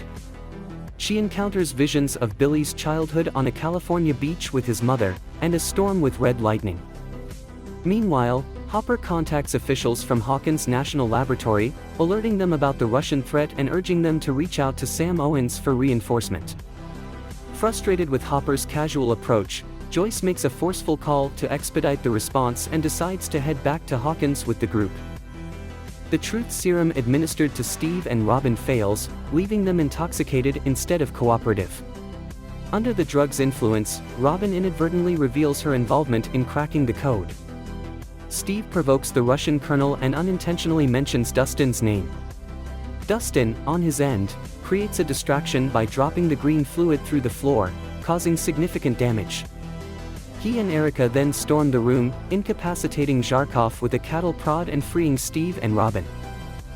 In the void, 11 witnesses traumatic episodes from Billy's life, including his father Neil's abusive behavior towards his family, leading to his mother's departure and Billy's troubled adolescence. As 11 hears Billy's cries amidst the storm, she locates the Brimborn Steel Works at its center and shares this information with her friends. Upon exiting the void, 11 finds the cabin empty and is confronted by the Mind Flayer, still in the void. The Mind Flayer, speaking through Billy, declares that 11 has allowed it entry and now must let it stay. It boasts of constructing something for her, threatening her and those she loves. 11 forcefully repels the Mind Flayer and returns to reality, collapsing into Mike's arms. Simultaneously, the Flayed individuals gather at the 4th of July celebrations and head towards the mill. There, they transform into a mass of flesh, augmenting the Mind Flayer's physical form. The creature, now complete, erupts from the basement, unleashing a thunderous roar. During the 4th of July celebrations, Mayor Larry Klein delivers an enthusiastic speech at the Hawkins Fun Fair. Meanwhile, the Wheeler family, including Ted, Karen, and Holly, ride the Ferris wheel eagerly anticipating the fireworks. As the fireworks light up the sky, Holly spots something unsettling moving in the trees towards the forest.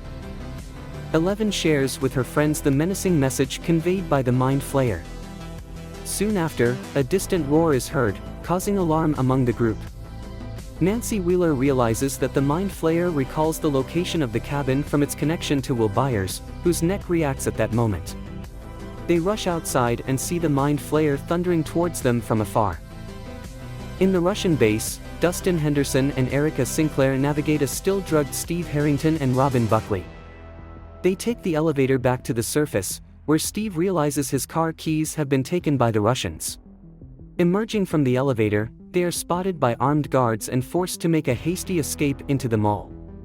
Back at the cabin, Nancy and Jonathan arm themselves with a shotgun and an axe, respectively. The cabin shudders under the creature's assault, and a tendril bursts through a window, aiming for 11. Jonathan intervenes with the axe, but the tendril turns its attack on him until Nancy's shotgun fire momentarily stuns it. 11 then uses her powers to tear the tendril apart. More tendrils attack, and 11 struggles against them, eventually tearing these apart as well. Suddenly, the Mind Flayer itself breaches the roof, its tendril latching onto 11's ankle. Nancy fires at the tendril, and Lucas cuts it with the axe. The severed piece, embedded in 11's leg, is hastily removed by Mike and escapes out the window. 11 then splits the Mind Flayer's head, and they flee in Nancy's car. Dustin covertly ushers the group into a packed screening of Back to the Future, leaving Erica to watch over the still-affected Steve and Robin. On their journey back to Indiana, Alexei reveals to Murray Bauman that the key, the machine opening the gate, requires 2 keys for deactivation. The safe's code is Planck's constant, information relayed to Jim Hopper and Joyce Byers. Frustrated with their constant bickering, Bauman bluntly suggests they acknowledge their mutual attraction. He psychoanalyzes them, suggesting they resolve their tension, either by arguing less or finally addressing their romantic feelings. Meanwhile, the kids infiltrate Bradley's Big Buy to procure medical supplies for 11's leg injury. Max Mayfield steps up to clean the wound, directing everyone to gather necessary items. Nancy, sharing her thoughts with Jonathan, speculates that the Mind Flayer's physical form consists of the Flayd's dissolved bodies. Lucas, on the other hand, stumbles upon fireworks, hoping they can be used against the Mind Flayer. Mike Wheeler, seizing the moment, apologizes to 11 for his overprotective behavior, expressing happiness about her friendship with Max. He tries to articulate how love makes you crazy without explicitly mentioning love, but is interrupted by Dustin calling on his supercom. Unfortunately, Dustin's call is cut short as his radio's batteries die. Outside the theater, Robin tries to make sense of the plot of Back to the Future to Steve, but they are soon mesmerized by the mall's ceiling lights. The intense patterns lead them to rush to the restroom, feeling sick.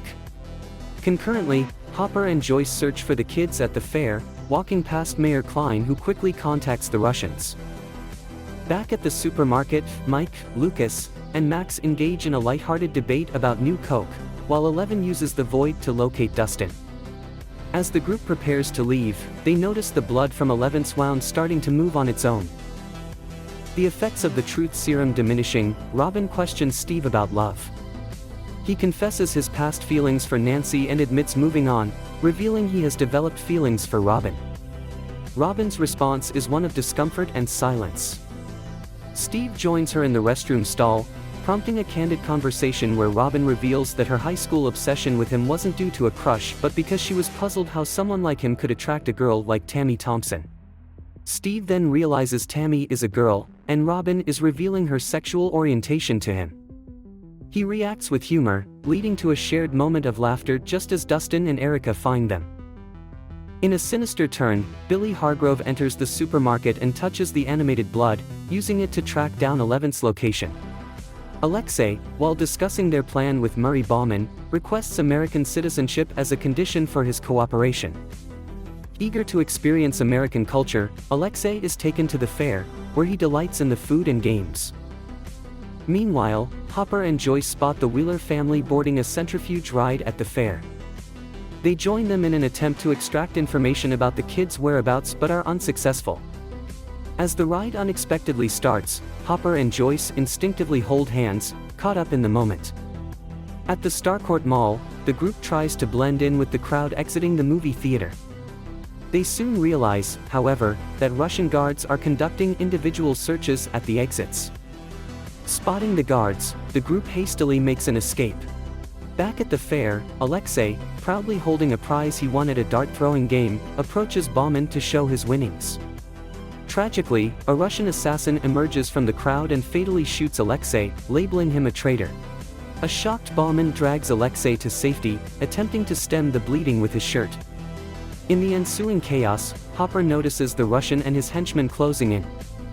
He quickly hands Joyce his car keys, instructing her to find Bauman and meet him at the back of the fair. Hopper then escapes into a funhouse. Joyce and Bauman, upon regrouping, discover Alexei has succumbed to his injuries. In frustration, Joyce punches Mayor Klein as they leave the fair. Inside the funhouse, Hopper overpowers one of the Russian henchmen, confiscating his gun and radio. The Russian assassin follows Hopper into the mirror maze, where a confrontation ensues. Hopper manages to shoot the Russian multiple times, but the assassin survives thanks to a bulletproof vest. Hopper then escapes the funhouse, finding Joyce and Bauman waiting in the car, and they quickly drive away. Bauman overhears a radio message indicating that the Russians have located the children in the mall. Back at the mall, the Russian guards nearly apprehend the Starcourt group, but are thwarted when the other kids arrive. 11 uses her powers to hurl a model car at the guards, neutralizing them. As the two groups come together and start to exchange their recent experiences, 11 suddenly collapses, her leg wound exhibiting disturbing pulsations and movements. Joyce Byers, Murray Bauman, and Jim Hopper are en route to Starcourt Mall when 11 experiences excruciating pain. The fragment of the Mind Flayer inside her leg begins to move, prompting Jonathan Byers to use a knife from a nearby restaurant to open her wound. 11, unable to endure Jonathan's attempt to extract it, forcefully removes the piece using her powers. Upon their arrival, Hopper crushes the fragment under his boot. The group that battled the Mind Flayer updates the newly arrived adults and the Starcourt Mall group on the latest developments. They collectively decide that closing the gate again is essential to defeat the Mind Flayer. Bauman presents Alexei's blueprints of the Russian base, but Erica Sinclair cautions them about the heavily armed guards below. Dustin Henderson suggests using the ventilation ducts for access and offers to assist in navigating, but Hopper declines, prompting Dustin to propose using Cerebro to aid them instead. The Starcourt group takes Hopper's commandeered car to reach Cerebro, and emotional farewells are exchanged, with Joyce bidding goodbye to Will and Hopper to 11. Hopper also pulls Mike aside, cautioning him to be careful. The adults encounter resistance as they descend into the base, but Bauman's fluency in Russian allows them to surprise and overpower the guards. Their car breaks down en route to Cerebro, forcing them to continue on foot. Mike tries to contact them, informing them of their predicament of being trapped inside the mall. Jonathan, recognizing the car model that 11 used to defeat the Russians, surmises it may have the necessary part to repair Nancy's car. 11 attempts to flip the car with her mind, but her powers fail her. Meanwhile, the adults disguise themselves as Russians, and Bauman slips into the ducts, guided by Dustin and Erica, who have successfully reached Cerebro. The group successfully overturns the car, and Jonathan and Nancy hurriedly scavenge for the needed car part while 11 struggles to crush a can of new Coke, a sign of her dwindling powers. Will Byers' neck reacts, warning of the Mind Flayer's approach, which Max Mayfield spots walking atop the mall's glass roof. The creature crashes into the mall just as Jonathan secures the car part. Meanwhile, in the Russian base, Hopper voices his concerns for the kids' safety. Joyce reflects on their recent escapades and hesitates when Hopper brings up her plans to move. She then playfully suggests they have dinner together at the restaurant where Hopper was stood up, assuming they survived the ordeal. Dustin and Erica continue to guide Bauman remotely, while Steve Harrington, noticing the mall's erratic lights, realizes something is amiss. Dustin's urgent call to the others is interrupted as the Mind Flayer discards Mike's supercom during their hideout. Dustin then hands his supercom to Steve and Robin, and the teenagers set out to rescue the group trapped in the mall. Max, Mike, and 11 attempt a stealthy exit through a back door but are detected by the Mind Flayer, which gives chase. Lucas momentarily distracts the creature with his wrist rocket, allowing Lucas, Nancy, Will, and Jonathan to draw it away from the mall. Back at the Russian base, Bauman manages to remotely disable the key, creating a distraction. Joyce and Hopper reach the safe containing the keys to shut down the machine but are thwarted when Alexei's code fails. Dustin, overhearing their argument about Planck's constant, starts fiddling with Cerebro's controls. Outside, as Jonathan struggles to start the car, Billy Hargrove speeds towards them menacingly. Nancy attempts to stop him by shooting, but Steve intervenes, crashing his car into Billy's. The Mind Flayer, now outside, continues its pursuit, prompting Steve and Robin to flee with the others. In Salt Lake City, Utah, Dustin's girlfriend Suzie receives his call. Suzie then provides the correct Planck's constant, allowing them to unlock the safe. Meanwhile, Billy, recovering from the crash, spots Mike, Max, and 11 trying to exit the mall and begins a relentless pursuit, forcing them back inside. In a tense confrontation at the mall, Billy regains control over himself after 11 recollects memories of his happier times with his mother. This emotional connection prompts Billy to act selflessly, allowing the Mind Flayer to impale him, ensuring 11's safety. The Russians' accidental interference with the machine's operation leaves Hopper in a precarious position. Joyce, faced with no other choice, activates the keys to shut down the key, leading to Hopper's mysterious disappearance and the Mind Flayer's demise. Billy, in a moment of clarity, apologizes to Max before dying from his injuries. As Russian reinforcements arrive, Joyce and Bauman retreat into the ducts, while Dustin and Erica witness the arrival of military forces. Sam Owens leads a troop of soldiers to the mall, where they manage to locate and rescue Joyce and Bauman. Joyce's reunion with Will, amidst the chaos and destruction, is overshadowed by her grief for Hopper, a loss painfully shared by 11. 3 months after the Starcourt Mall incident, the disaster has become a topic of national intrigue. Mayor Larry Klein faces arrest for his misuse of power.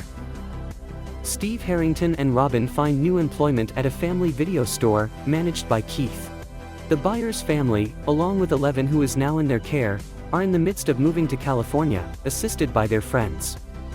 During this time, Max and Lucas playfully tease Dustin by repeatedly singing the Never-Ending Story theme, while Will decides to donate his cherished Dungeons & Dragons board, expressing to Mike that he could never be part of another gaming group.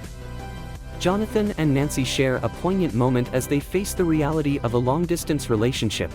11, still unable to access her powers, and Mike make plans to reunite at Thanksgiving. In an emotional exchange, 11 reveals she heard Mike's confession of love at the cabin and reciprocates his feelings before they share a heartfelt kiss. Joyce discovers Hopper's unsent letter to 11 and Mike hidden in his police coat and gives it to 11. The letter, filled with Hopper's reflections on fatherhood and love, and his acknowledgement of 11's growing independence, deeply moves her. In a mid-credit scene set in Kamchatka, Russia, a mysterious American prisoner is briefly mentioned but not chosen for a dire fate. Instead, another prisoner is taken from his cell and fed to a fully grown Demogorgon, hinting at further sinister developments. Dr. Martin Brenner woke up and followed his usual routine before heading to his job at Hawkins National Laboratory. Once at the lab, he entered a room called the Rainbow Room, where several children, including one known as 10, were present. Brenner inquired if 10 was prepared for additional lessons. 10's response, indicated by the magic 8 ball, was positive. While walking through the hallway, Brenner and 10 encountered Dr. Ellis and another individual named 6, who were also part of the lab's test subjects. Brenner then started experiments with 10, initially having him use his precognitive abilities to guess Brenner's drawings. They decided to increase the challenge by trying to perceive what Dr. Ellis and 6 were doing in a different room. 10 successfully visualized their experiment but soon became distressed, gasping for air, and reported that something was terribly wrong. This coincided with the lab's alarm sounding. Brenner tried to understand the situation via intercom, but 10 shockingly revealed that 6 and Dr. Ellis were dead. As Brenner approached the door amidst chaos, it was suddenly blown off its hinges, striking him and rendering him unconscious. Upon regaining consciousness, Brenner was met with a gruesome scene of deceased test subjects, security guards, and doctors. Inside the Rainbow Room, he discovered numerous dead children. One child, however, stood in front of a shattered mirror, panting heavily. Confronting the child, Brenner demanded to know what had transpired. The child slowly faced Brenner. Years later, by March 21, 1986, following the Byers family's move from Hawkins, they, along with 11, now known as Jane Hopper, settled in Lenora Hills, California. 11, in a letter to Mike, described their adjustment to the new environment. Meanwhile, Joyce adapted to her new role as a telemarketer from home, selling encyclopedias. Will has been deeply involved in painting, particularly a mysterious artwork he's keeping secret. Jonathan, too, is behaving unusually, starting to smoke unpleasant-smelling plants with his new friend, Argyle. With Jonathan's car out of commission, the Byers siblings travel to school in Argyle's Surfer Boy pizza van. Elle, in her letter, shares that she's doing well at school, making new friends, and excelling in her studies. However, this isn't entirely true, as she faces challenges with low test scores, unkind teachers, and bullying from a popular girl named Angela and her boyfriend Jake. Elle ends her letter excitedly, looking forward to seeing Mike during spring break, signing off as Love, Elle. Dustin continues his relationship with Suzie, who compromises her religious beliefs to hack and improve his Latin grade. Steve is seen driving Robin to school for a basketball pep rally, where they discuss their love lives, or lack thereof. Steve shares his frustrations about not finding the right girl, as his relationships don't seem to go beyond physical attraction. Robin expresses her feelings for a bandmate, Vicky, but fears rejection and ostracism if she confesses. Steve encourages her to be confident, just like him, and hints that Vicky might be interested in girls. During the rally, Mike, Dustin, and Max watch as Lucas and the basketball team, led by Jason Carver, make an appearance. Jason gives a speech commemorating those lost in the Starcourt Mall fire, including Heather Holloway, Jim Hopper, and Billy Hargrove, using it to motivate his team for the championship game that night. Mike and Dustin, surprised by the game's schedule, try to convince Lucas to join Eddie's D&D campaign instead, but Lucas insists on playing in the game, asking them to reschedule the campaign. In California, Joyce receives a suspicious package from Russia, containing a doll. Worried it might be a threat from the KGB, she contacts Murray for help. Upon examining the doll, they fear it might be a bomb. Joyce, following Murray's advice, safely destroys the doll outside, only to find a note inside revealing that Hopper is alive, leaving her both shocked and overjoyed. At Lenora Hills High, 11 is asked to present her project with Will trying to support her. During Elle's presentation, Jake and others mock her, and Angela questions if Elle's project meets the assignment's historical figure criteria. Emotional, 11 explains her father died a hero in a mall fire, leading to an awkward silence and a forced apology from Angela for clarification. Post-class, Elle exits in tears, with Will unable to console her. In Woodshop, Argyle tries to lift Jonathan's spirits, as Nancy can't visit during spring break due to her newspaper work. Nancy deals with Fred Benson questioning why Jonathan isn't visiting, citing family responsibilities and awaiting his college letter. Argyle questions Jonathan's college choice due to potential debt and doubts, while Fred questions Nancy's lack of communication with Jonathan. Both Jonathan and Nancy defend their relationship, insisting they love each other. At day's end, Elle is tripped by Angela, destroying her diorama. Will, witnessing this, is shocked as the bullies mock Elle and crush her project. An angry Elle tries to use her powers, but fails, leading to more ridicule. Ms. Gracie intervenes, seeing Angela and her group avoiding eye contact. She escorts Angela to the principal, with Angela pleading with Elle to clear her name. Elle, too distraught to respond, mourns the broken figure of Hopper. Max, heading to the counselor's office, notices a distressed Chrissy. Inside, Max's low grades are linked to her tough family situation following Billy's death, her stepdad leaving, and their financial struggles. Susan, her mom, is working 2 jobs and drinking, while Max battles headaches and nightmares. Max resists opening up to Miss Kelly about her trauma. Lucas tries to support Max by inviting her to his basketball game. He notes her distant behavior, but she dismisses his concern, saying people change. In the restroom, Max encounters an unwell Chrissy, who rejects help. After Max leaves, Chrissy hallucinates a terrifying scene involving her mother and monstrous feet under the stall door, which abruptly ends as she flees. In the cafeteria, Mike and Dustin update Eddie on Lucas's unavailability for Dungeons & Dragons. Eddie insists the game goes on, urging them to find a replacement. They unsuccessfully search the high school and eventually recruit Erica from the middle school. Meanwhile, Chrissy, looking troubled, walks across the football field into the woods behind the school.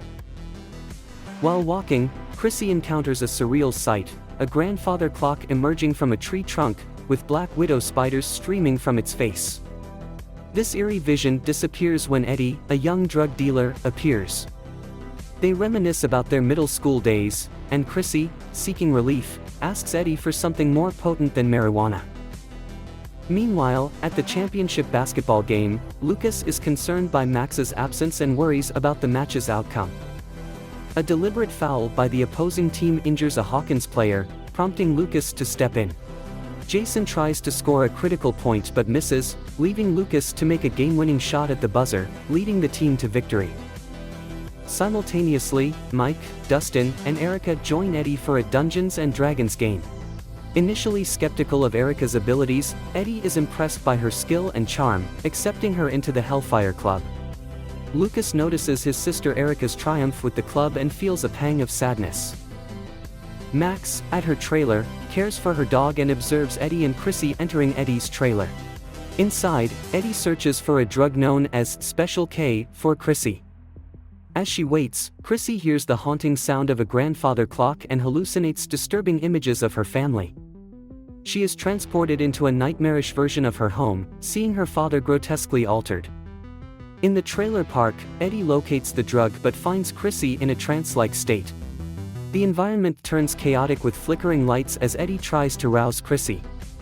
In her trance, Chrissy is pursued by a mysterious figure, feeling trapped and terrified. Back in the trailer, Eddie watches in shock as Chrissy's body unnaturally levitates. Eddie screams. In a flashback to July 4, 1985, Jim Hopper miraculously escapes the explosion of the key by leaping to a lower level at Starcourt base. However, he's captured by Soviet troops and sent to a prison camp in Kamchatka.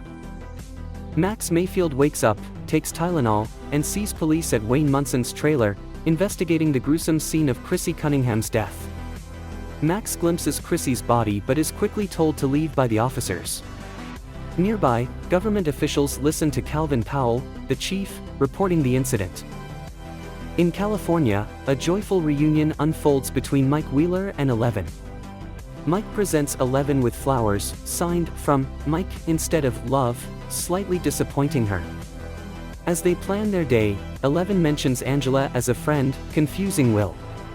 They unknowingly walk past Murray Bauman, who's there to see Joyce Byers. At their job at Family Video, Robin Buckley excitedly tells Steve Harrington about her interaction with Vicky, just as a censored TV report on Chrissy's death airs. Lucas Sinclair, hungover at the deserted Benny's Burgers, throws up in a toilet. Jason Carver comforts him while watching the TV report on Chrissy, not knowing she's the victim, as police arrive outside.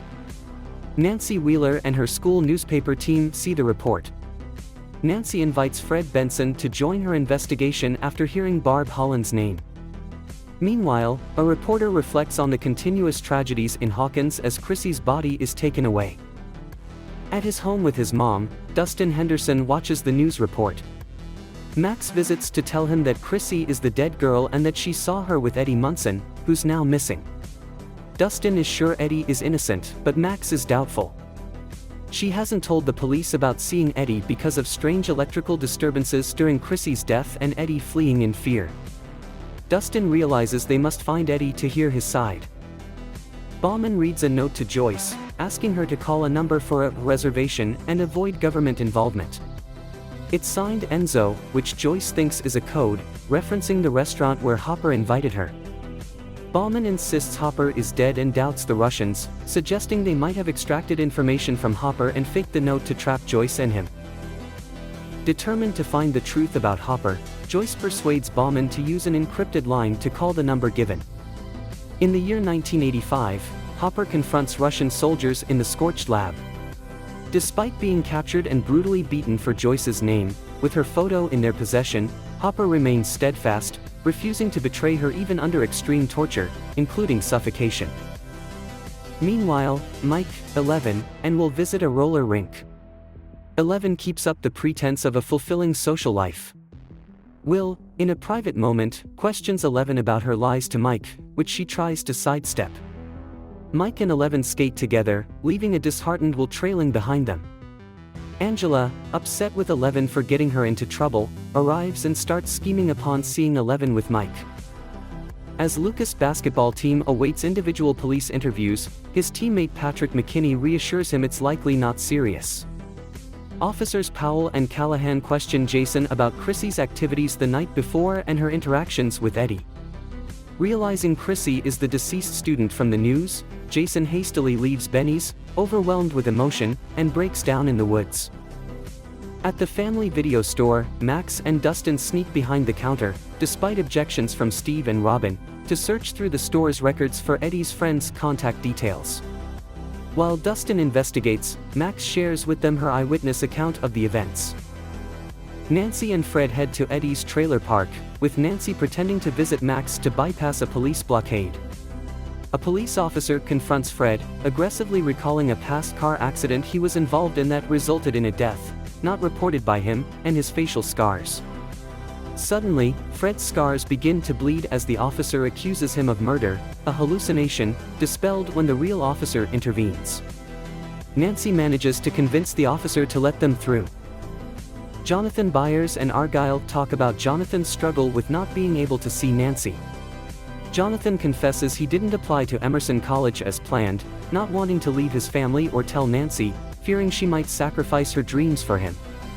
At the roller rink, Angela pretends to befriend 11 and takes her out on the rink. Will, noticing one of Angela's friends recording them, realizes something is amiss and alerts Mike to 11's deceit.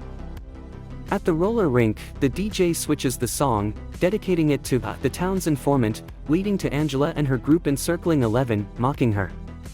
While Mike attempts to confront the DJ, the song reaches its peak, and one of Angela's friends douses 11 with a milkshake, causing her to slip and fall. Distressed, 11 runs out of the rink, crying. Joyce's call, rerouted by Bauman to a different state for safety, connects to a Russian phone booth. The person on the line, Enzo, instructs her to bring $40,000 to Yuri's Fish and Fly, in Nome, Alaska within 2 days to exchange for Hopper. Joyce demands to hear Hopper's voice, but Enzo mentions Hopper is indisposed as a woman in the background shouts in Russian, then abruptly ends the call, leaving Joyce and Bauman puzzled. The Russians, unable to extract information from Hopper, send him to a prison camp in Kamchatka, where he's been for 9 months. Lieutenant Colonel Jack Sullivan arrives in Indiana to examine Chrissy's brutalized body. Meanwhile, Jason incites the basketball team against Eddie and the Hellfire Club. Lucas tries to downplay it as just a Dungeons and Dragons group, using his sister's membership as an alibi, but Jason is adamant that Eddie is dangerous and needs to be stopped, symbolically burning a Hellfire poster as a worried Lucas watches. Robin, Dustin, and Max, in their quest to find Eddie, learn he gets his drugs from someone named Reefer Rick. Steve proposes contacting the police for Rick's identity and sharing Max's account. Amidst their debate, Robin has an idea to search Rick's first name in the store's system, hoping to identify him by his movie preferences. They find a Rick Lipton, who frequently rents Cheech and Chong movies, with an address near a secluded lake. The group sets out to investigate. Nancy, getting nowhere with Eddie's neighbors, confronts Wayne directly, promising to report his words accurately. Wayne asserts Eddie's innocence but recalls a string of murders from his youth by Victor Creel, who massacred his family in a way similar to Chrissy's death. Creel, locked away since, leads Wayne to suspect his escape. While Wayne speaks, Fred, drawn by a grandfather clock's chime, ventures into the woods. He finds the clock in a clearing, facing a funeral-dressed family with distorted faces and hands, accusing him of murder again. Panicked, Fred runs further into the forest. Listening again to the recorded call, Joyce picks up on the shouting woman in the background.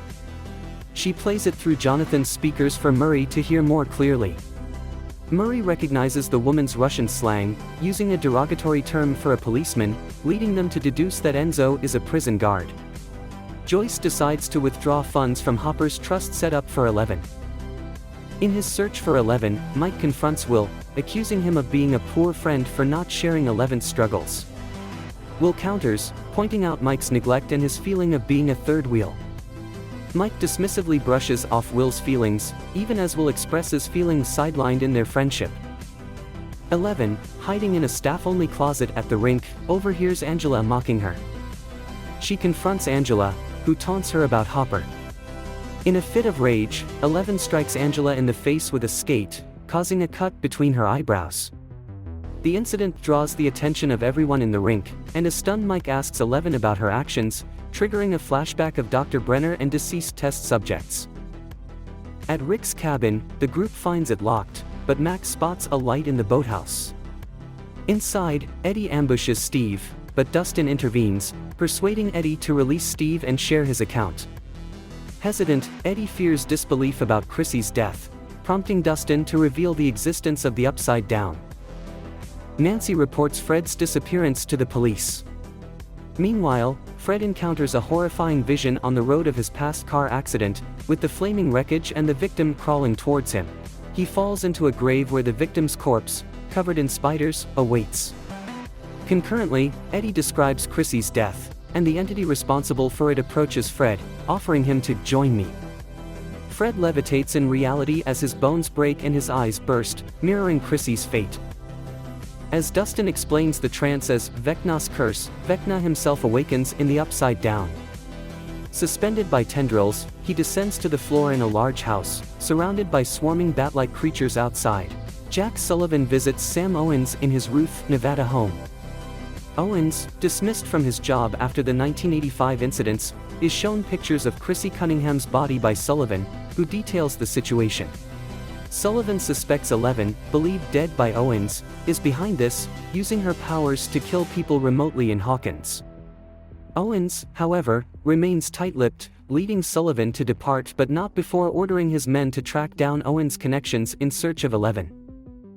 After the roller rink incident, a clearly intoxicated Jonathan Byers and Argyle drive 11, Mike Wheeler, and Will Byers back home. They arrive to find Murray Bauman cooking dinner. Joyce Byers reveals her upcoming business trip to Alaska the following day. A mention of the rink incident by Argyle leads 11 to excuse herself. In her room, she lies on her bed, overwhelmed by vivid flashbacks of the mass murder at Hawkins National Laboratory. In the Upside Down, Vecna reattaches to his tendrils, ascending into the air. Lucas Sinclair wakes up at Benny's Burgers and steps outside to see Jason Carver, Patrick McKinney, and Andy gearing up to search for Eddie Munson. Jason gives Lucas the option to bow out, but Lucas affirms his readiness to continue. Steve Harrington, Dustin Henderson, Robin Buckley, and Max Mayfield visit Eddie, who's still hiding in Rick Lipton's boathouse. They inform him that the police are looking for him, though his name hasn't been made public yet. Dustin proposes killing Vecna to clear Eddie's name, a plan Eddie sees as far-fetched. Meanwhile, they notice police cars speeding past. The police have discovered Fred Benson's body and are questioning Nancy Wheeler about the last time she saw him. Nancy mentions Wayne Munson's theory about Victor Creel, but Calvin Powell disregards it. Dustin's group reaches the crime scene, and Nancy, upon seeing them, realizes the connection to the Upside Down in these murders. Mike, sitting with 11 in her room, is shocked she didn't confide in him, given his own experiences with bullying.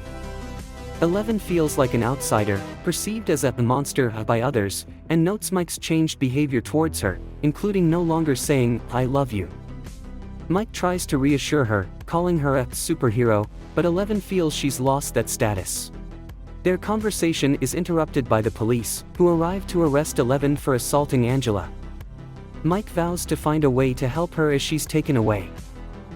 On the plane to Alaska, Joyce regrets deceiving her children, but Bauman, aware of their penchant for getting involved, believes it was necessary.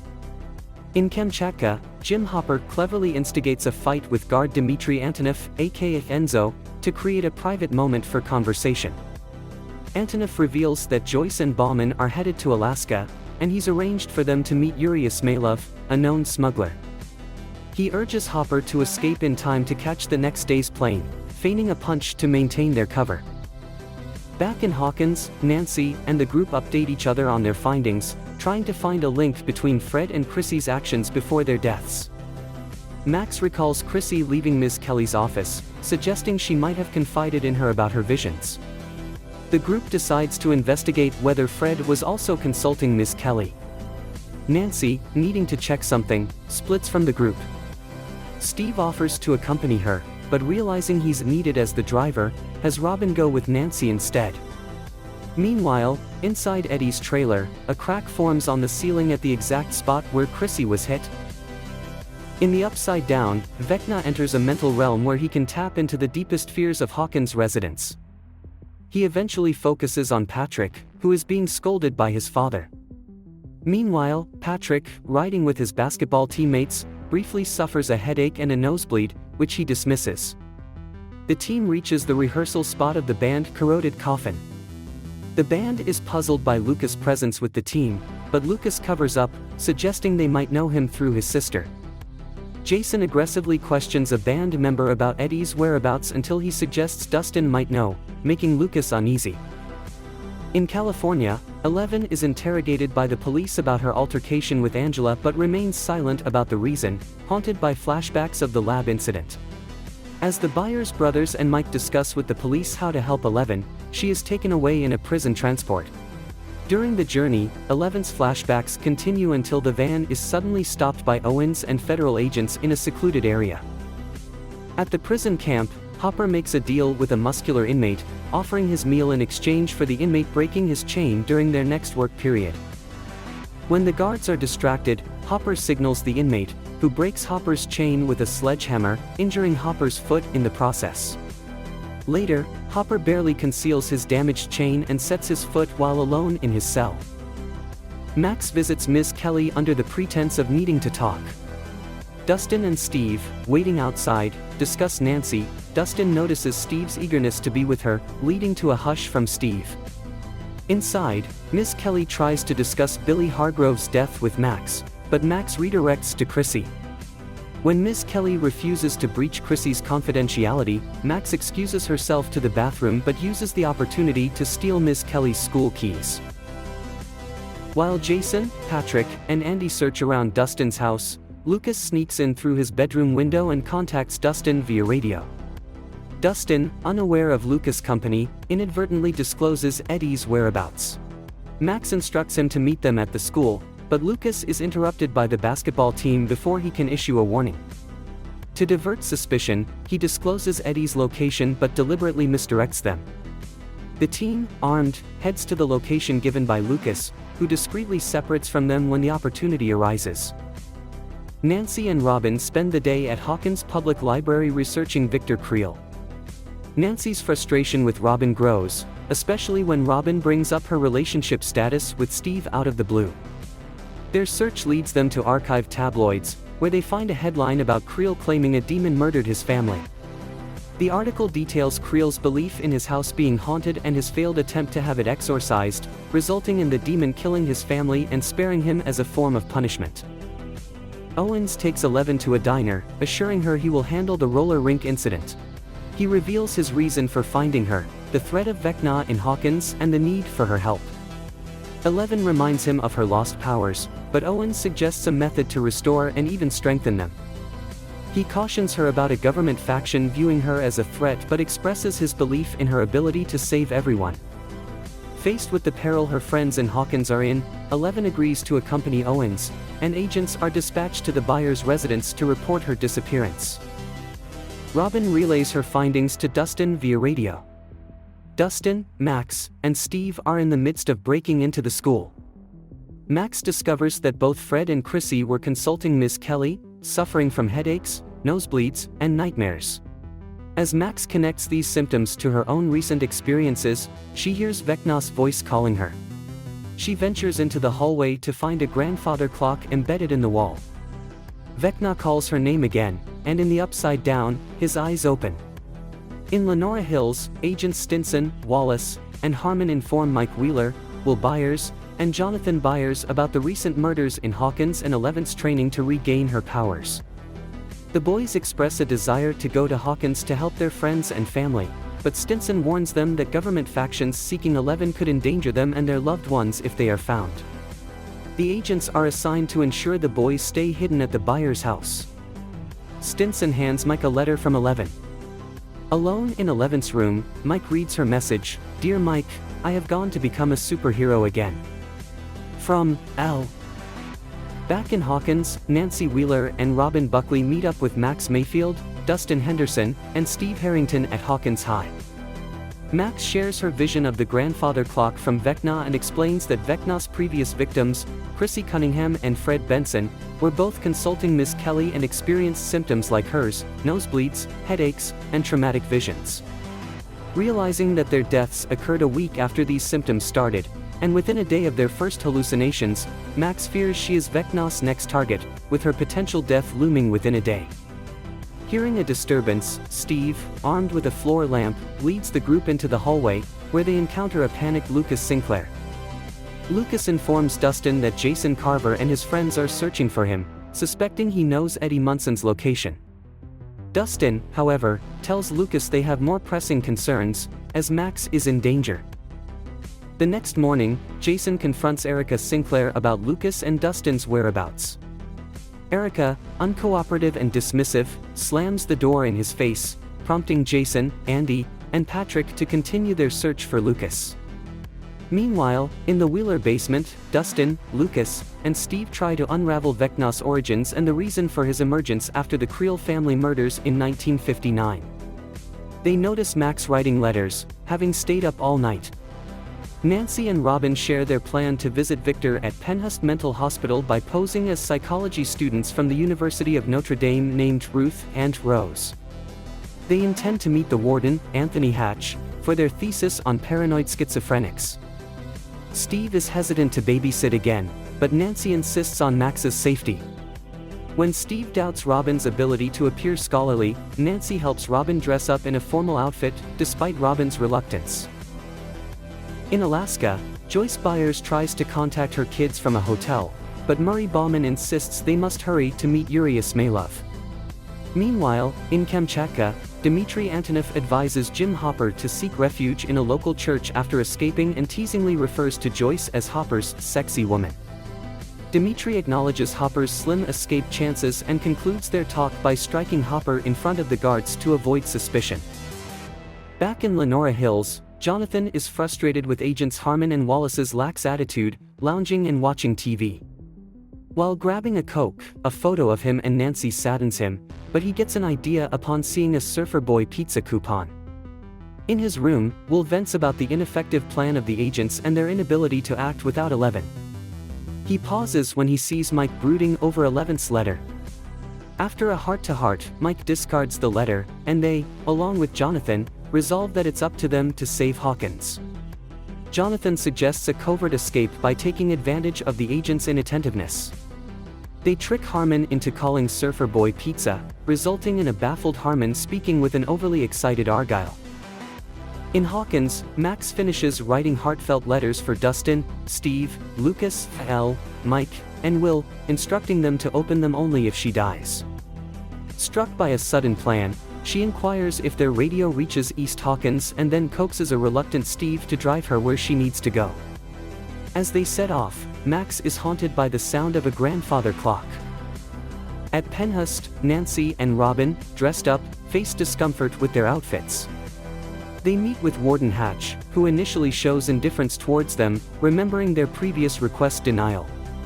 Robin steps in with an improvised story about being inspired by Hatch since hearing about the Creel massacre at summer camp.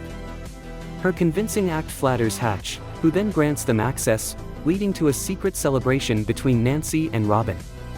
Joyce and Murray reach Yuri's Fish and Fly in Alaska, where Murray humorously claims to be a karate black belt in case things go wrong. They encounter the lively and avaricious Yuri, who insists on personally counting their $40,000 and offers them coffee. In Kamchatka, Hopper cleverly breaks his sledgehammer handle during work, uses it to incapacitate a guard in a shed, and removes his chains. A subsequent guard confrontation leads to a gunshot, drawing other guards' attention. Hopper blocks the shed entrance, sets it to explode, and escapes via the roof on a snowmobile, disappearing into the woods as the prisoners cheer and Dmitry smirks at Hopper's success. In Hawkins, Max drives to Forest Hills Trailer Park, leaving letters for her family members in her house. She tries to explain her fears to her mother, Susan, who unexpectedly transforms into Vecna in Max's vision. Vecna taunts her about her impending doom and the futility of her letters. Shaken, Max returns to reality, realizing her mother wasn't there, and tells Steve and the boys they need to leave immediately. At Penhurst, Robin and Nancy are shown around by Hatch, who proudly explains the facility's music therapy and claims patients like Victor are beyond help. After convincing Hatch to leave them alone with Victor, they nervously approach his cell. Victor, with his eyes gouged out, turns to face them as they explain their need for his help regarding the entity that killed his family and is now targeting their friend. In Lenora Hills, Argyle drives to the Byers' house to deliver pizzas. Meanwhile, Mike thanks Will for his insight regarding Eleven's letter and apologizes for his recent behavior, acknowledging the importance of their friendship.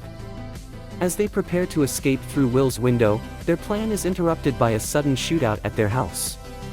The boys help a wounded Harmon into Argyle's van and urge him to drive away as armed officers close in, creating a chaotic escape scene. In Kamchatka, Hopper finds sanctuary in Yuri's secluded church, stocked with weapons and supplies. Overwhelmed with relief, he savors a jar of Jif peanut butter and a comfortable bed. Meanwhile, in Alaska, after counting the cash, Yuri betrays Joyce and Murray by planning to hand them over to the Russians for a reward. Joyce and Murray are rendered unconscious as they discover their coffee was laced with drugs. At Penhurst, Victor Creel shares his tragic past with Robin and Nancy. He recounts moving into a new house in 1959 with his family, where they started experiencing terrifying visions and finding mutilated animals. One horrific night, a demonic presence killed his wife and daughter, leaving Victor trapped in a traumatic war memory. He later found his son comatose, who eventually died. Victor, blinded by multiple suicide attempts, laments his fate as he hums Ella Fitzgerald's "Dream a Little Dream of Me." When Hatch discovers Robin and Nancy's fake credentials, he becomes furious and has them escorted out.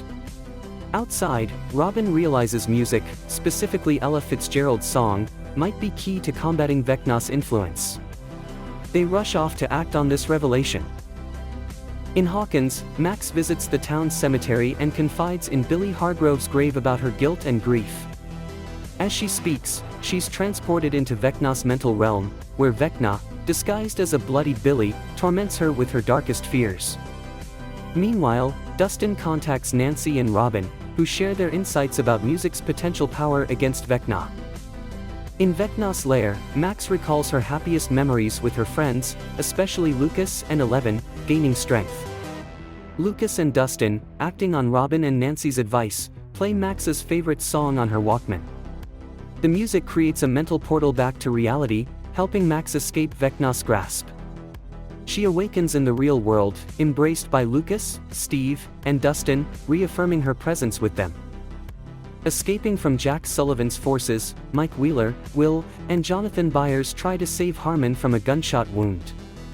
Harmon, with his last breaths, urges them to alert Sam Owens about the danger to Eleven, uttering "Nina" before succumbing to his injuries. When Will spots a car tailing them, he alerts Argyle to veer off the main road. Meanwhile, Sullivan and his team comb the Byers' house, finding Eleven's note to Mike. Sullivan commands the injured Wallace to disclose her whereabouts. 12 hours earlier, Owens and Eleven arrive at a desert location, leading to an underground missile silo housing Nina, a massive machine. Eleven is shocked to see a scarred Martin Brenner, who survived the Demogorgon attack, offering to restore her powers. Traumatized by past abuses, Eleven attempts to flee but is sedated, with Brenner assuring her that everything's going to be alright. Back in Kamchatka, a recaptured Jim Hopper is punished by guards and finds himself in a cell with Dmitry Antonov and others. Antonov, betrayed by Yuri Ismailov, persuades Hopper not to harm him. Hopper, feeling defeated, inquires about Joyce Byers' safety. Eddie Munson contacts Dustin's supercom, but Nancy Wheeler, picking up the call, disregards him upon realizing Max Mayfield is missing from the basement. They find Max calmly eating breakfast, listening to "Running Up That Hill" and sketching her visions of Vecna's lair. Dustin speculates that Max's prolonged evasion from Vecna might have allowed her access to his mind, hinting at a way to defeat him. Nancy recognizes the Creel house in Max's drawings. 11 wakes up in Hawkins National Laboratory with her head shaved, feeling horrified. She wanders the facility, ending up in the Rainbow Room where she sees all the children alive and a younger version of herself in the mirror. Confused, 11 encounters a strange orderly who reminds her not to miss her lessons. Desperately trying to escape, she runs through a door only to find herself back in the Rainbow Room, facing the orderly again. 11 is inside Nina, an advanced sensory deprivation tank. Owens expresses concern about the risk to her life, but Brenner is confident she'll pull through. In California, the group solemnly buries Harmon in a junkyard. Argyle is visibly shaken by the situation until Jonathan suggests he take a break to smoke.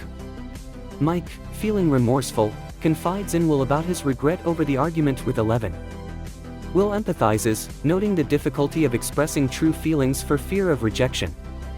Argyle attempts to craft a makeshift headstone using Harmon's pen, which Mike discovers is actually a container hiding a phone number. Back at the Kamchatka arena, while Russian guards clear away remains, Antonov urges Hopper to help bribe a guard, but Hopper is lost in thought. He reflects on his time handling Agent Orange in Vietnam, contemplating its effects on children, including his daughter Sarah. Hopper laments that by involving Joyce in his life, he may have doomed her too, concluding that he himself is the curse, not cursed. Antonov listens as a Demogorgon growls from a nearby gate. Owen's team investigates Wayne Munson's trailer, detecting a strong energy signal from the fissure in the ceiling and ordering Wayne to vacate the area. At Chrissy Cunningham's funeral, Patrick McKinney is haunted by a vision of a grandfather clock. Meanwhile, Jason Carver, gathering evidence of Lucas Sinclair's association with the Hellfire Club from school yearbook photos, deduces they are protecting Eddie. He then expands the search to include Rick Lipton's house after learning someone was spotted there despite Rick supposedly being in jail. Joyce and Murray, bound inside Yuri's plane, listen as he explains his betrayal is to support his mother. During the flight, Bauman's persistent bathroom requests go unheard due to the engine noise. Seizing the opportunity, Joyce kicks a box of peanut butter jars, breaking them. In the lab, 11 repeatedly tries to flee but finds herself constantly returning to the Rainbow Room with the orderly. Brenner communicates via intercom, explaining Nina's name comes from an opera about a woman who suppresses memories of her lover's death. 11 comprehends she's trapped in a memory of her own and asks for release, but Brenner insists she navigate out herself. This time, when the orderly approaches, 11 accepts the memory, letting it unfold. She follows a memory of Brenner and the other children out of the Rainbow Room. In reality, Owens alerts Brenner about Sullivan's impending approach. In California, the group dials the number they found, only to be greeted with a computer's dial tone. Mike deduces they're calling a computer and decides to seek Suzie Bingham's expertise to understand the call's destination. Meanwhile, Jason, Patrick, and Andy's search at Rick's house forces Eddie to take refuge in the boathouse, where he urgently contacts Dustin for assistance. The Hawkins team infiltrates the Creel house. Max encounters the familiar grandfather clock from her visions. As they explore in pairs, the ceiling lights flicker eerily. Steve discovers desiccated black widow spiders beneath the floorboards and shares a moment with Nancy. Lucas and Max also bond while deciphering a flickering light pattern throughout the house. In 11's memory, Brenner tests 2's psychic abilities with a machine that reacts to energy. 11 tries but fails, noticing her hands are bloodied. The room empties, and she walks down a corridor, revisiting the day of the massacre. Back in the real world, 11 suffers a seizure within Nina. Joyce is caught by Yuri while trying to free Bauman, but Bauman manages to release himself and subdue Yuri during a scuffle. With Yuri incapacitated, the pilotless plane crashes in the woods. In Hawkins, the group realizes Vecna's presence is marked by the lights and decides to use them to track him. They follow the signals to the attic, finding Vecna stationary under a light bulb, connected to his tendrils in the upside down. Concurrently, Eddie tries to escape on a boat but is pursued by Jason and Patrick. Before they reach him, Patrick is violently taken by Vecna, thrown into the air, and killed. The lights and flashlights shatter, and his body plunges into the water. 11, revived, stops fleeing as her powers return. She disables the guards and, despite an open door suggesting freedom, chooses to stay with Brenner to fully regain her abilities. Brenner affectionately calls her daughter, and she nods in agreement, returning with him towards Nina. At the site of Patrick McKinney's death, Hawkins police, led by Calvin Powell and Phil Callahan, interrogate Jason Carver as he pulls Patrick's contorted body from the water. Jason, despite the implausibility, accuses Eddie Munson of harnessing demonic powers to commit the murder. Meanwhile, in Lover's Lake, a fish is ominously snatched by an unseen force beneath the surface. In a secure government facility, Wallace is subjected to intense interrogation by Jack Sullivan's team. Sullivan demands Eleven's whereabouts, convinced she's behind Vecna's killings with Brenner's assistance. Wallace, enduring the pressure, maintains his ignorance of her location, leading Sullivan to confine him in an overheated metal enclosure. Brenner likens Eleven's power loss to a stroke victim's recovery, theorizing that unlocking her suppressed memories could restore her abilities. Eleven shares her recollections of the massacre with Brenner, who cautions her to focus on one memory at a time to avoid mental overload. She's then placed back into Nina, surrounded by screens displaying clips from her repressed memories, immersing herself deeper into her past. The Hawkins group attempts to inform Eddie Munson about their Vecna discoveries, but they find Rick Lipton's cabin overrun by police following Patrick's death. Powell publicly names Eddie as the primary suspect, calling for an open town hall meeting. Eddie, contacting the group via a stolen walkie, directs them to meet him in the forest. Stranded in the Russian wilderness, Joyce Byers and Murray Bauman negotiate with the bound Yuri Ismailov for guidance. Initially resistant, Yuri relents under their threat of abandonment and leads them to his safe house, where they arm themselves. Recalling Yuri's betrayal plan, Bauman and Joyce disguise themselves, swapping identities with Yuri, to infiltrate Kamchatka's warden. In Kamchatka, Jim Hopper, Dmitry Antonov, and fellow prisoners are brought to a lavish feast. Hopper, suspicious, abstains from eating. Another prisoner reveals the guard's strategy, allowing prisoners to regain strength before facing a lethal entity in the arena, as he had witnessed previous prisoners suffer the same fate. But Hopper clarifies that the creature is meant to hunt them, and the feast is just to prepare them for the hunt. Within her memories, Eleven receives advice from the orderly who compares her to the mythical One, whom Brenner has denied exists. The orderly reveals One was real and shares that Brenner hid the truth about Eleven's mother's death. As Brenner leads the children to more tests, Owens and Brenner discuss outside Nina, with Owens regretting not revealing a certain truth to Eleven. Lucas Sinclair, while walking with the Hawkins group, shares his guilt with Max Mayfield about not acting on the signs of Patrick's abuse. He realizes Vecna's victims share a common thread of life's darkness and apologizes to Max for not being more supportive. Nancy Wheeler opens up to Robin Buckley about the strain on her relationship with Jonathan Byers, and they bond over their conversation. Despite a malfunctioning compass, Steve Harrington manages to locate Eddie Munson, and the group reunites with him. At the town hall, Jason Carver takes control of the crowd, pinning the Upside Down's past tragedies on the Hellfire Club and inciting the town against Eddie. The situation escalates as the police struggle to maintain order. When they gather at the Wheeler house and find the kids missing, Karen contacts the police. Nancy realizes the timing of Patrick's death coincides with the exploding lights in the Creel house, deducing Vecna's need to attack from the attic. Dustin's compass, being off course, leads Lucas to suspect a nearby gate to the Upside Down. The group decides to follow the compass's direction. In a test arranged by Brenner, 11 faces off against 2 in a psychic battle. Remembering the orderly's advice, she taps into the painful memory of her mother's removal, harnessing it to overpower 2 and win Brenner's praise. Meanwhile, Hopper instigates a fight with Antonov to distract the guards, successfully stealing a lighter to potentially use against the Demogorgon. The California group reaches Suzie Bingham's house, filled with her quirky siblings. Argyle is immediately taken with Susie's older sister, Eden.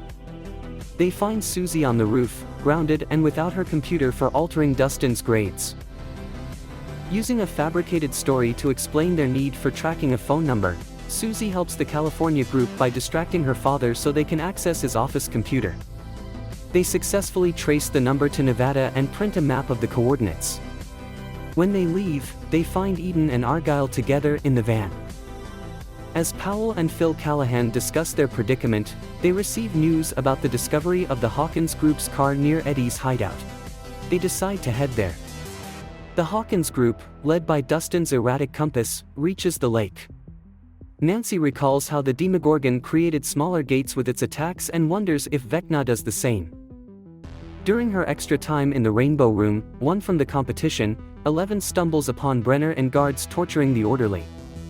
Shocked, she returns to find 2 and his friends waiting to ambush her for her victory. 2 threatens her life if she reports the incident to Brenner. Reflecting in the mirror, 11 sees herself as during the massacre, leading to a revelation. Her memory shows her unleashing her powers amidst the chaos, with Brenner questioning her actions. She awakens outside Nina, realizing with horror that she was responsible for the children's deaths. At Lover's Lake, the compass goes wild, indicating a nearby gate. Steve, experienced in swimming, volunteers to search underwater.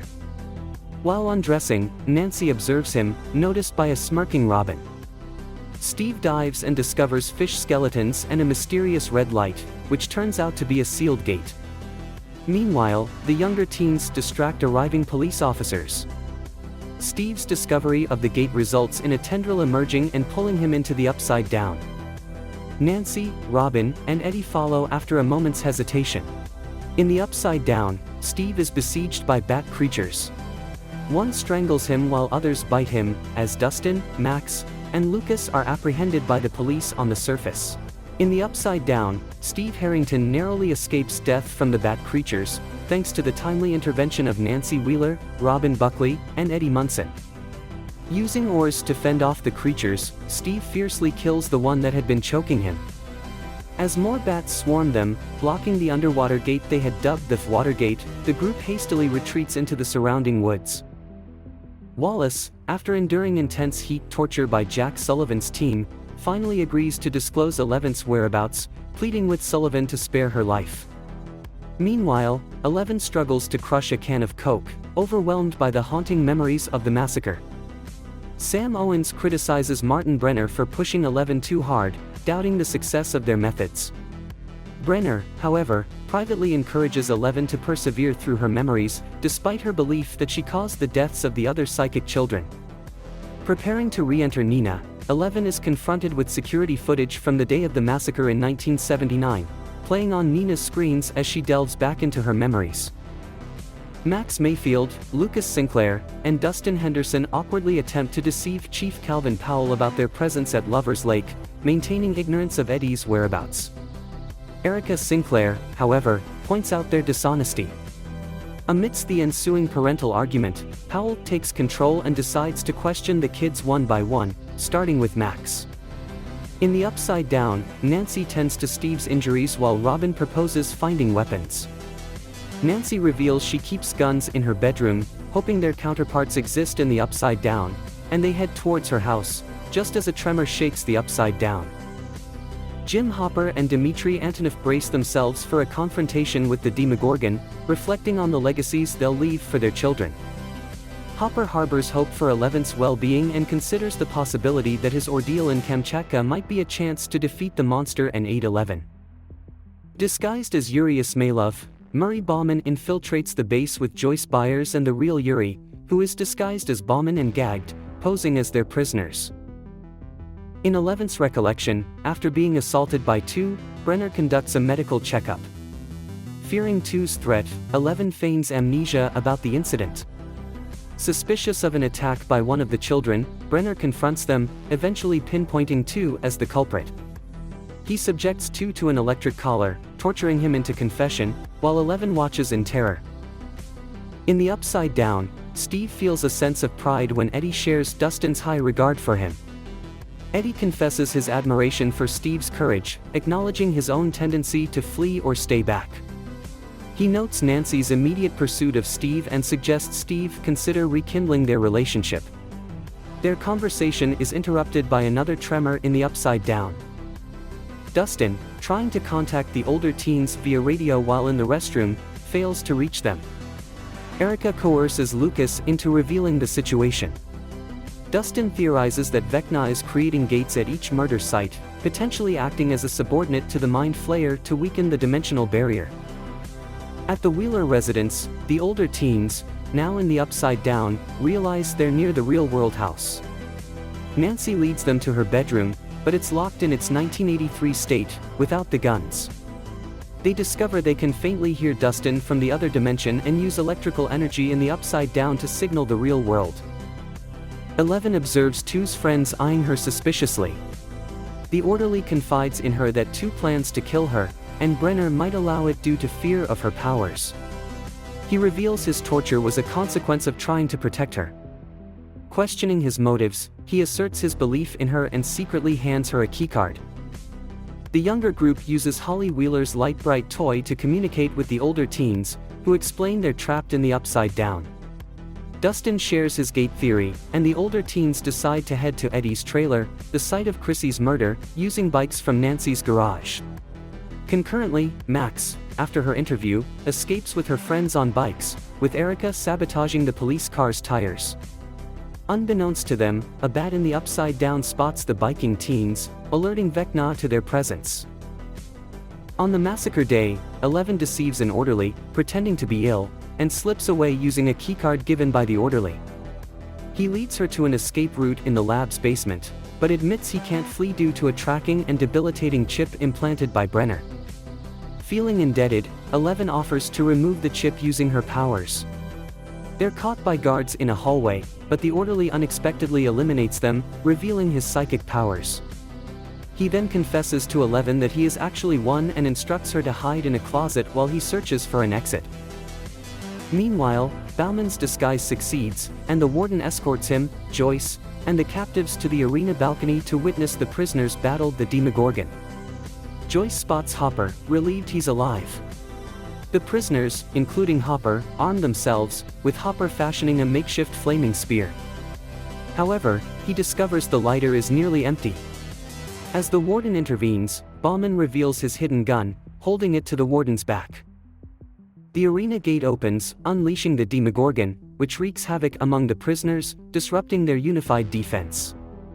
Hopper, managing to ignite his spear, fends off the Demogorgon, protecting himself and Antonoff while the creature targets the scattering prisoners. Joyce and Bauman break into the control room, opening the arena door and enabling Hopper and Antonoff to escape. In a close call, Hopper stabs the Demogorgon in the face as it nearly breaches the door, allowing it to close. Joyce and Hopper finally reunite, sharing a heartfelt smile as they embrace. At Eddie's trailer, the teens arrive just in time to see the kids pry open the gate from the other side using a broom handle. They fashion a makeshift rope from bed sheets, enabling Robin and Eddie to cross over. However, Vecna snatches Nancy into a vision at Steve's pool, confronting her with the decaying body of Barb Holland. Vecna accuses Nancy of neglecting Barb's memory as the pool fills with blood, while Steve frantically attempts to awaken her in reality. 11 exits the closet amidst alarms and discovers a scene of destruction, with Brenner unconscious. She heads to the Rainbow Room, where she witnesses one, revealed to be Henry Creel, killing 2 in a manner reminiscent of Vecna. 1 empathizes with 11's mistreatment and promises to understand her. In Vecna's realm, Nancy learns from Vecna/Henry Creel about his past. He was the son of Victor Creel and developed dangerous powers, leading to a fascination with Black Widow spiders and a desire to purge weakness from humanity. His psychic experiments escalated from animals to tormenting his family, culminating in the murder of his mother and sister. Overexerting his powers while trying to kill his father, he fell into a coma, later waking under Brenner's care. Brenner's failure to control him led to the creation of other psychic children. Vecna reveals to Nancy his collection of victims' souls, prompting 11 to realize his manipulation. She rejects his offer to join forces, leading to a psychic duel. 11 initially struggles, but recalling her happiest memory of her mother's love at birth, she overpowers 1, tearing him apart and creating the first gate, hurling him into an interdimensional abyss, where he's stripped of his flesh by lightning. In the Upside Down, Vecna remains motionless in the Creel attic, with a close-up revealing his 001 tattoo on his left forearm. In 1979, a young 11, exhausted, manages to close the portal to the alternate dimension where she sent one. When Dr. Martin Brenner arrives in the Rainbow Room and witnesses the aftermath, he questions 11 about the events. Overwhelmed and drained, 11 collapses. Fast forward to 1986, Nancy Wheeler, caught in Vecna's curse, sees a young Brenner tattooing one. She's startled when Brenner notices her. In the real world, Steve Harrington frantically urges the group to find music to break Nancy free from Vecna's grasp, but they struggle to find any. Nancy, in her vision, desperately tries to remove boards from a door as Vecna approaches, expressing his desire to show her his future plans. She eventually breaks through, but finds herself restrained in the tattoo chair, with Vecna looming over her.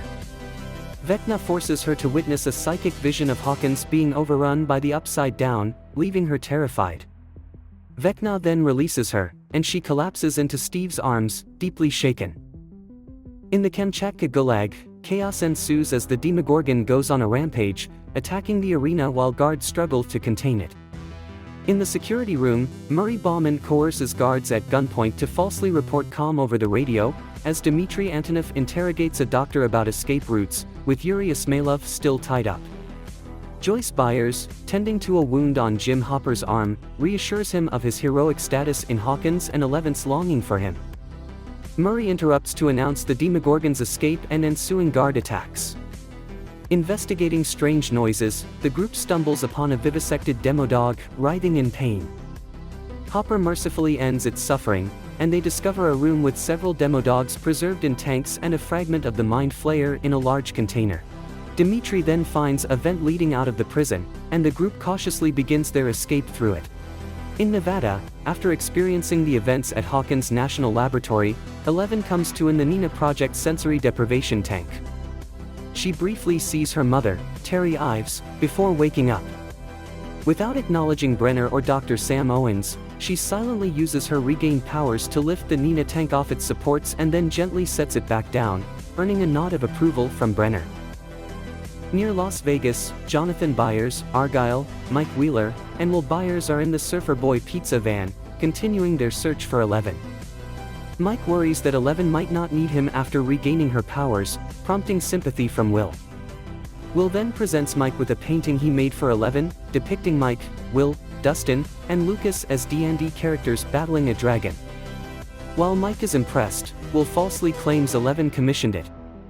Jonathan listens in as Will explains the painting's significance, emphasizing Mike's role as the heart of their group and how vital he is to 11, especially since she feels different and like a mistake. Will reassures Mike that 11 will always need him, lifting Mike's spirits. However, Will then quietly turns away, silently crying, unable to share his true feelings. Jonathan drives on, saddened by the scene. Brenner reveals to 11 that her coma was similar to one's, erasing her memories and weakening her powers. He had explored the Upside Down, suspecting one was still alive. Owens shows 11 autopsy reports of Vecna's victims in Hawkins and assures her that her friends are safe for now. But Brenner warns that Vecna is gradually breaking the barrier between worlds with each kill, threatening to destroy Hawkins. Overwhelmed, 11 retreats to her room, where she uses her powers and the running water to enter the void, seeking her friends. In Hawkins, inside Max Mayfield's trailer, Nancy shares the terrifying vision Vecna showed her, a burning downtown, the Mind Flayer with a gaping mouth, an invasion of monsters, and the deaths of her mother, Mike, and little sister Holly.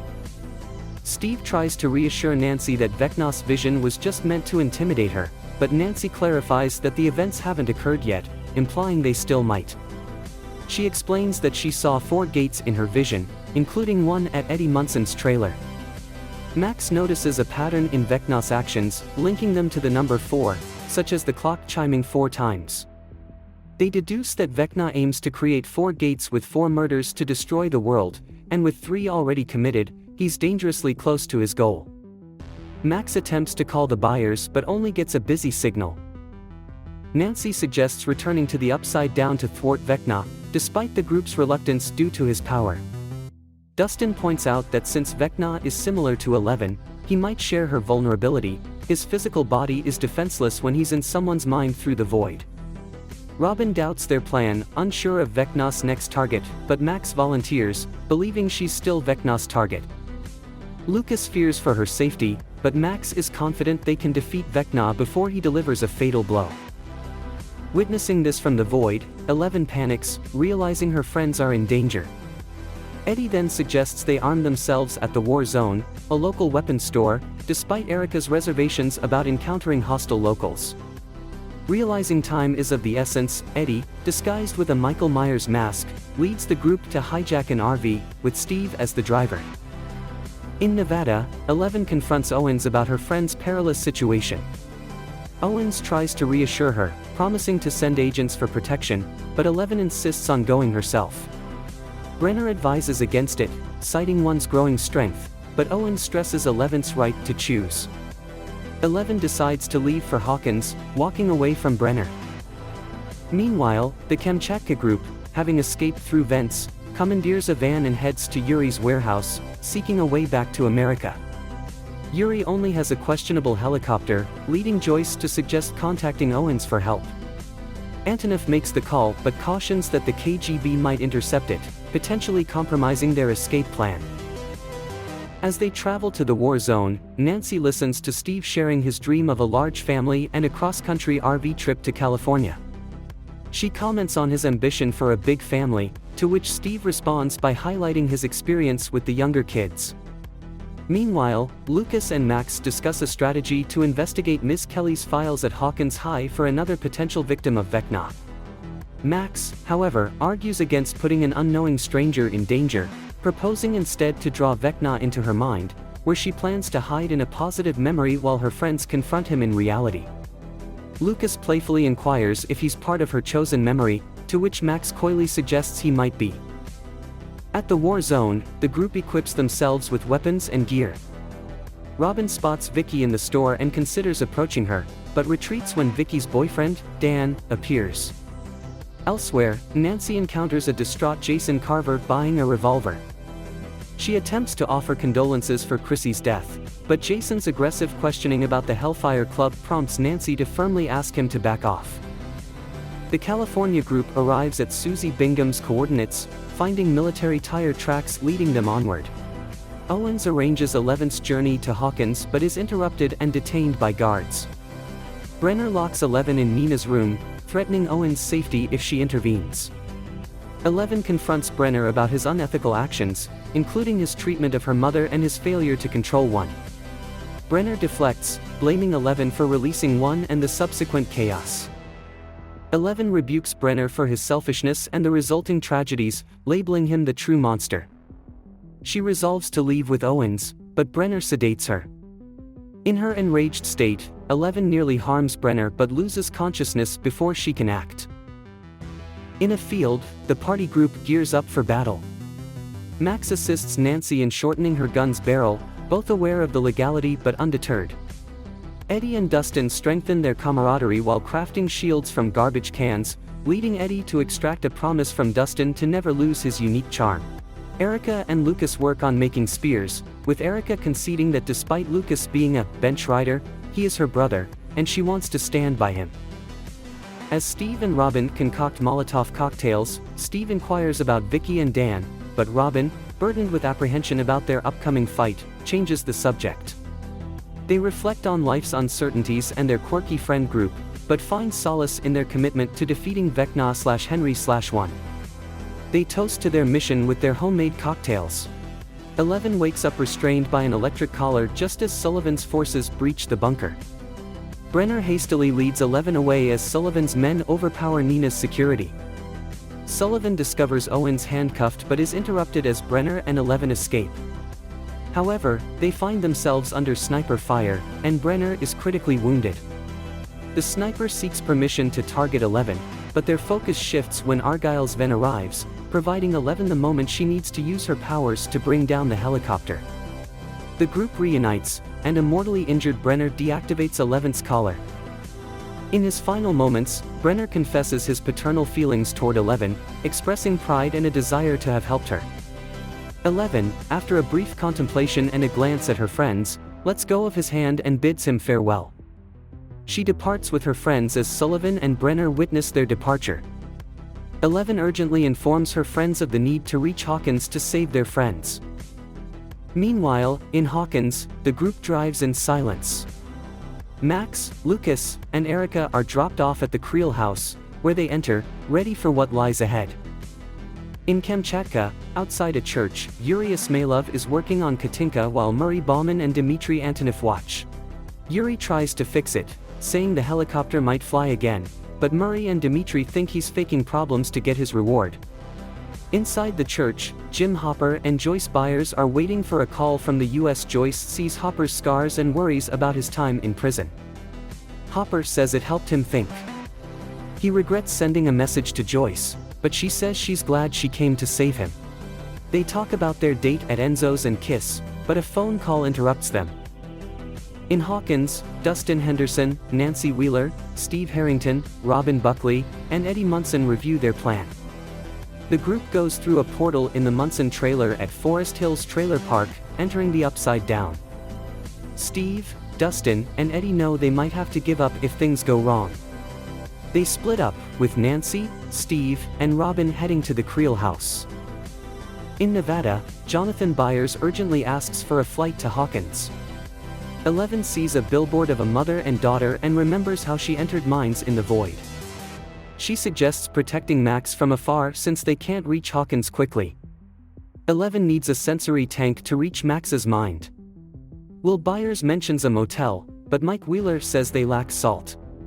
Argyle, knowing where to get salt, drives the group to a place in their van.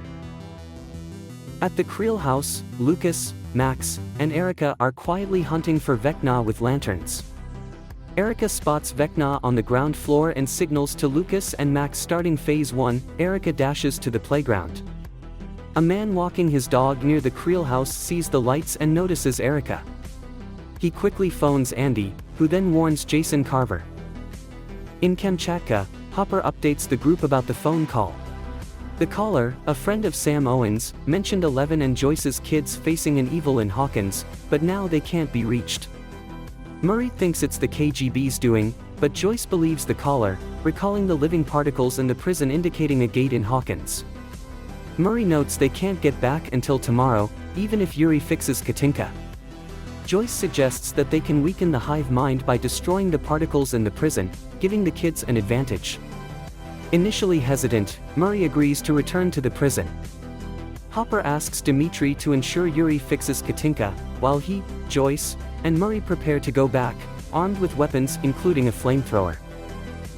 In California, the group reaches Surfer Boy Pizza. Argyle tries to persuade a laid-back employee to give them salt, explaining their urgent need. Hesitant at first, the employee agrees after Jonathan offers Argyle's joint as a trade. The crew starts making a sensory tank with salt and water in the freezer. Back in the trailer park, Eddie and Dustin fortify their trailer, and Eddie is thrilled to find an upside-down version of his guitar. In the Upside Down's decaying woods, Nancy, Steve, and Robin head to the Creel house. On the way, Steve reflects on his past ignorance and thanks Nancy for changing his life. He confesses he once dreamed of traveling with her, but now feels it's too late. Interrupted by Robin, they see Erica's light signaling from the playground. At the prison, Joyce, Hopper, and Murray notice it's unusually empty. Dmitry watches Yuri and scolds him for his coldness towards the Americans, who warned of a danger threatening their families. He reminds Yuri of his past reputation as the peanut butter smuggler, inspiring Yuri to show remorse and reveal a hidden piece of the helicopter engine. In the Creel house at Hawkins, Max and Lucas are waiting in the living room, ready for the next step. Using notepads, Max shares with Lucas how much she appreciates his presence. Lucas suggests they go to a movie on Friday, and Max responds with a simple drawing of them together at the movies. Soon, Erica signals them from the playground, and Lucas signals back. This means it's time for the next phase, waiting for Vecna to take Max as bait. Max, putting on her sneakers, tries calling out to Vecna near a lantern, but gets no response. The lantern dims, and they quietly follow it upstairs, tracking Vecna's movements. Meanwhile, at Surfer Boy Pizza in California, Mike finishes making sunglasses for Elle. They laugh and flirt, and Mike tries to express his feelings but gets interrupted. Will watches them, feeling left out. Jonathan notices and reminisces with Will about a childhood incident involving a Lego and Will's nose, missing those times of closeness. Jonathan apologizes for not being there enough for Will, who is visibly moved. Jonathan reassures Will of his love and support. They finish preparing the freezer for Elle's sensory deprivation. Elle enters the freezer and soon connects with Max and Lucas in the void, realizing Max's plan isn't working. Max and Lucas, now in the attic, continue to confront Vecna. Max confesses to Vecna her guilt over her stepbrother Billy's death and her secret desire for Vecna to make her disappear. Lucas, confused by Max's words, challenges her, but Max realizes she's hallucinating when Lucas starts talking strangely. Elle, in the void, warns the boys that Vecna has Max. In her hallucination, Max sees Lucas morph into Vecna and she runs downstairs. Outside, Lucas signals Erica, who informs Robin to start Phase 3. Robin tells Dustin, who sets up speakers on the Munson trailer.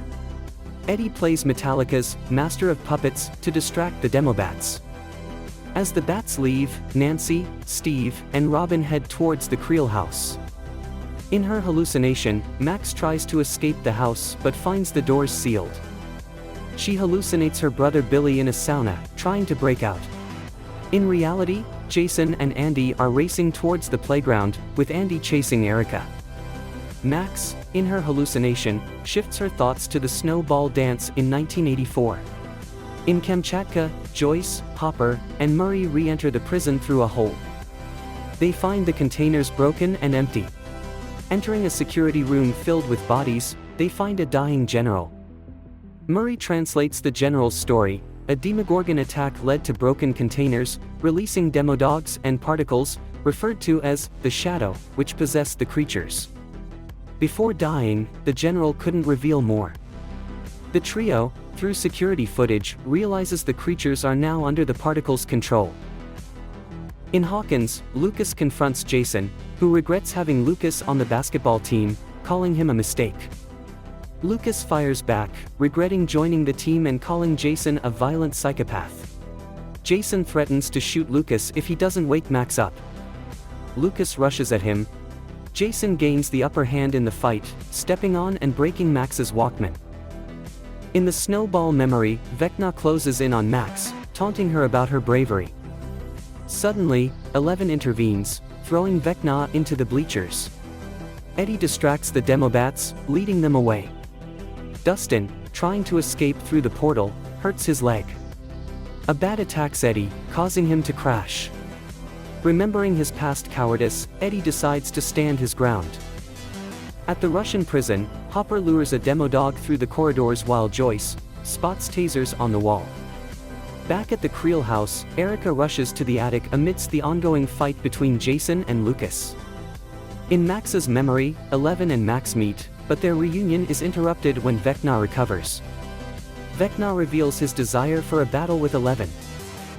At Surfer Boy Pizza, they realize 11 is in a fight with Vecna. In the Upside Down, Dustin limps out of the trailer to see Eddie surrounded by bats. Vecna overpowers 11, rendering Max unconscious, and traps 11, pinning her with vines. Elle tells Vecna about Brenner's death and his role in shaping Vecna's life. Vecna dismisses Brenner as ordinary, explaining his fascination with the Mind Flayer in the Upside Down and his plans triggered by 11's actions in 1983 and 1984. Vecna claims victory, showing Elle visions of her friends in peril, Lucas being beaten by Jason, Erica locked out, Hopper tackled by a demodog, Eddie attacked by bats, Steve, and Nancy, and Robin choked by vines. He declares his intention to destroy Hawkins and build anew. As Vecna prepares to kill Max, her body starts to levitate. At Surfer Boy Pizza, seeing 11 in distress, Mike and the others pull her from the tub. Mike confesses his love to 11, expressing his fear of losing her and how his life changed when he met her. He affirms his love regardless of her powers. Driven by Mike's words, Elle frees herself from the vines in the Upside Down. In the real world, Lucas manages to knock out Jason after a fierce struggle but is shocked to see Max's condition worsen, with her limbs bending unnaturally and eyes bleeding. Elle, regaining her strength, pushes Vecna away from Max, pinning him against a sharp object. In Kamchatka, Joyce uses a taser to kill a demo dog attacking Hopper. They make a run for it but are cornered by more monsters until Murray, armed with a flamethrower, rescues them. This attack impacts Vecna, causing the Demobats attacking Eddie to fall and freeing Steve, Nancy, and Robin from the vines. They quickly arm themselves and head back to the attic. In the prison, Hopper faces off against a Demogorgon with a sword, successfully killing it. In the attic, Nancy, Steve, and Robin confront Vecna's weakened body. Steve sets Vecna on fire, making him disappear and releasing Max and 11 from his grip. As the Demogorgon in Russia falls, Joyce and Hopper share a moment of relief, and Murray celebrates with Dimitri and Yuri, who arrive in a working helicopter. Dustin finds Eddie severely injured. Eddie, proud of not running away, asks Dustin to take care of the Hellfire Club and dies after expressing his love. Erica breaks into the attic and is horrified to see Lucas with a severely injured Max. Max, unable to see or feel, expresses her fear of dying. Elle, in the void, and Lucas, in the real world, are devastated as Max passes away. In the Upside Down, the Creel house clock chimes, signaling Max's death. The house shakes, and in the real world, a massive crack splits the attic, killing Jason. This crack, along with others, causes widespread destruction in Hawkins. The Wheeler family experiences the quake, and the town is left in chaos. 2 days later, the California group arrives in Hawkins to find residents fleeing. The media reports the event as an earthquake, with 22 casualties. The California crew reunites with their families and friends, sharing emotional moments. Steve finds solace in Robin's silent support, while Jonathan and Nancy share an embrace. Dustin hugs Will and Elle, who are curious about Lucas's whereabouts. At Hawkins Memorial Hospital, Max lies in a coma, her body covered in casts. Lucas reads to her. When the party arrives, Lucas greets Mike, Will, and Elle with a hug, sharing the uncertain prognosis for Max, who miraculously survived a clinical death. Elle, sitting by Max, holds her hand, promising to stay by her side. She uses her powers to enter Max's mind, only to find an empty void. Over at Hawkins High School, Steve, Robin, and Dustin contribute to a donation drive, witnessing the aftermath of many homeless and injured people. Steve sorts through clothing donations, while Robin makes sandwiches. Vicky, surprised to see Robin, rambles apologetically, amusing Robin. Steve, watching from afar, smiles at their interaction. Dustin, tasked with distributing water, pauses upon seeing Wayne Munson posting missing posters for Eddie. Wayne, initially distant, warms up when Dustin shares his last moments with Eddie, honoring him as a hero. 11, Mike, Will, Nancy, Jonathan, and Argyle arrive at Hopper's cabin, intent on fixing it up. Jonathan and Nancy, boarding up windows, express regrets about their past absence to each other. Jonathan avoids admitting he hasn't received his college acceptance letter. Mike and Will, discussing Elle's struggles, fear Vecna's survival. Will, sensing Vecna's presence, informs Mike that Vecna was controlling the Mind Flayer. Their conversation is cut short by a car's arrival. In her room, Elle is stunned to see Hopper at her door. They share a tearful reunion, with Elle revealing she always hoped he was alive. Joyce's arrival brings another emotional embrace. Hopper and Joyce, dropped off by an agent of Owen's, are greeted warmly, especially by Mike. The group's attention shifts as Will senses a strange occurrence. They observe unusual clouds and falling spores, signaling danger. Joyce, Hopper, Elle, Mike, Will, Nancy, and Jonathan trek to a field overlooking Hawkins. They witness ominous clouds and red lightning above the gates, realizing the Upside Down's invasion of Hawkins is beginning.